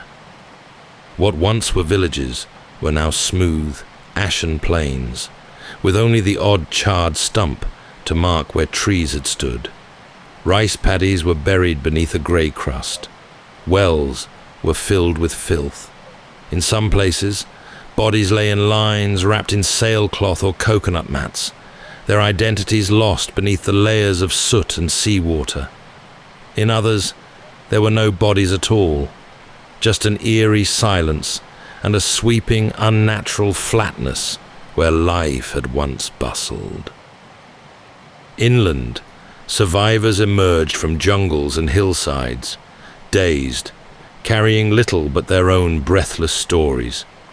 In Katimbang, a Dutch officer later recounted how a woman stumbled into the settlement barefoot, her clothes in tatters, cradling a child who had died days before. She spoke of waves that climbed trees and skies so dark she couldn't see her own hands. A local elder, who had survived by sheltering in a limestone cave, said he believed the mountain had fought the sky. On Sabesi Island, W.J. Dykeman, the lighthouse keeper, drifted ashore after clinging to debris for hours. He was half blind from the ash, his hands blistered from gripping wreckage. In his account, later passed through Dutch newspapers, he described the sea as a cooking pot and said the sky had been as thick as river mud. His lighthouse had simply vanished. The entire island was flattened, stripped of trees, covered in sharp pumice. Of the dozens who lived there, only a few were ever seen again. In Telok Betung and Anja, survivors walked through streets turned to channels of grey sludge. Boats had been thrown hundreds of feet inland, smashing through homes. In one case, a coral head weighing more than a ton had been deposited on a hill, as if placed there by some deliberate force. Few buildings stood intact, and those that did were filled with fine, choking dust that turned food to poison and water to grit. Rogier Verbeek, who had watched much of the disaster unfold from a distance, began travelling through the affected regions as soon as it was possible. His task was to observe, to record, to make sense of devastation that had no precedent. He moved from settlement to settlement, his notebooks filled with sketches, diagrams, and the words of those who remained. He was deeply affected by what he saw. In his writings, he noted, there are no longer landmarks. The land itself has changed. He documented the strange shapes left in the landscape, giant ripples of ash on hillsides, as if the wind had frozen in place. In some places, palm trees stood scorched and stripped, like blackened toothpicks. In others, they had been uprooted entirely, carried miles from their origin. He studied the pumice that floated thick on the sea, vast rafts of rock that made it difficult for ships to pass. He recorded temperature readings, measured the thickness of the ash, and described how even the sounds of the jungle had vanished. In the weeks after the eruption, the Dutch colonial administration began to reckon with the toll. Official figures estimated that over 36,000 people had died, most from the tsunamis, others from burns, suffocation, or starvation in the days that followed. Whole families were wiped out. Dozens of towns and villages were erased.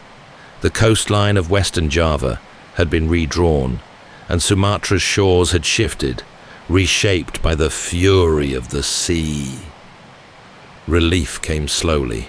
Steamboats brought rice, blankets, and medicine, but the ports they once knew were gone, and the survivors had scattered inland. Disease followed the disaster. Dysentery, cholera, and fever spread through the camps. Many died long after the eruption itself, their names forgotten, but their suffering no less real. And still, the mountains smoldered. From the shattered remnants of Krakatoa, steam and gas continued to rise. The sea hissed around the rim of the new caldera. Nothing green remained. No birds flew above it. Verbeek described it as a new landscape, bare, boiling, and born from violence. But among the people of Java and Sumatra, life had already begun to stir again. The farmers who had lost their fields began clearing the ash, planting hardy crops that might survive. Families rebuilt huts from driftwood, and in the villages untouched by the waves, prayers were said for the dead.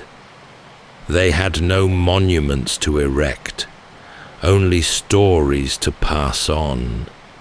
And so, beneath a sky still colored by the mountain's breath, they began to tell them. Though the heart of the disaster lay in the Sunda Strait, the true reach of Krakatoa's fury extended far beyond the steaming shores of Java and Sumatra. Even as survivors picked through ash-laden fields and colonial officers mapped a coastline transformed, the rest of the world was beginning to notice that something, somewhere, had gone terribly wrong. The shockwave from Krakatoa's final eruption on August 27th did not simply echo through the waters of the East Indies. It raced outward across the globe, with instruments recording sudden jolts in atmospheric pressure. These barometric pulses, documented meticulously by observatories across the globe, revealed something almost unbelievable. The wave had circled the Earth, not once, but 7 times. In the weeks that followed, skies across the planet began to change. In London, artists noticed the sunsets growing unusually vivid, streaked with purples and reds so intense they seemed unreal. In New York, people paused in the streets to gaze up at what some thought were signs of divine intervention. In Norway, a young painter named Edvard Munch was struck by the strange blood-orange light over the fjords. Years later, that sky would inspire his now iconic painting, titled The Scream. Rogier Verbeek, now back in Batavia, began to gather and compile data from across the Dutch East Indies. He compared accounts from lighthouse logs, ship journals, and weather stations, alongside telegraph dispatches and reports sent from the colonial outer territories. It was clear to him that Krakatoa had done something no volcano in recorded history had achieved, altered the very fabric of the world's atmosphere. Ash from the eruption had reached over 50 miles into the sky, well into the stratosphere, where it would linger for years.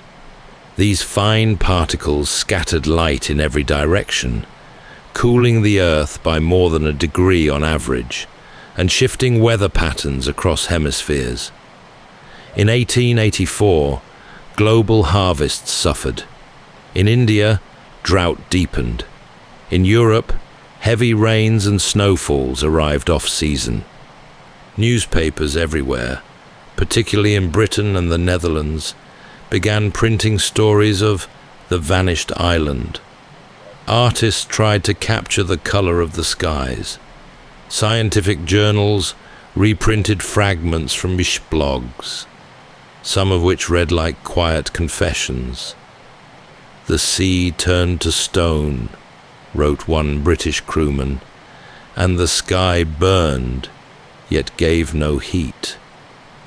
For many in the West, the eruption became a fascination.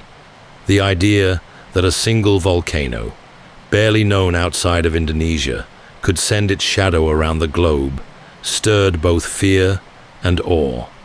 It marked, in a way, the beginning of a more modern understanding of interconnectedness.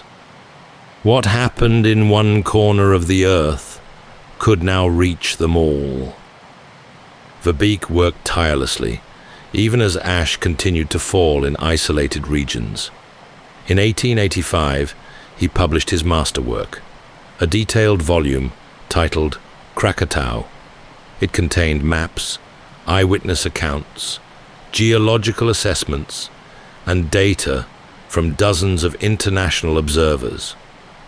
But threaded through the cold measurements and charts was a tone of humility, a sense that even with all the instruments and diagrams, what had happened at Krakatoa was still beyond full comprehension. While the scientists measured, the survivors mourned. In Java, many believed the strange skies were the mountain's lingering spirit. Farmers watched their fields fail and wondered whether the earth had been cursed. Some took the brilliant sunsets as signs from their ancestors. In Lampung, elders began to mark the anniversary of the eruption with small offerings, food, flowers, and prayers, to calm whatever force had awakened beneath the sea. And all the while, ships passing through the Sunda Strait continued to steer wide of the empty space where Krakatoa had once stood. Only Rakata remained, jagged and blackened, steaming faintly above the waves. The rest had vanished into the sea, swallowed by the caldera that now marked the site. Beneath the surface, the earth was still shifting. Quiet now, but not silent. Verbeek, in one of his final notes from that year, wrote simply, "It is gone, but it is not finished." Around the world, a new awareness had taken root. The eruption had left behind no empire, no ruins to explore, just ash in the wind, echoes in the sky, and a lingering reminder that nature does not ask permission before changing everything. When the ash began to settle and the waters calmed, the landscape revealed itself, altered beyond recognition. Where once coastlines curved gently toward the sea, there were now jagged scars and long grey expanses that stretched inland like bruises. Trees that had stood for centuries were gone, leaving behind no stumps, no roots, just smooth plains of fine ash, swept clean by water and wind. For those who had lived near Krakatoa, returning home meant returning to a place that no longer existed. In the lowland settlements of Western Java, families who had fled the waves began to make their way back down from the hills. They walked barefoot across ground that crunched beneath their feet. Layers of cooled pumice, broken coral, and the remains of houses reduced to dust. Landmarks they had known since childhood were gone. Rivers had shifted, roads had vanished. Even the smell of the air was different.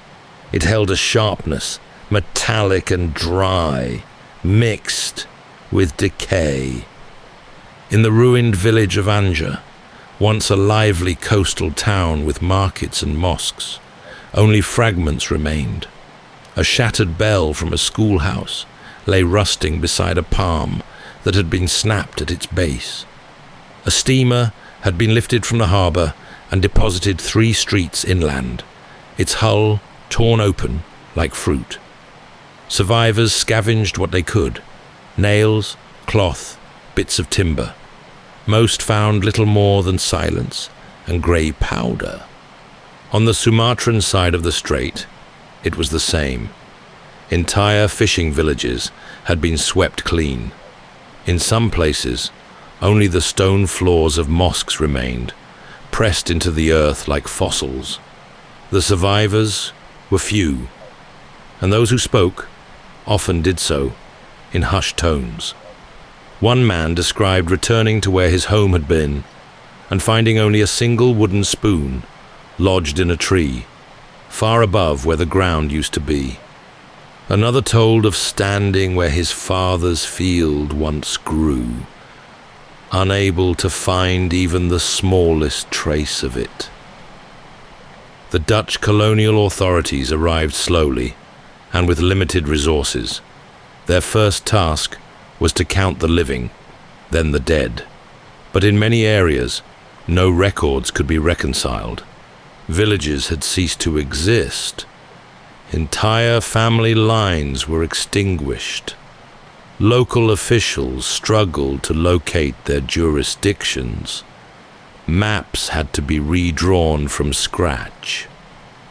Rogier Verbeek returned to the region during this time, making his way along the altered shores.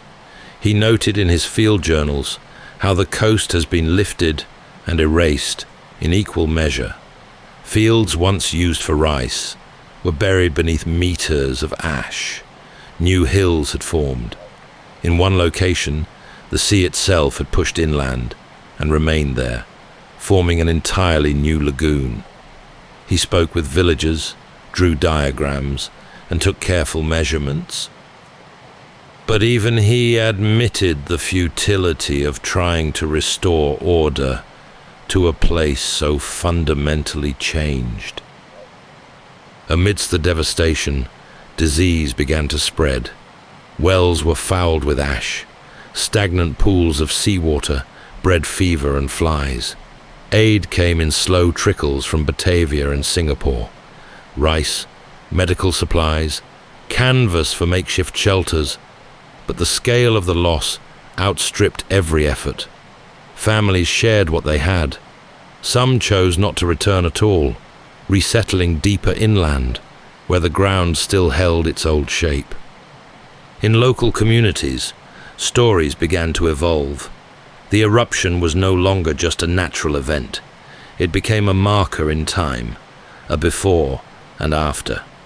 Children born in the years following would hear of the year the sea came in, or the time of the ash sky.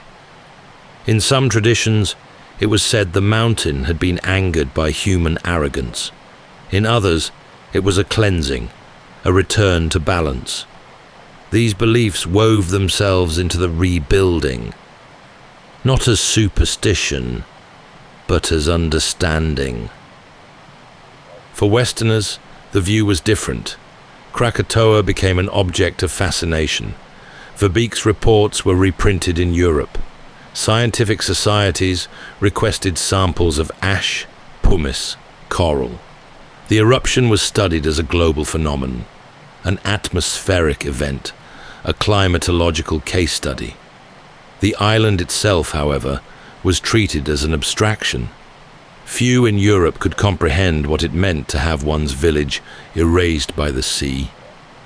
And slowly, the land began to change again. The ash softened, seeds caught on the wind, ferns pushed their way through cracks in the pumice. Birds returned. In the caldera, where Krakatoa had collapsed, new currents stirred. The earth, though wounded, had not finished its work. It was shaping something new. But for now, the survivors walked the edges of their altered world, searching for the past beneath their feet, and finding instead the beginning of something they could not yet name. As the years passed, the roar of Krakatoa faded from daily conversation, but it never truly vanished. Along the shores of Java and Sumatra, where ash had once covered the land like a second sky, memory settled in its place. Not always spoken aloud, not always mourned openly, but held close, like a scar beneath fabric. For the communities that had lived nearest the mountain, the loss was layered and complex. There was the physical devastation, villages erased, fields ruined, families scattered, but also something more intangible, the severing of place from memory. In many cases, there was no longer a tree to point to, no bend in the river, no familiar rooftop. The world they had known had been literally swept away, and yet they remembered. Elders began to tell the story in fragments, often at dusk, when the air was cooler and the sky turned red in ways that reminded them of that summer in 1883. Some spoke of the sound that came without a wind, or the sea that left before it returned. They described the way the birds flew inland days before the eruption, or how the dogs barked for hours without rest. These memories, often delivered without flourish or embellishment, became part of the region's oral tradition. In Western Java, children learned not just the names of the rivers and fields, but which ones had moved. In Sumatra, some villages built small stone cairns to honor those who had vanished. They didn't call them monuments, but markers, standing where nothing else had. Each one meant someone had lived there before the sea came. Some who remembered were not old. The trauma of Krakatoa had passed from one generation to the next in descriptive details. The smell of sulfur, the way the sky changed, the feel of ash in the mouth. Survivors, many of whom had been children at the time, shared what they could recall. Fragments of chaos, of rushing water, of days spent huddled beneath fallen trees. Over time, these recollections became woven into everyday life, not as warnings, but as gentle instructions for how to live respectfully with the land. Among colonial circles, memory took a different form. In Batavia, in Amsterdam, and across European scientific communities, Krakatoa became a symbol of awe, of nature's overwhelming power, and the fragility of human infrastructure. Verbeek's Krakatoa, published in 1885, was not just a technical report, but a comprehensive memorial, filled with maps, meteorological readings, and personal testimonies. His tone, always measured, became subtly reverent when describing the mountain's collapse. even as he catalogued the eruption's effects. Verbeek remained attuned to the human cost. He noted, almost with sorrow, that many of the places he had once visited could no longer be reached, as they no longer exist. In later years, he would speak less frequently about the disaster, but when he did, he referred to Krakatoa as a kind of threshold, an event that changed how people understood the world's volatility. Back in the archipelago, the people continued to rebuild. Houses rose again along the coasts. Rice paddies were cleared of debris, but many chose not to return to the same places. Some settled further inland, closer to the hills. Others rebuilt, but left wide spaces between homes and the sea. And in the generations that followed, there was always an unspoken understanding. The mountain may sleep, but it never forgets.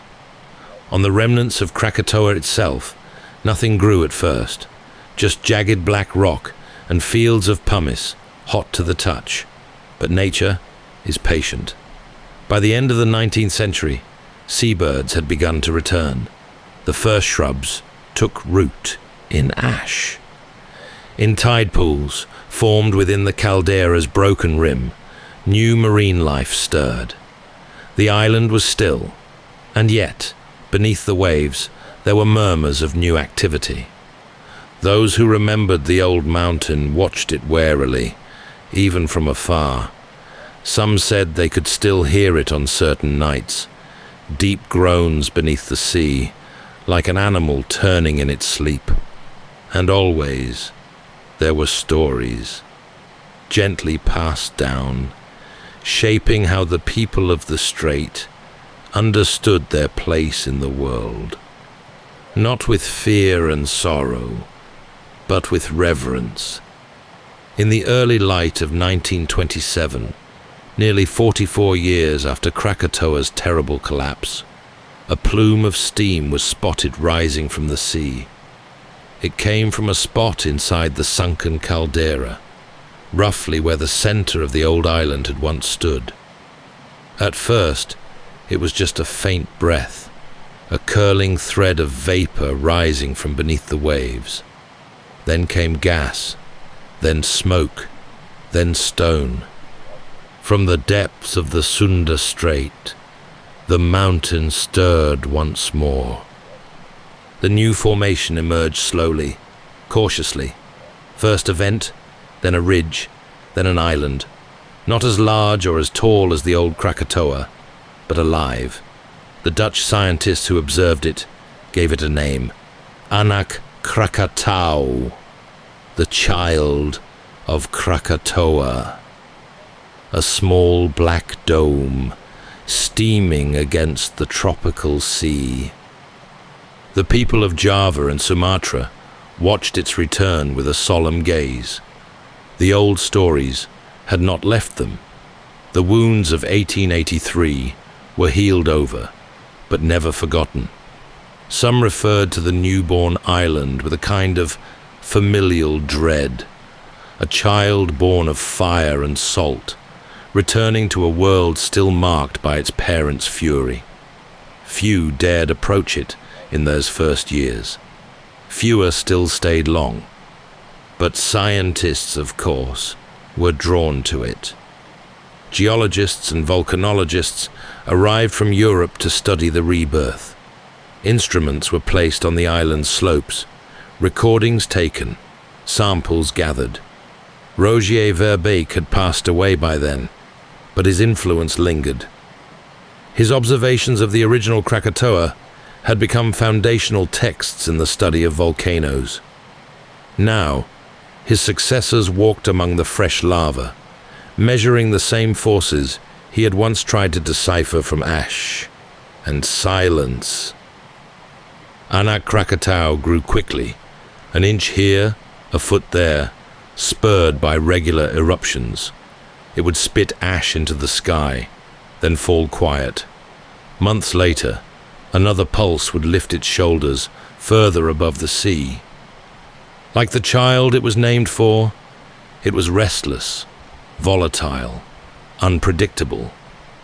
By the mid-20th century, it had become a permanent fixture, a new island, forged from the wound of the old.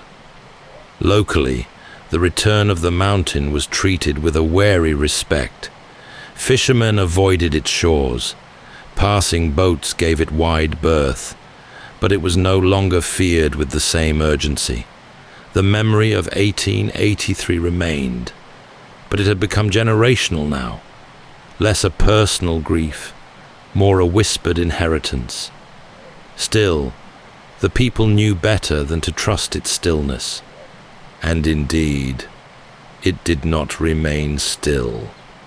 In 2018, Anak Krakatoa erupted once again, and part of its flank collapsed into the sea. The event triggered another tsunami, one that struck coastal communities with little warning.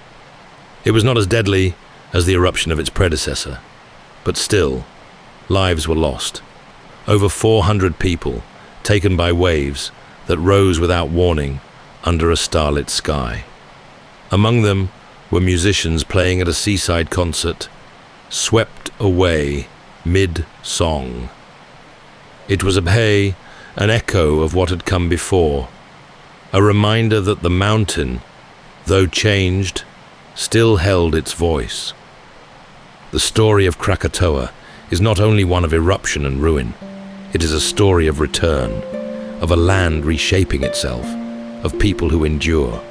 The island vanished, and from its absence came something new, fragile, volatile, and deeply alive.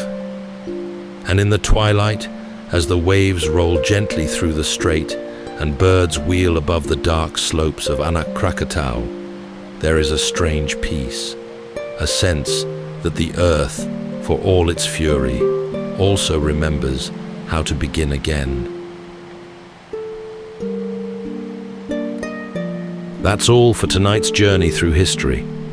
Whether you're fast asleep or still drifting there, thank you for listening. And until next time, rest well.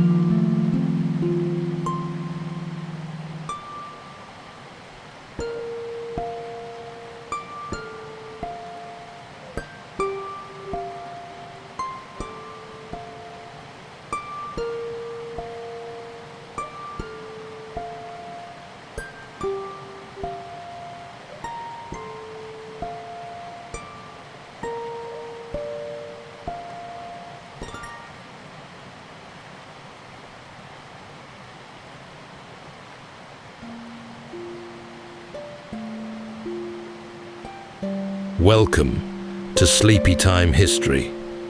True stories from the pages of history for a full night's rest. If this is your first time listening, let us know where you're tuning in from, or make a request for a future episode. And if you like what you hear, please consider liking and subscribing. It helps us immensely. All right, it's time to settle in, relax, and take a wander through the pages of history and storytelling. Tonight, we're going to be exploring the remarkable true story of William Wallace. Not the roaring warrior depicted in blockbuster films like Braveheart, but the real man behind the legend, whose life was deeper, stranger, and in many ways far more compelling than what made it to the big screen. There were no kilts in Wallace's time, no blue face paint, and no forbidden romance. Wallace wasn't a peasant plucked from the fields. He was the educated son of the lesser nobility, fluent in Latin and shaped by the echoing stone halls of Paisley Abbey, long before ever lifting a blade in anger. The true story is certainly one of courage, but more than that, it's one of strategic brilliance, measured patience, and a careful coaxing of a smoldering resistance. Wallace lived in a world of suspicion and silence, where allegiances shifted like the winds across the highland bracken, and every decision carried with it the risk of betrayal. William Wallace wasn't chasing glory. He wasn't crowned by crowds. He was hunted, doubted, and at times nearly forgotten, yet he endured. Tonight, as we drift into sleep, we'll follow Wallace through black forests and hidden glens to quiet counsel and bold declarations. So settle in, take a deep breath, and let's leave behind the glamour and spectacle of Hollywood for the halls of power and consequence at Holyrood. Let's meet the reluctant leader who became a symbol of national identity and defiance that endures to this very day.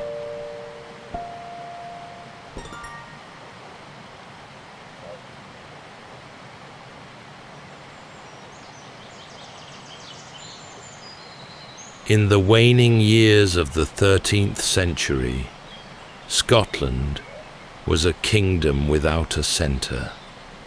Its previous king, Alexander III, had died suddenly, falling from his horse down a steep embankment on a coastal road one dark and storm-blown night. With no adult heir to follow him, and only a young granddaughter in distant Norway left to inherit the throne, the country slipped into uncertainty. It was into this uneasy stillness that the English king, Edward I, stepped. Not at first with open force, but with the weight of paperwork, envoys, and promises.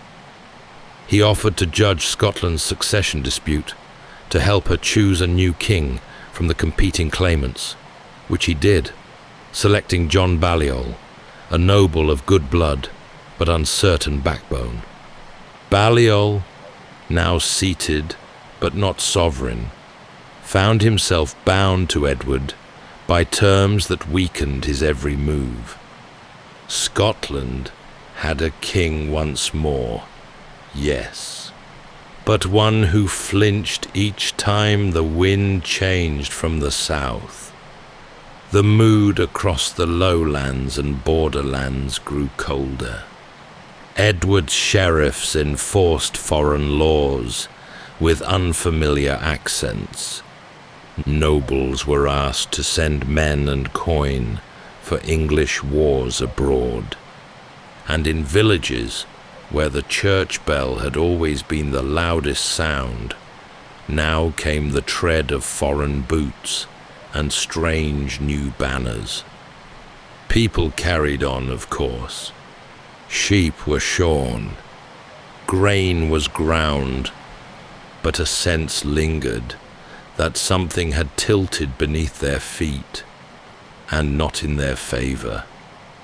Among the smaller estates west of Glasgow, near the village of Elderslie, lived the Wallace family.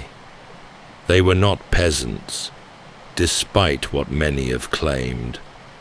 They held land, bore arms, and had a modest coat of arms themselves, a white lion on a red field.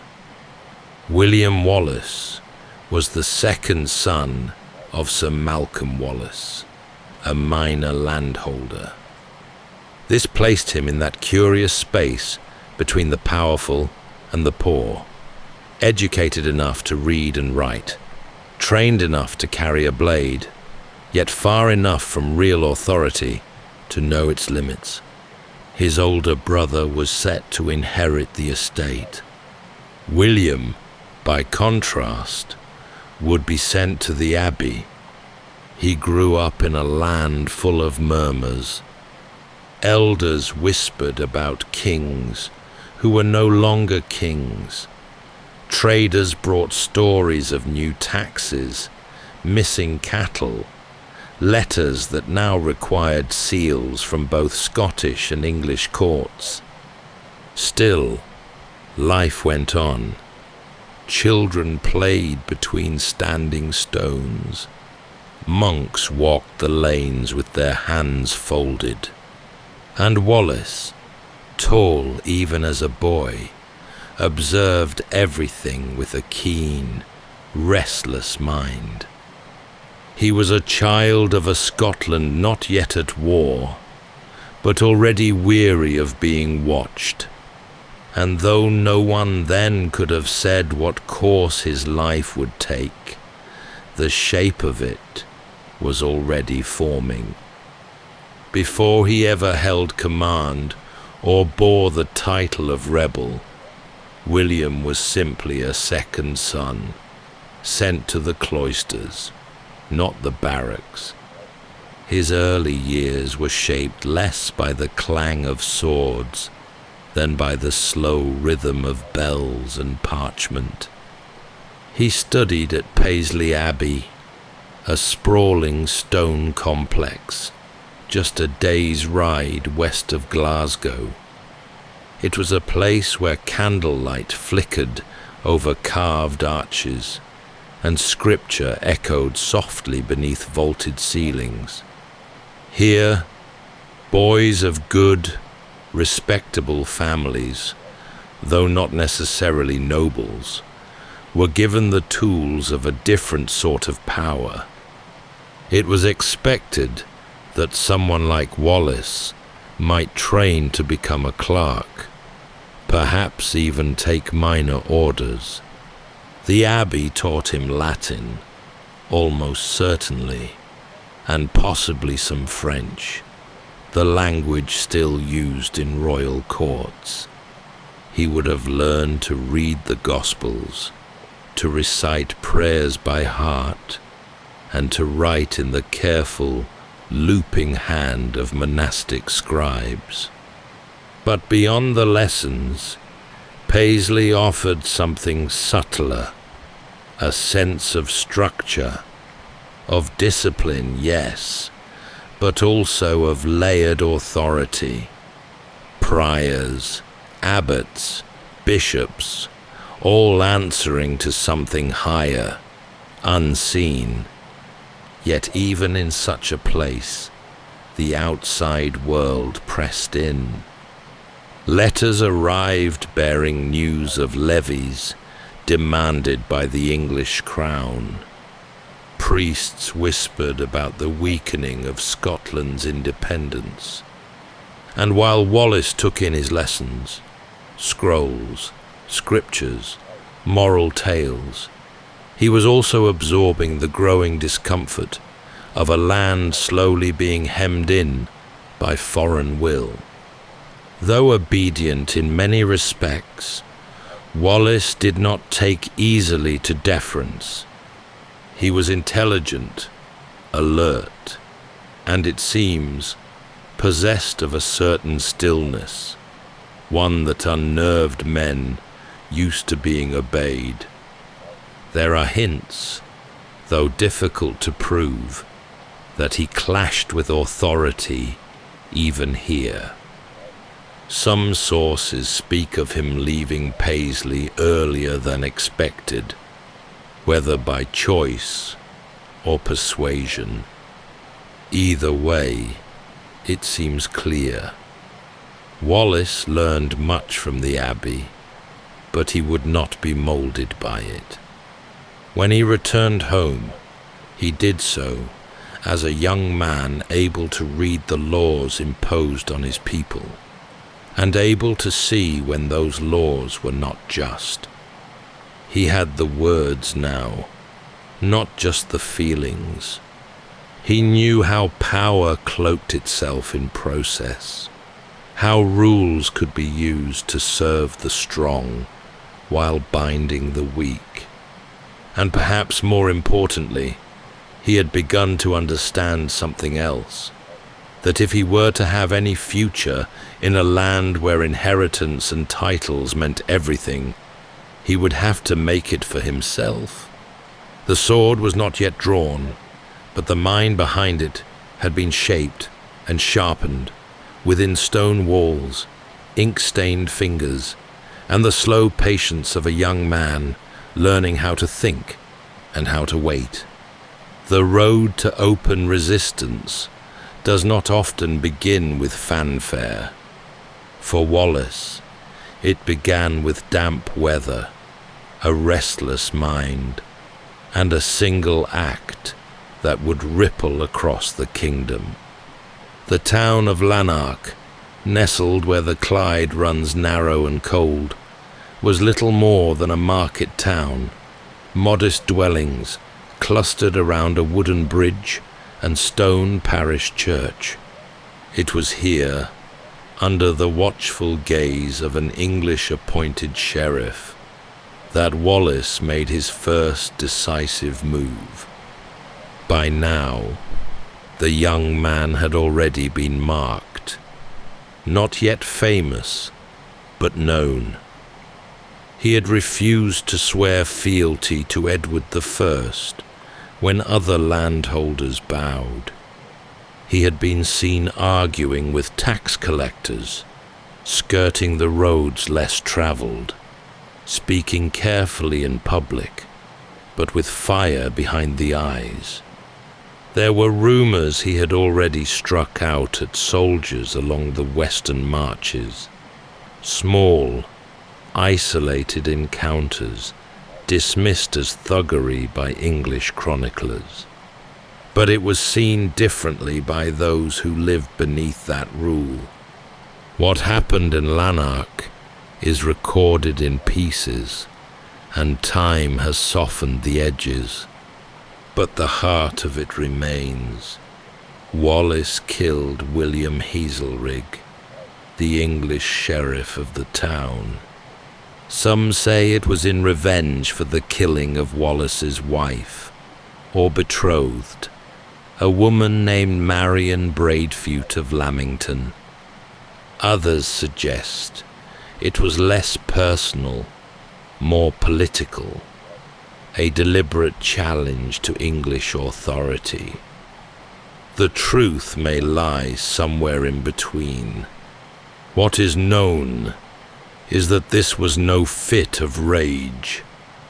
Wallace did not linger after the act.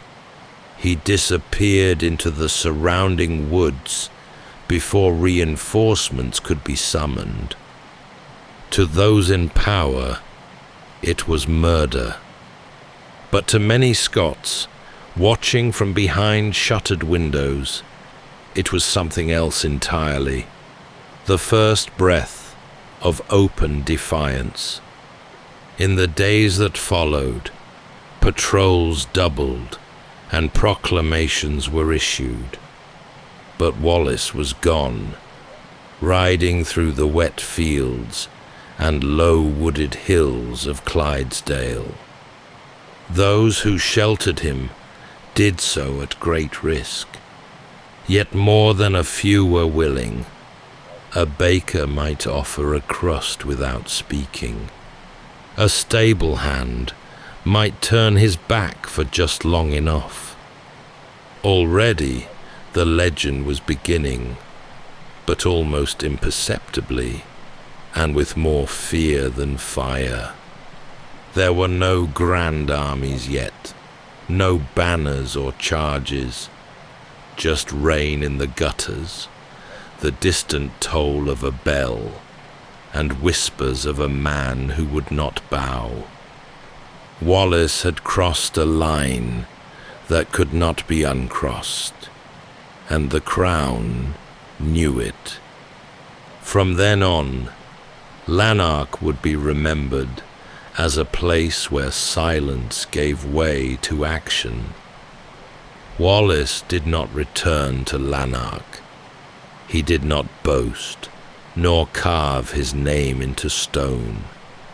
Instead, he vanished into woodland, into rumour, into the low mist that hung over the braes of southern Scotland. From this point onward, his life became a pattern of evasion and emergence. No fixed base, no standing army, just movement, message, and the slow gathering of trust. If rebellion was to grow, it would do so carefully, under the cover of deep forests and ancient stones. Much of Wallace's early organizing took place not in halls or castles, but in the open. Forest clearings served as council chambers, and those who joined him were not mercenaries, but farmers, tradesmen, younger sons with little to lose. They came in twos and threes, some on foot, others leading worn horses.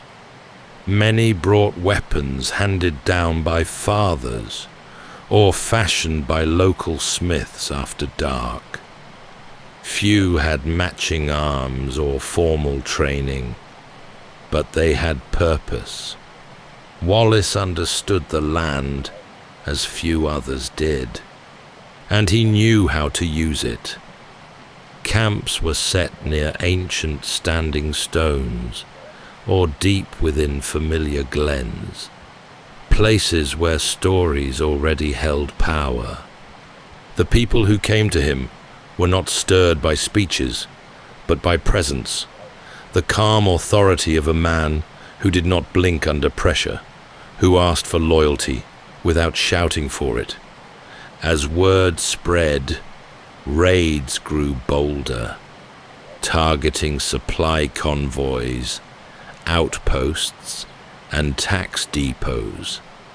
English officials responded with warrants and patrols, but Wallace remained one step ahead. At times, his men would vanish for days, only to strike suddenly miles away. These were not victories won with numbers, but with precision and daring. It was around this time that Wallace joined forces with Andrew de Moray, another leader rising in the north who shared his cause. Moray had led his own rebellion near Inverness, and their combined strength was now drawing attention far beyond the borders. Still, their forces were uneven and their resources thin. The English crown dismissed them as rabble. But then came Stirling. The bridge at Stirling was narrow, just wide enough for two to pass abreast, and flanked by marshy ground. It was here, in the late summer of 1297, that Wallace and Moray chose to make their stand. English forces under John de Warenne and Hugh de Cressingham approached with heavy cavalry and supplies. Wallace, studying the lay of the land, saw what others did not, that this bridge, not the battlefield beyond it, would decide the day. As the English began to cross, Wallace waited. Only when a portion of their forces had moved past the halfway point did he strike. The trap was swift, brutal, and strategically flawless. Those caught on the bridge had no room to maneuver. Many fell into the river. Others turned back too late. The rest never crossed at all. The victory at Stirling was not just a blow to English arms. It was a message. Wallace, once a fugitive, now stood as a commander capable of defeating a larger, better equipped force. His name moved from whispered tale to spoken fact. But even as celebrations spread through the hills, Wallace remained aware. This was only the beginning. Victory brought attention, and attention in a land still divided could be as dangerous as defeat. In the days after Stirling, Scotland held its breath. The unexpected victory had sent tremors through the English ranks and stirred new energy among those who had once kept to the shadows. But with triumph came expectation, and soon eyes across the land, noble and common alike, turned to William Wallace. He was not a lord. He held no great estate. And yet, in October of 1297, Wallace was named Guardian of the Realm of Scotland, ruling in the name of the imprisoned King John Balliol. It was not a royal title, but it carried enormous weight. As Guardian, Wallace was tasked with defending the kingdom, administering justice, and speaking on its behalf abroad. It was a role usually reserved for high-born nobles, men with lineage, influence, and deep political ties. Wallace had none of these. What he had was momentum, clarity, and a reputation that had outpaced his origins. It was a strange honor, one that placed him not above the people, but awkwardly among the ruling class, who had until recently ignored or opposed him. Many nobles resented his sudden rise. Few offered more than lukewarm support. In meetings of the realm's council, Wallace often stood alone, surrounded by titles, but lacking allies. His authority rested on what he had done, not who he was. Still, he acted. From the small stronghold of Scone, and later Perth, Wallace issued proclamations in the name of Scotland's freedom, though always in measured legal terms.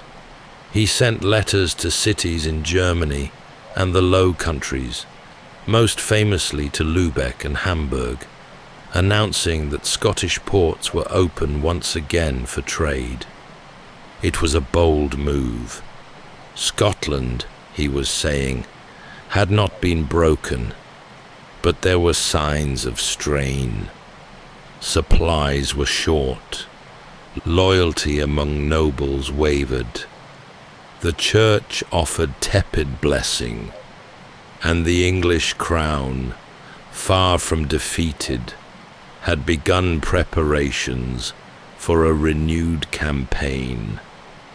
King Edward I, now returned from his continental wars, was determined to reclaim what he saw as his rightful dominion.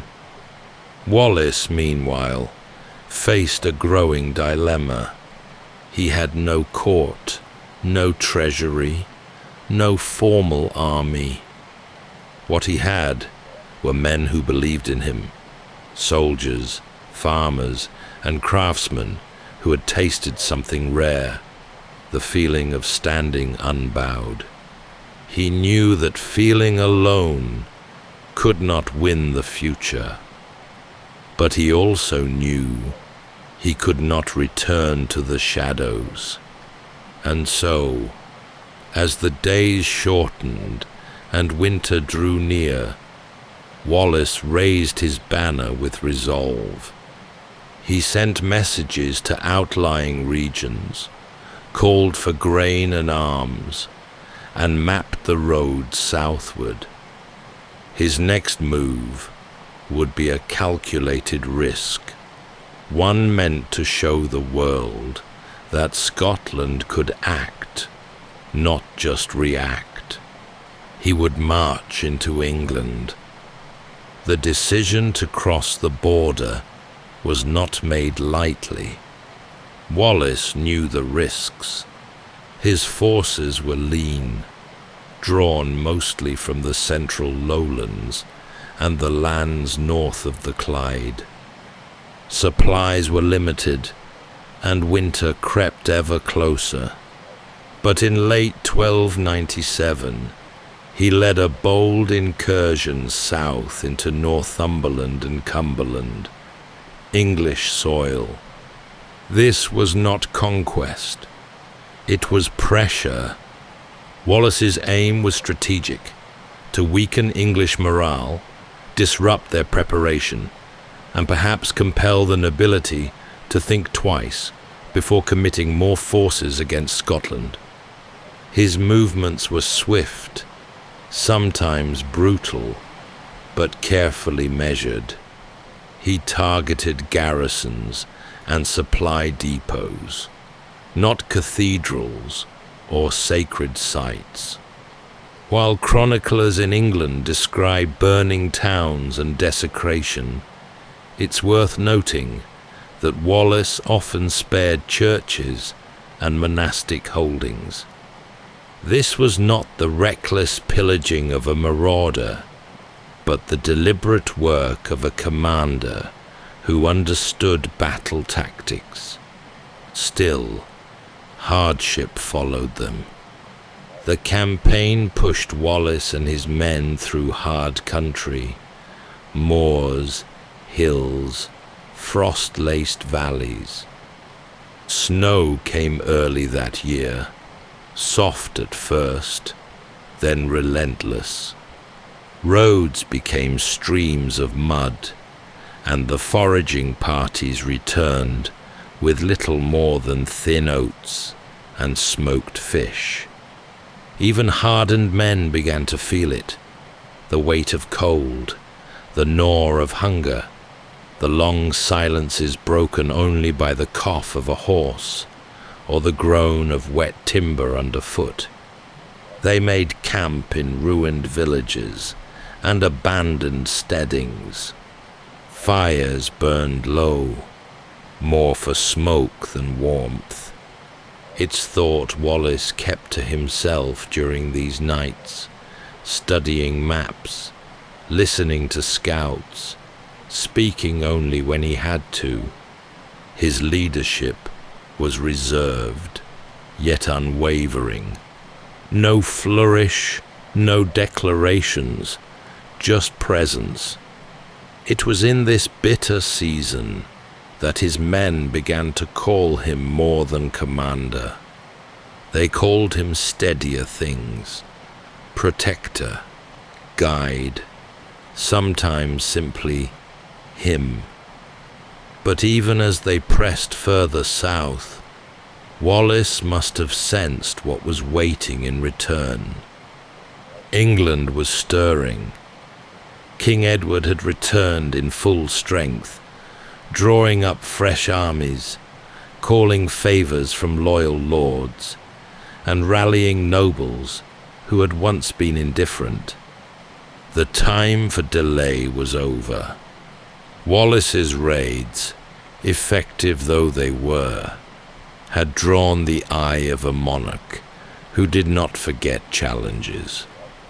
By early 1298, Wallace knew his men could not remain in the south. The land, scoured and barren, could no longer sustain them, and winter's bite was deepening. He gave the order to return, and so, over hills powdered with frost, they retraced their steps, worn, thinned, but largely intact. They had achieved what they set out to do, reminded England that Scotland could still strike. But Wallace also knew that warning bells had been sounded. The next time he faced the English, they would come in force. And so, as he crossed the border once more, and disappeared into the haze of lowland farms and rising mist, Wallace must have felt the strange weight of foresight. He had bought time, but he had also invited the full weight of the crown. The fields around Falkirk were soft in the early summer of 1298, grass just tall enough to sway in the breeze, the ground firm from weeks without rain.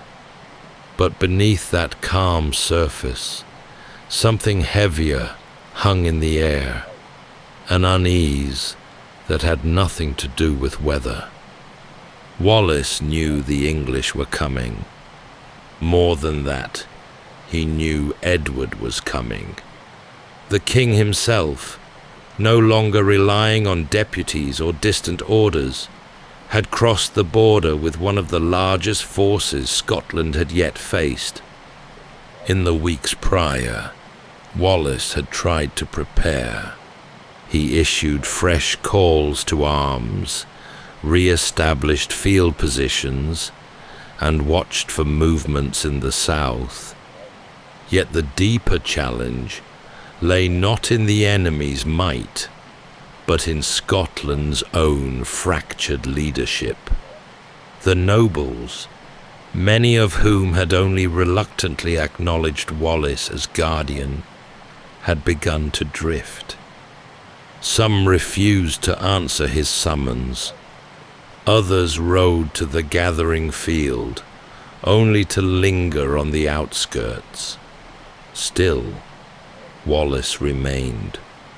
He chose his ground near Falkirk carefully, placing his infantry in schiltron formations, tight circles of spearmen, designed to hold firm against cavalry.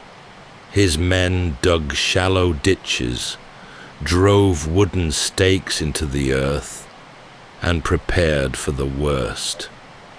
These were not professional soldiers. Many were farmers, apprentices, tradesmen, but they believed in Wallace, and they stood their ground. The English arrived in overwhelming force. Knights in armor, archers from Wales, foot soldiers hardened by years of campaign. Edward had brought nearly 2,000 cavalry alone. It was, in every sense, a reckoning. The battle, when it came, did not last long. The English archers broke the schiltrons from a distance, their arrows finding the gaps that even the tightest ranks could not fully seal. Cavalry surged in, cutting through the weakened lines. The Scottish nobles, many of whom had held back at the rear, gave little support. Some fled the field early, others watched and did nothing. Wallace's forces held as long as they could. There was no collapse, only erosion, a slow, tragic unraveling of men outmatched and under-supported. When retreat became the only option, Wallace withdrew his remaining forces in order, protecting as many lives as he could. He did not die at Falkirk, but something else did. In the aftermath, Wallace resigned as Guardian of Scotland. It was not a gesture of defeat, but of clarity. He had seen the limits of his position, the ceiling placed upon him not by the enemy, but by his own countrymen. Without unity, there would be no lasting resistance, and if others wished to lead, he would no longer stand in their way. He vanished from the public eye, slipping back into the shadows from which he had come. No speeches, no declarations, just the fading sound of hoofbeats and the long quiet that follows a cause caught in the hands of too many. Falkirk was not the end, but it was a turning point. The legend might live on, but the man, now stripped of title and command, would continue his journey alone. When the dust of Falkirk settled and Wallace relinquished his role as guardian, he did not return home, because in truth, he no longer had one. His name was now both shield and target, known across the kingdom, praised in hushed tones by those who saw him as Scotland's only true voice, and condemned by others who preferred order, even at the cost of independence. What followed was not well recorded. These years of Wallace's life slipped through the grasp of history, mentioned only in fragments, stray letters, vague reports, the kind of records that suggest movement, but rarely confirm it. And yet, it is in this absence, this misted chapter, that we find perhaps the truest version of him. A man moving by instinct, relying on memory and terrain, never staying long, always watching. He passed, it is believed, from glen to glen, taking shelter in the hills above Loch Lomond, the pine woods near Tindrum, and the twisting paths of Glen Nevis. He travelled light, with only a few trusted companions, and never announced his arrival. When he needed food, sympathetic villagers would leave parcels hidden at marked stones. When he needed word of the outside world, he listened rather than asked. Despite his isolation, Wallace had not given up. He travelled beyond Scotland, perhaps even to France, seeking support from King Philip IV. Records suggest he carried letters with him, formal declarations from Scottish clerics or remaining councilmen, requesting aid against Edward's encroachment. Some say Wallace hoped to travel to Rome, to lay Scotland's case before the Pope. Whether he reached the Holy See remains uncertain, but the effort itself speaks to the kind of resolve he carried, a belief that even from the margins he could still shape the fate of his country. Back home, however, the tides were turning. With Wallace absent, New leaders emerged, nobles more acceptable to the political class, some of whom had once ignored or opposed him. Treaties were signed, compromises made. The cause for which he had risked everything was still alive, but it had changed shape, less about open resistance, more about negotiation, diplomacy, careful steps rather than bold leaps. In many ways, Wallace had become a symbol more than a man. Songs were sung about his courage. Tales spread of his escape through icy burns, his sword still gleaming despite the snow. And yet, in truth, he remained a wanderer, unseen, his thoughts likely far less grand than the ballads made them out to be.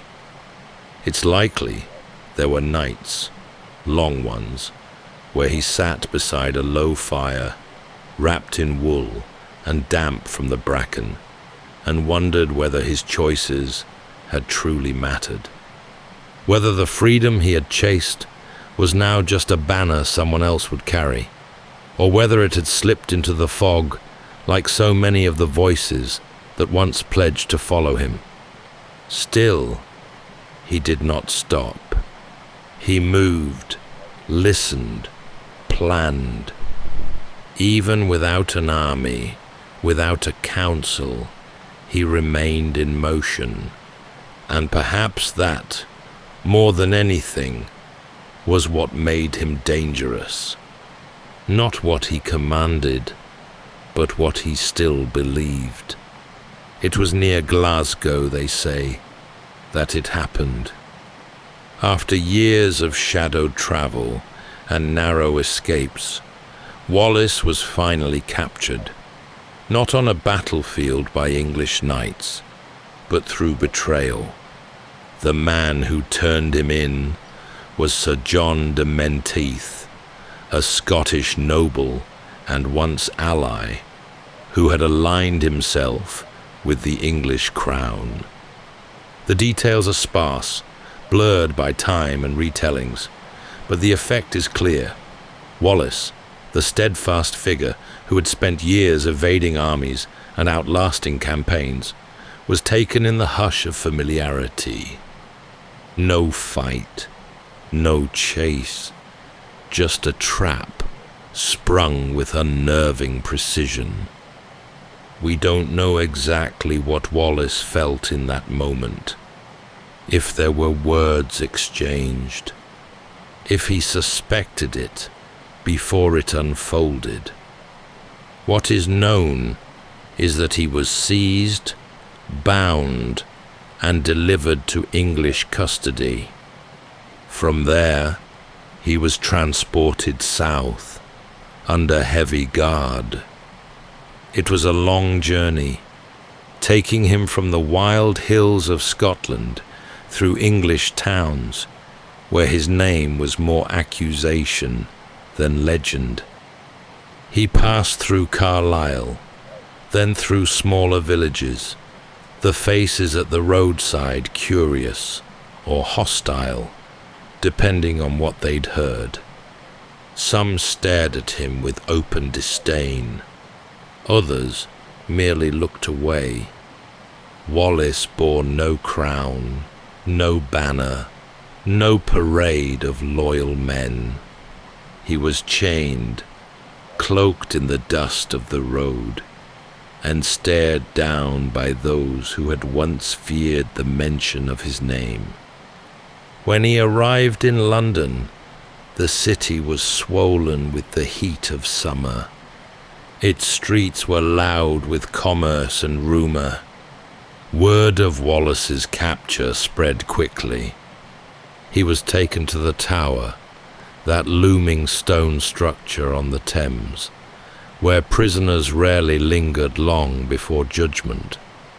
For the English crown, this was a triumph, a symbol that the rebellion, or at least one version of it, had finally been quelled. But even here, in the heart of his enemy's domain, Wallace did not bend. When brought before the court, he acknowledged no guilt. He denied the charge of treason outright, stating simply that he had never sworn loyalty to the English king. So how, then, could he betray him? For Wallace was a man of principle, who saw himself not as a criminal, but as a man who had defended his homeland from foreign control. In that moment, stripped of power, he still held to the one thing no one could take from him: his conviction. The trial was short, the verdict predetermined. He was condemned to death. The sentence, carried out with medieval severity, was meant to send a message. Yet history remembers little of those who presided, and much of the man they hoped to erase. In the days before his execution, Wallace was held under close guard. We can imagine the moments he must have passed in reflection, alone in the cold stone of his cell, the sounds of London beyond the walls, the knowledge of what lay ahead settling in with clarity. He had lived as a hunted man for years, and now, at last, he was still. There would be no more glens to retreat into, no more hidden allies or forest paths, only the closing chapter, and whatever dignity he could carry into it. But though the final hours were his alone, what came after would not be. Word of Wallace's death would travel far, across Scotland, into the courts of Europe, even whispered through the halls of monasteries, not because it was unexpected, but because of what it meant, that a man could defy the greatest power in his world and face the end without apology nor bitterness. There are no known last words, no letter from the Tower, no final account from William Wallace himself. What remains is silence, the deep, historical kind that follows when a life ends, but its meaning lingers on. After his execution in late August of 1305, Wallace's name was meant to fade. The sentence had been carried out with spectacle and severity, designed to erase not just the man, but the idea of him. His body was quartered, his remains sent to various towns across England and Scotland, warnings nailed in wood and iron. But ideas, unlike flesh, do not scatter so easily, and in Wallace's case, it was not just the idea of resistance that survived. It was the idea of endurance, of a man who stood not because he believed he would win, but because he refused to kneel. Within Scotland, his legacy took root unevenly at first. The nobles who had once distanced themselves from him found his absence a useful symbol. Later uprisings, most notably those led by Robert the Bruce, would draw quiet strength from Wallace's memory. Bruce himself had once opposed Wallace's methods, but as the wars for independence deepened, even he could not ignore the power of what Wallace had stood for. In abbeys and among the clergy, his name was kept alive in small ways. Notes in margins, mentions in chronicles, the occasional prayer spoken with care. Across Europe, The letters Wallace had once sent from his position as guardian were preserved in archives, rarely studied at the time, but not discarded. The ports of Lübeck and Hamburg remembered the Scotsman who had written to them with diplomatic courtesy, announcing Scotland's intent to stand as its own. It was not until generations later that Wallace's story took fuller form, retold, reimagined, sometimes adorned. The truth, though simpler, is no less powerful. He was a man born into a time of confusion and uncertainty, who chose a path most would have avoided. But even in defeat, he remained constant, believing truth and justice are worth fighting for. And perhaps that is why his memory remains. That's all for tonight's journey through history. Whether you're fast asleep or still drifting there, thank you for listening. And until next time, rest well.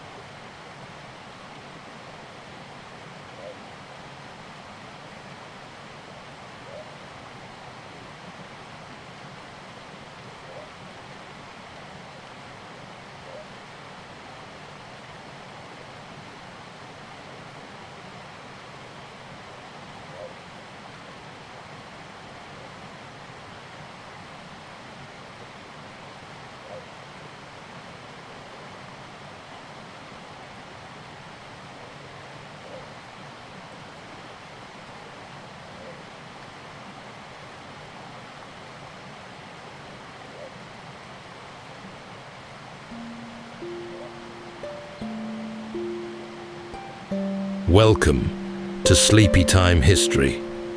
True stories from the pages of history for a full night's rest. If this is your first time listening, let us know where you're tuning in from, or make a request for a future episode. And if you like what you hear, please consider liking and subscribing. It helps us immensely. All right, it's time to settle in, relax, and take a wander through the pages of history and storytelling.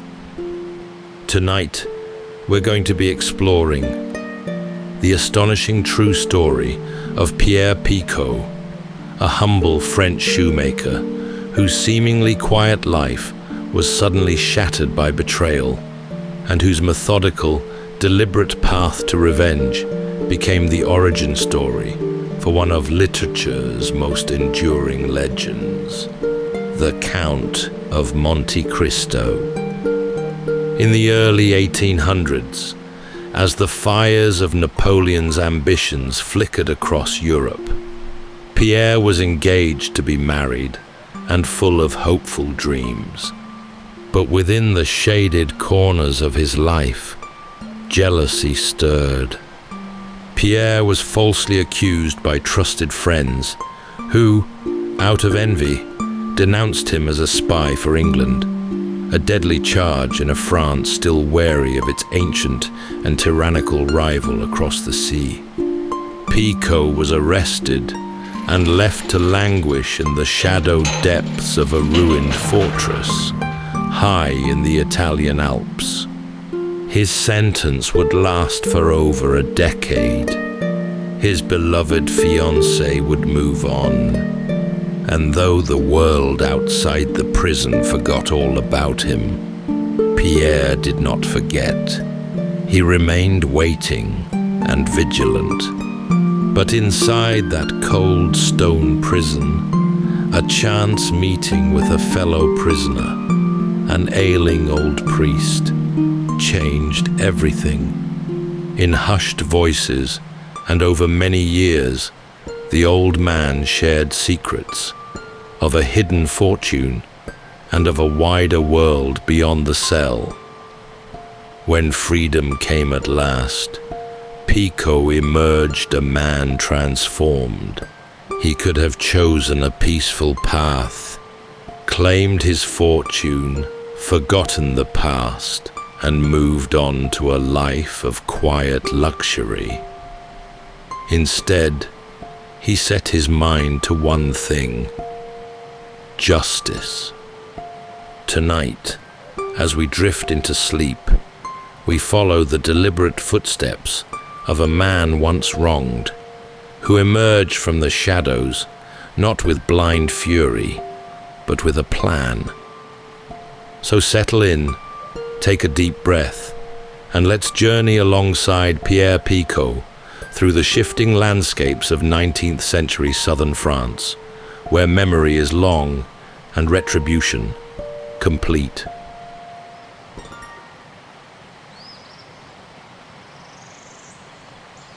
Pierre Picaud was born in the southern city of Nîmes, a place of Roman ruins and sun-washed stone, nestled between the towering mountains and the Mediterranean winds.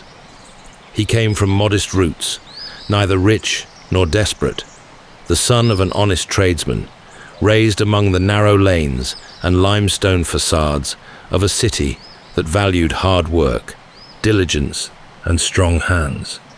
From an early age, Pierre followed in his father's path, learning the gentle craft of shoemaking. His work was careful, his manner steady, and he moved through life with the simple grace of a man at ease in his station. But fortune, it seemed, had chosen him for more than tools and leather. In his mid-20s, Pierre became engaged to marry a young woman of significant wealth and elegance. Marguerite Vigarou was spoken of in her day with admiration. Beautiful, poised, and from a family of far greater means than Pierre's own. And yet, she had chosen him, not for his coin, but for his kindness. The match surprised many, but it was genuine. Love, in its rarest form, had found them both. For a time, life bloomed. Picaud's days were filled with gentle routine, shaping fine shoes for Nimes' wealthier residents, tending to his modest home, and preparing for the life he would build with his beloved. Friends gathered often, sharing wine and conversation beneath the stone arches of the town's arcades. Pierre was well liked, trusted, admired, and considered fortunate by many. But even then, threads of envy had begun to curl through the edges of his happiness. Not everyone rejoiced in his good fortune. Among his circle were 3 men he called friends, men who had stood beside him through the years, whose smiles now masked something darker. Their names would soon be etched into his memory with unshakable weight. For in hushed conversations behind closed doors, they began to speak his name with suspicion and imagine what it would mean to bring him down. Pierre, for all his sensitivity, did not see it. Or perhaps he saw and chose to believe otherwise. That friendship, once forged, could not so easily turn. He had not yet learned that betrayal often walks in familiar shoes. And so, as the sunlit days of Nimes carried him gently toward a future he could nearly touch, Picaud remained unaware that the world he built so carefully was already beginning to fracture. The men who would destroy Picaud's life had once shared his wine, his laughter, and his trust. There was Lupin, a fellow tradesman, bold, confident, and outwardly charming, yet restless in Pierre's shadow. Then Solari, the innkeeper's son, clever, but always watching from the edges, where envy brews without noise. And finally, Shobar, quieter than the rest, but no less moved by the slow, smouldering pull of resentment. All 3 had walked beside Pierre in easier times. They had dined at his table, toasted his engagement, and offered congratulations with smiles that were beginning to crack.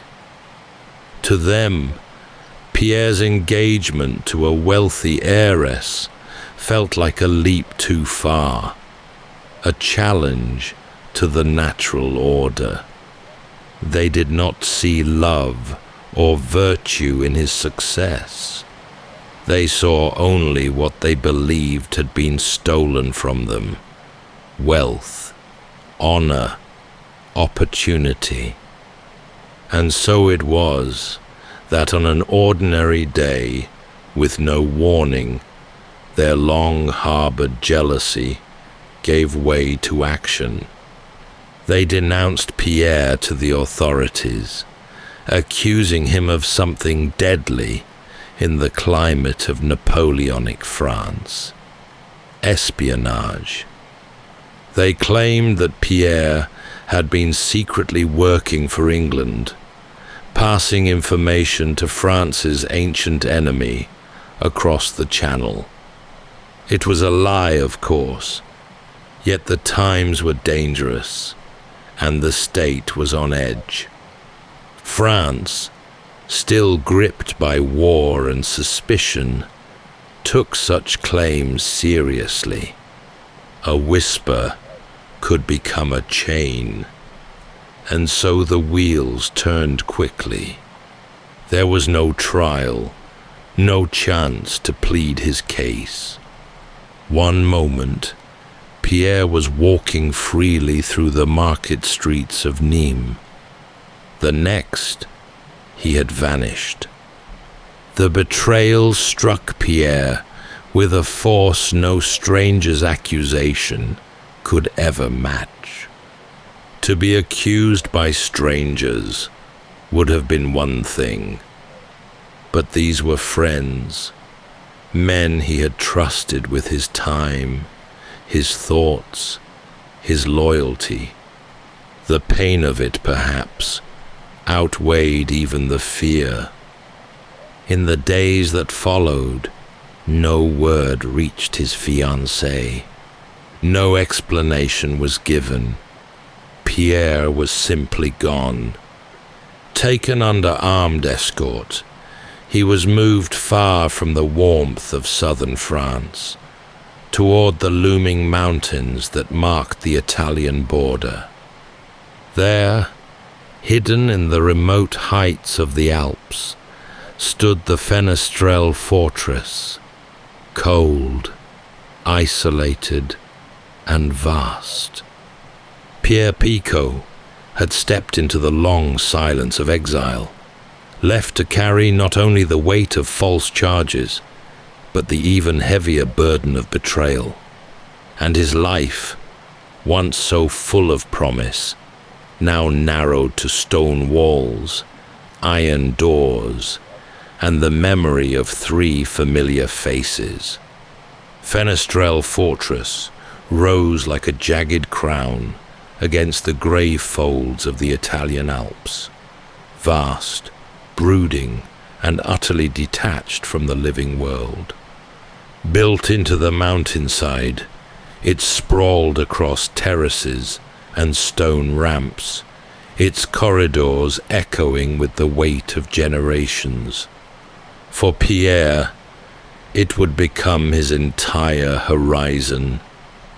He arrived in shackles, tired and stunned, as if the world had suddenly changed languages and turned its face away. The fortress held no comfort, not in its stone cells, nor in the cold that seeped up through the walls at night. The seasons passed with little distinction. Summer's warmth barely reached the mountain heights, and winter came early, biting at the fingers and lungs of those trapped within. His cell was small, more hole than room, with only a narrow slit for light and a straw mat that smelled of damp years. There were no visitors, no news from the outside world, no trial to hope for, just stone, iron, and the long, slow ache of being forgotten. The days stretched without form. At first, Pierre kept count, scratching notches into the wall, trying to hold on to some sense of time. But after the 100th day, or perhaps the 200th, the numbers lost their meaning. Time had bent. Each morning arrived like the one before. Each night, just a darker version of the day. There were others in the fortress, murmurs from down long hallways, shuffling feet, an occasional cough in the dark, but no one to speak to directly. Isolation wrapped around him like a second skin. He did not know if his fiancée had searched for him. He did not know if she still believed in him, or if she'd been told he was dead, or worse, guilty. And then there was the cold. Not simply the weather, but a kind of internal freezing, a stilling of purpose. He had been a man on the cusp of a beautiful life, and now he was no one. A name on no list, a ghost who hadn't died. But even in that grey silence, something held. Pierre did not unravel. He endured.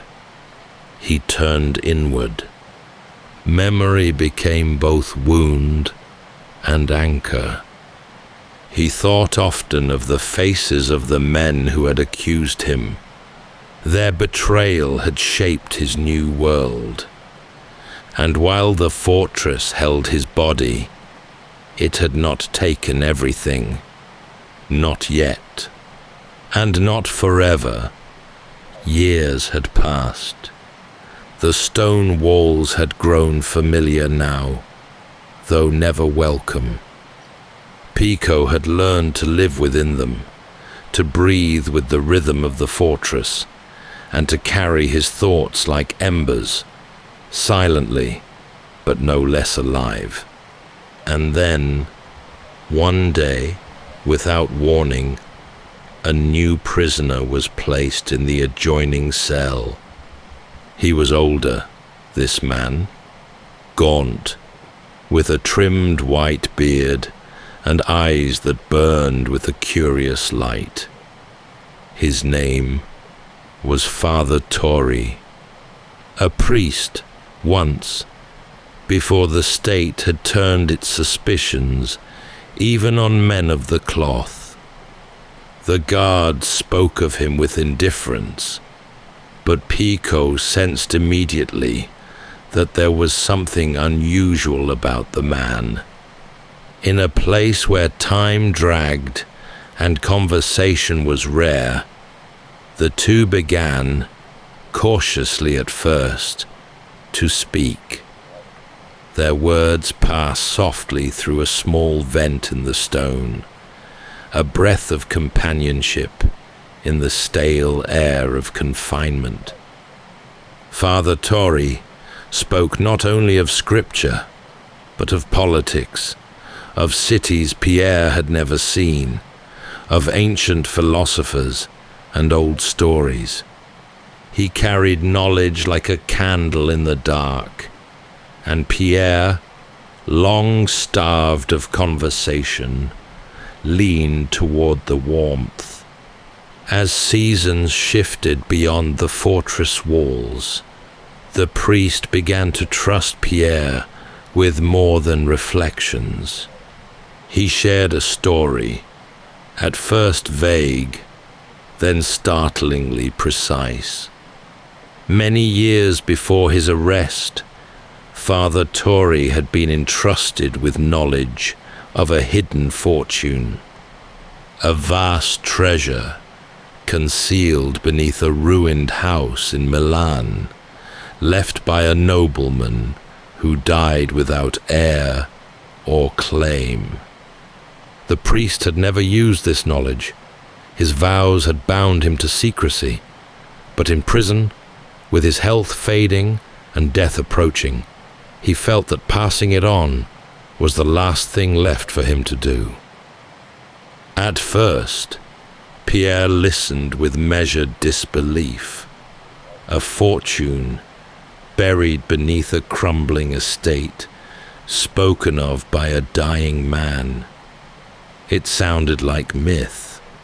But Father Torre spoke plainly, offering details with remarkable clarity, names, locations, markings on the cellar floor, and the twisted logic by which the treasure had been hidden.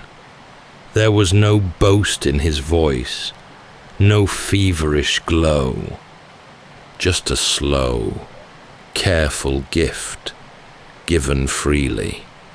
And then, one night, not long after, Father Torre was gone. The guard said nothing, simply sealed the adjoining cell as though its occupant had never been. Pierre sat awake in the dark for many hours, repeating the priest's words over and over, fixing them in his mind like sacred scripture. It was then, perhaps, that the shape of a new life began to form, not as a plan, not yet, but as a seed. He had lost nearly everything, but now he held something more than memory. He held a secret. By the time the 10th year neared its close, Picaud was no longer the man who had once walked the warm streets of Nîmes, whistling as he stitched fine shoes, or smiled beneath the stone arches with his bride-to-be on his arm. That man had vanished with the first clank of the prison gate. What remained was leaner and more inward, not broken, just changed. The years moved slowly in Fenestrelle. Some prisoners aged fast, worn thin by despair. Others faded in silence. But Pierre had found something else, a reason, however distant, to keep himself whole. With every passing day, the memory of Father Torre's words deepened their hold. He would replay the priest's instructions like a ritual, the location, the symbols, the cracked floor beneath the cellar door in a long-forgotten house in Milan. He whispered them aloud in the dark, not to believe in them, but to remember them perfectly. And more than just remembering, he trained himself, not physically. The cramped cell allowed little movement, but in mind and spirit. He began to recall every detail of those who had betrayed him, the words they'd spoken, the tone in their voices, their habits, their vices, their weaknesses. He imagined the world outside, where they still walked freely. He did not hate them loudly.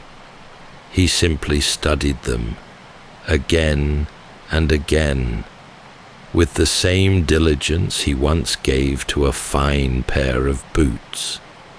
Nothing rushed, everything methodical. He also listened to guards, to snatches of conversation between cells, to footsteps and patterns and silences. He became part of the stonework, unseen, unnoticed, but watching. Time, for Pierre, was no longer an enemy. It was a tool. He had no calendar, no clock, but somewhere in the back of his mind, he kept count. A growing certainty told him that his release would come, perhaps by decree, perhaps by oversight, and when it did, he must be ready, not just to survive, but to become someone altogether new. Someone with a name no longer spoken in grief or pity, but in wonder, perhaps even fear. He began to plan, and while the guards believed he sat idle in his cell, wasting away in obscurity, Picaud was building something, quietly and in the dark, planning his every move. After more than a decade behind stone and iron, the world beyond Fenestrelle had become, to Pierre, half myth and half memory. But one cold morning, without ceremony or explanation, the gate clanged open, and he was told he was free. The guards offered no reason, Perhaps the charges had been suddenly dropped, or lost in the shuffle of changing administrations. Perhaps someone in Paris had finally questioned the length of his detention. But no apology came, no compensation, just release. He stepped beyond the fortress walls, with little more than the clothes he wore, and the weight of years behind his eyes. The light hurt at first, not just the sun, but the color of things, the sky, the moss, the distant pines. Everything looked unfamiliar, as though the world had kept moving without him, leaving him to catch up at his own pace. The journey southward was long and solitary. He traveled on foot at first, avoiding major roads, taking work where he could, laboring under false names, listening more than speaking. The priest's map, etched into his mind, remained unshaken. The memory of Milan pulled at him relentlessly. When he finally arrived in the city, it had changed. Buildings stood where fields once were. Faces had turned, but the streets still bent in the same crooked lines, and he found, eventually, the neighborhood the priest had described. At the edge of the city, shaded by tall trees and flanked by walls grown over with ivy, sat the old house, now abandoned, its shutters weather-beaten and crooked, its gate rusted nearly shut. Pierre waited until nightfall before slipping through. The house groaned with age. He moved slowly, not out of fear, but reverence. Every creak beneath his foot was part of the priest's story unfolding. He found the cellar door beneath a cracked stone in the kitchen floor. The hinges protested, but it opened. In the flickering light of a single candle, Pierre descended into the damp, earthen dark. The air was thick with mildew and dust, and there, just as Torrey had described, behind a false wall of rotting wood and loose stones, was a small, iron-banded chest. He paused. After all the years, the hunger, the silence, the betrayal, this moment should have felt grand. But it didn't. It felt quiet, certain, as if the world had simply kept its promise. He broke the lock. Inside were golden coins, fine jewels, silver plate, and scrolls of noble lineage, wealth that could carry a man into any life he chose. But Pierre did not smile. He only exhaled, long and slow, and sat there a while, his fingers resting on the edge of the open box. This treasure was not the end of his story. It was the beginning of something far more deliberate. In the months that followed his discovery, Pierre Picaud vanished, not in body, but in name, in trace, in presence. In his place, a new figure began to form, cultured, refined, and impossibly wealthy. He now had the means to re-enter society, not as a shoemaker, but as a gentleman of fortune. But he did not rush. He moved like someone weaving an intricate pattern, one slow stitch at a time. From Milan, he traveled north, adopting a new identity, drawn from the noble documents buried with the treasure. Titles once forgotten were revived. A name with roots in Italian aristocracy, not Picaud, gave him entrance into salons, banks, and business affairs. He acquired property under aliases, developed partnerships, wrote letters in fine hand to officials who never knew they were replying to a man once left to rot in a fortress cell. All the while, he gathered information. His betrayers had not scattered. They still lived comfortably in France, unaware that the man they'd condemned had returned, not only free, but powerful. Lupin, the most ambitious of the three, had married well, securing a position in trade and living handsomely.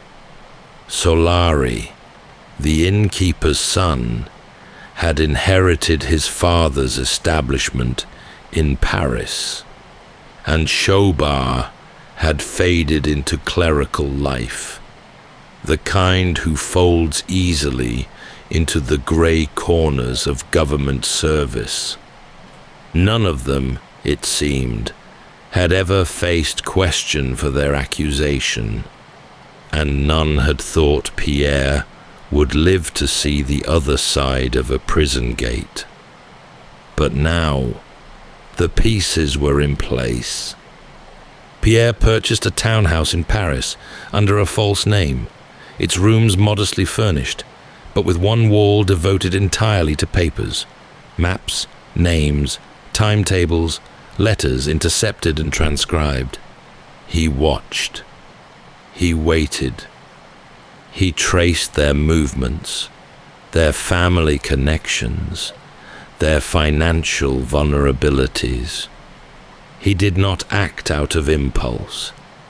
Every step was calculated, not for cruelty, but for symmetry. The punishment, when it came, must fit the betrayal. And so, while his betrayers dined in comfort and greeted guests in well-tailored suits, a man they believed long dead was standing in the shadows of their lives, carefully preparing the days to come. By the time Picaud returned to France in earnest, he was a stranger, even to himself. The years had refined him. His speech had softened, his manner grown restrained, and his clothing, always impeccable, spoke of wealth and understated confidence. No trace of the old shoemaker remained.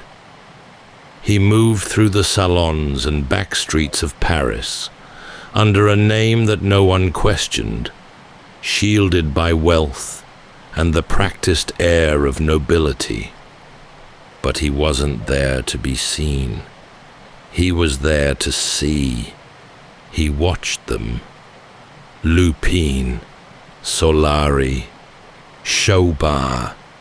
Each man had built a life atop the lie that ruined him, and each had weaknesses that Pierre, with quiet calculation, began to uncover.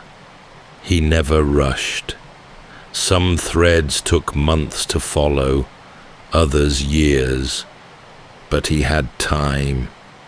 Time was his ally now, and the longer he waited, the more precise his understanding became.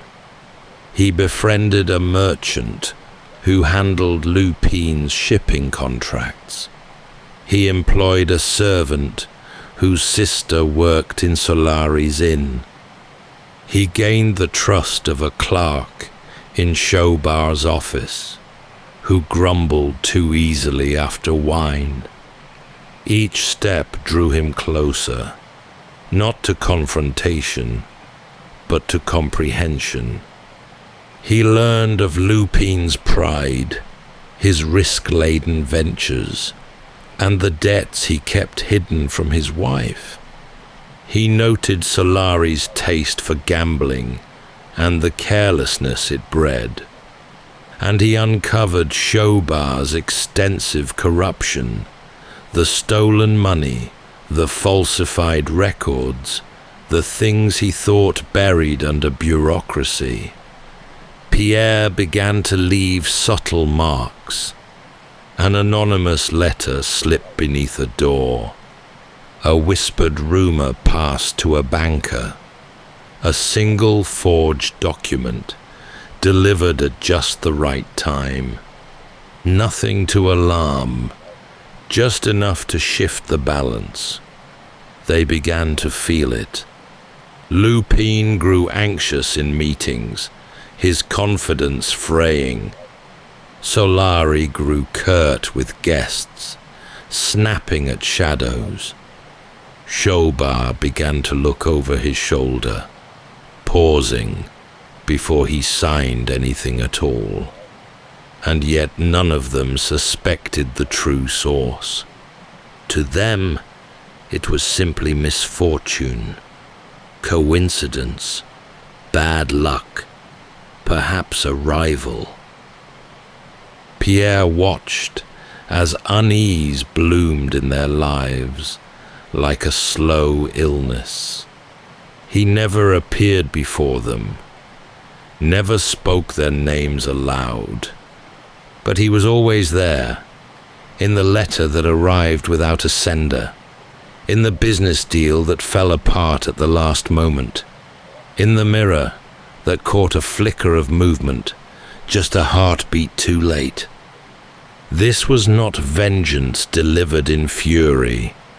It was justice, orchestrated with care, the kind that arrives so slowly, one doesn't realize it's begun until it's already far too late.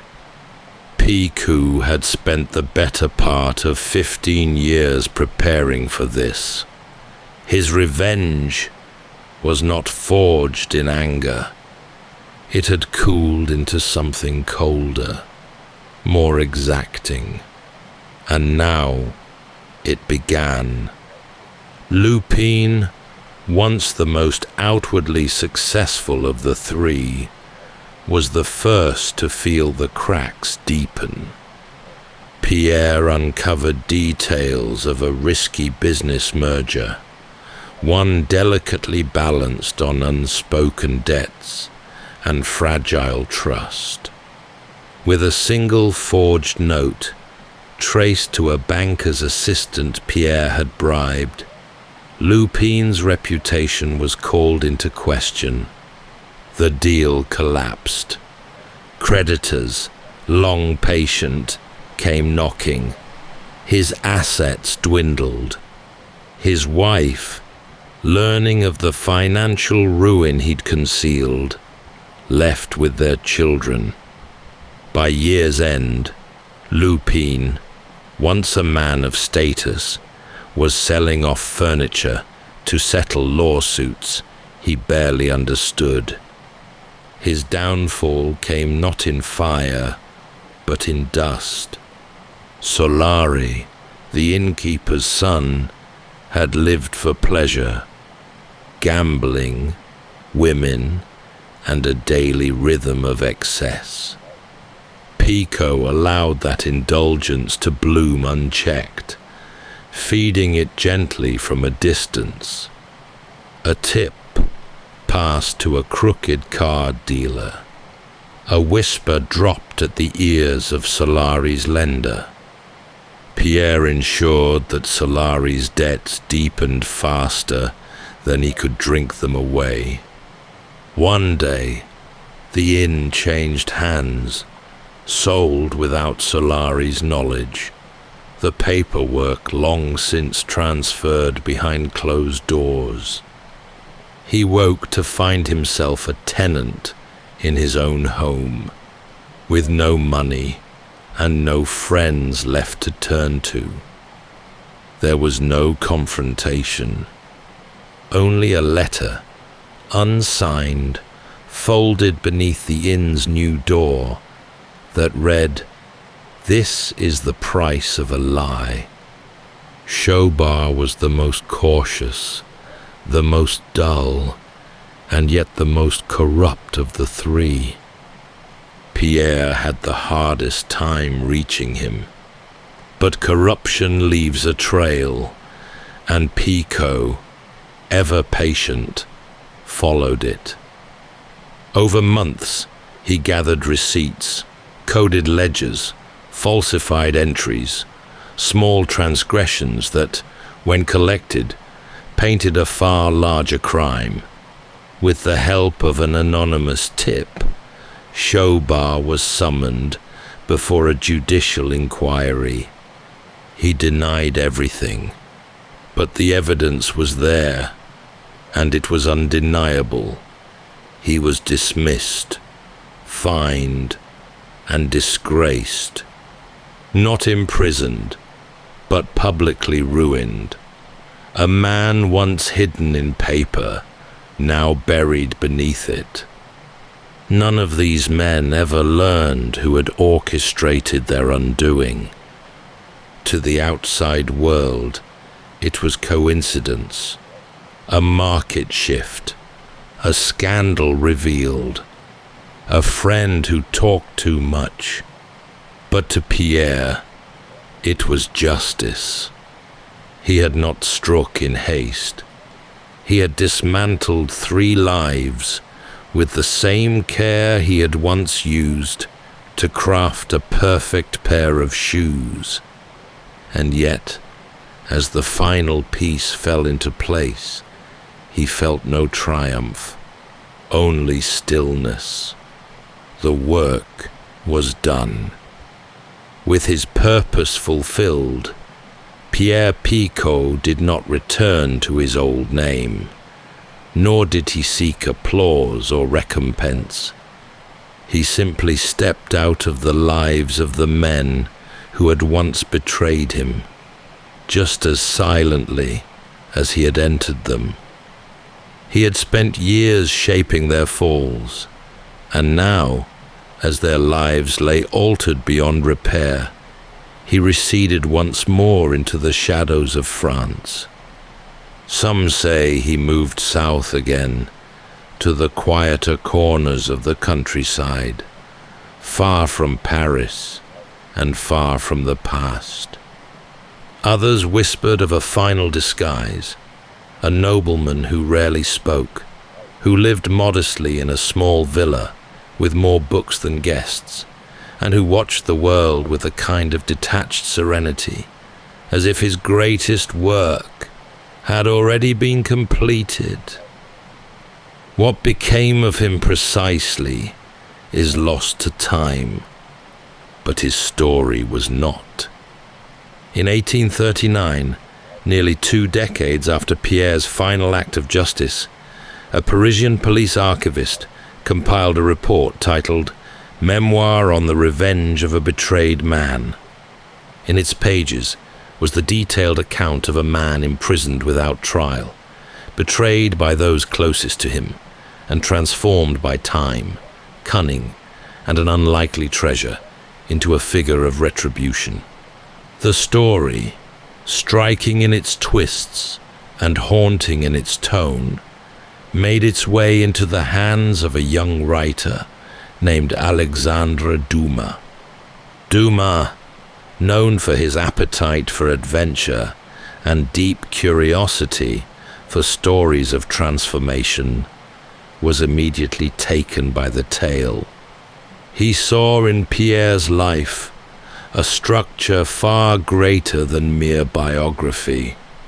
He saw poetry, he saw myth, and with the liberties of fiction, he would expand upon it, building castles, duels, escape tunnels, and shipwrecks, but always keeping the soul of the man intact. In 1844, The Count of Monte Cristo was published, the story of Edmond Dantes, falsely imprisoned, mysteriously enriched, and determined to right the scales of fate. Readers, were spellbound, and though most never knew of Pierre Picaud by name, they came to know his journey. In time, Pierre's life faded into legend, his memory preserved not in records or grave markers, but in the pages of one of the world's most enduring novels. A man who never sought fame, whose vengeance was silent and precise, would be remembered forever, not as a shoemaker from Nîmes, but as the shadow behind a literary giant. That's all for tonight's journey through history. Whether you're fast asleep or still drifting there, thank you for listening. And until next time, rest well.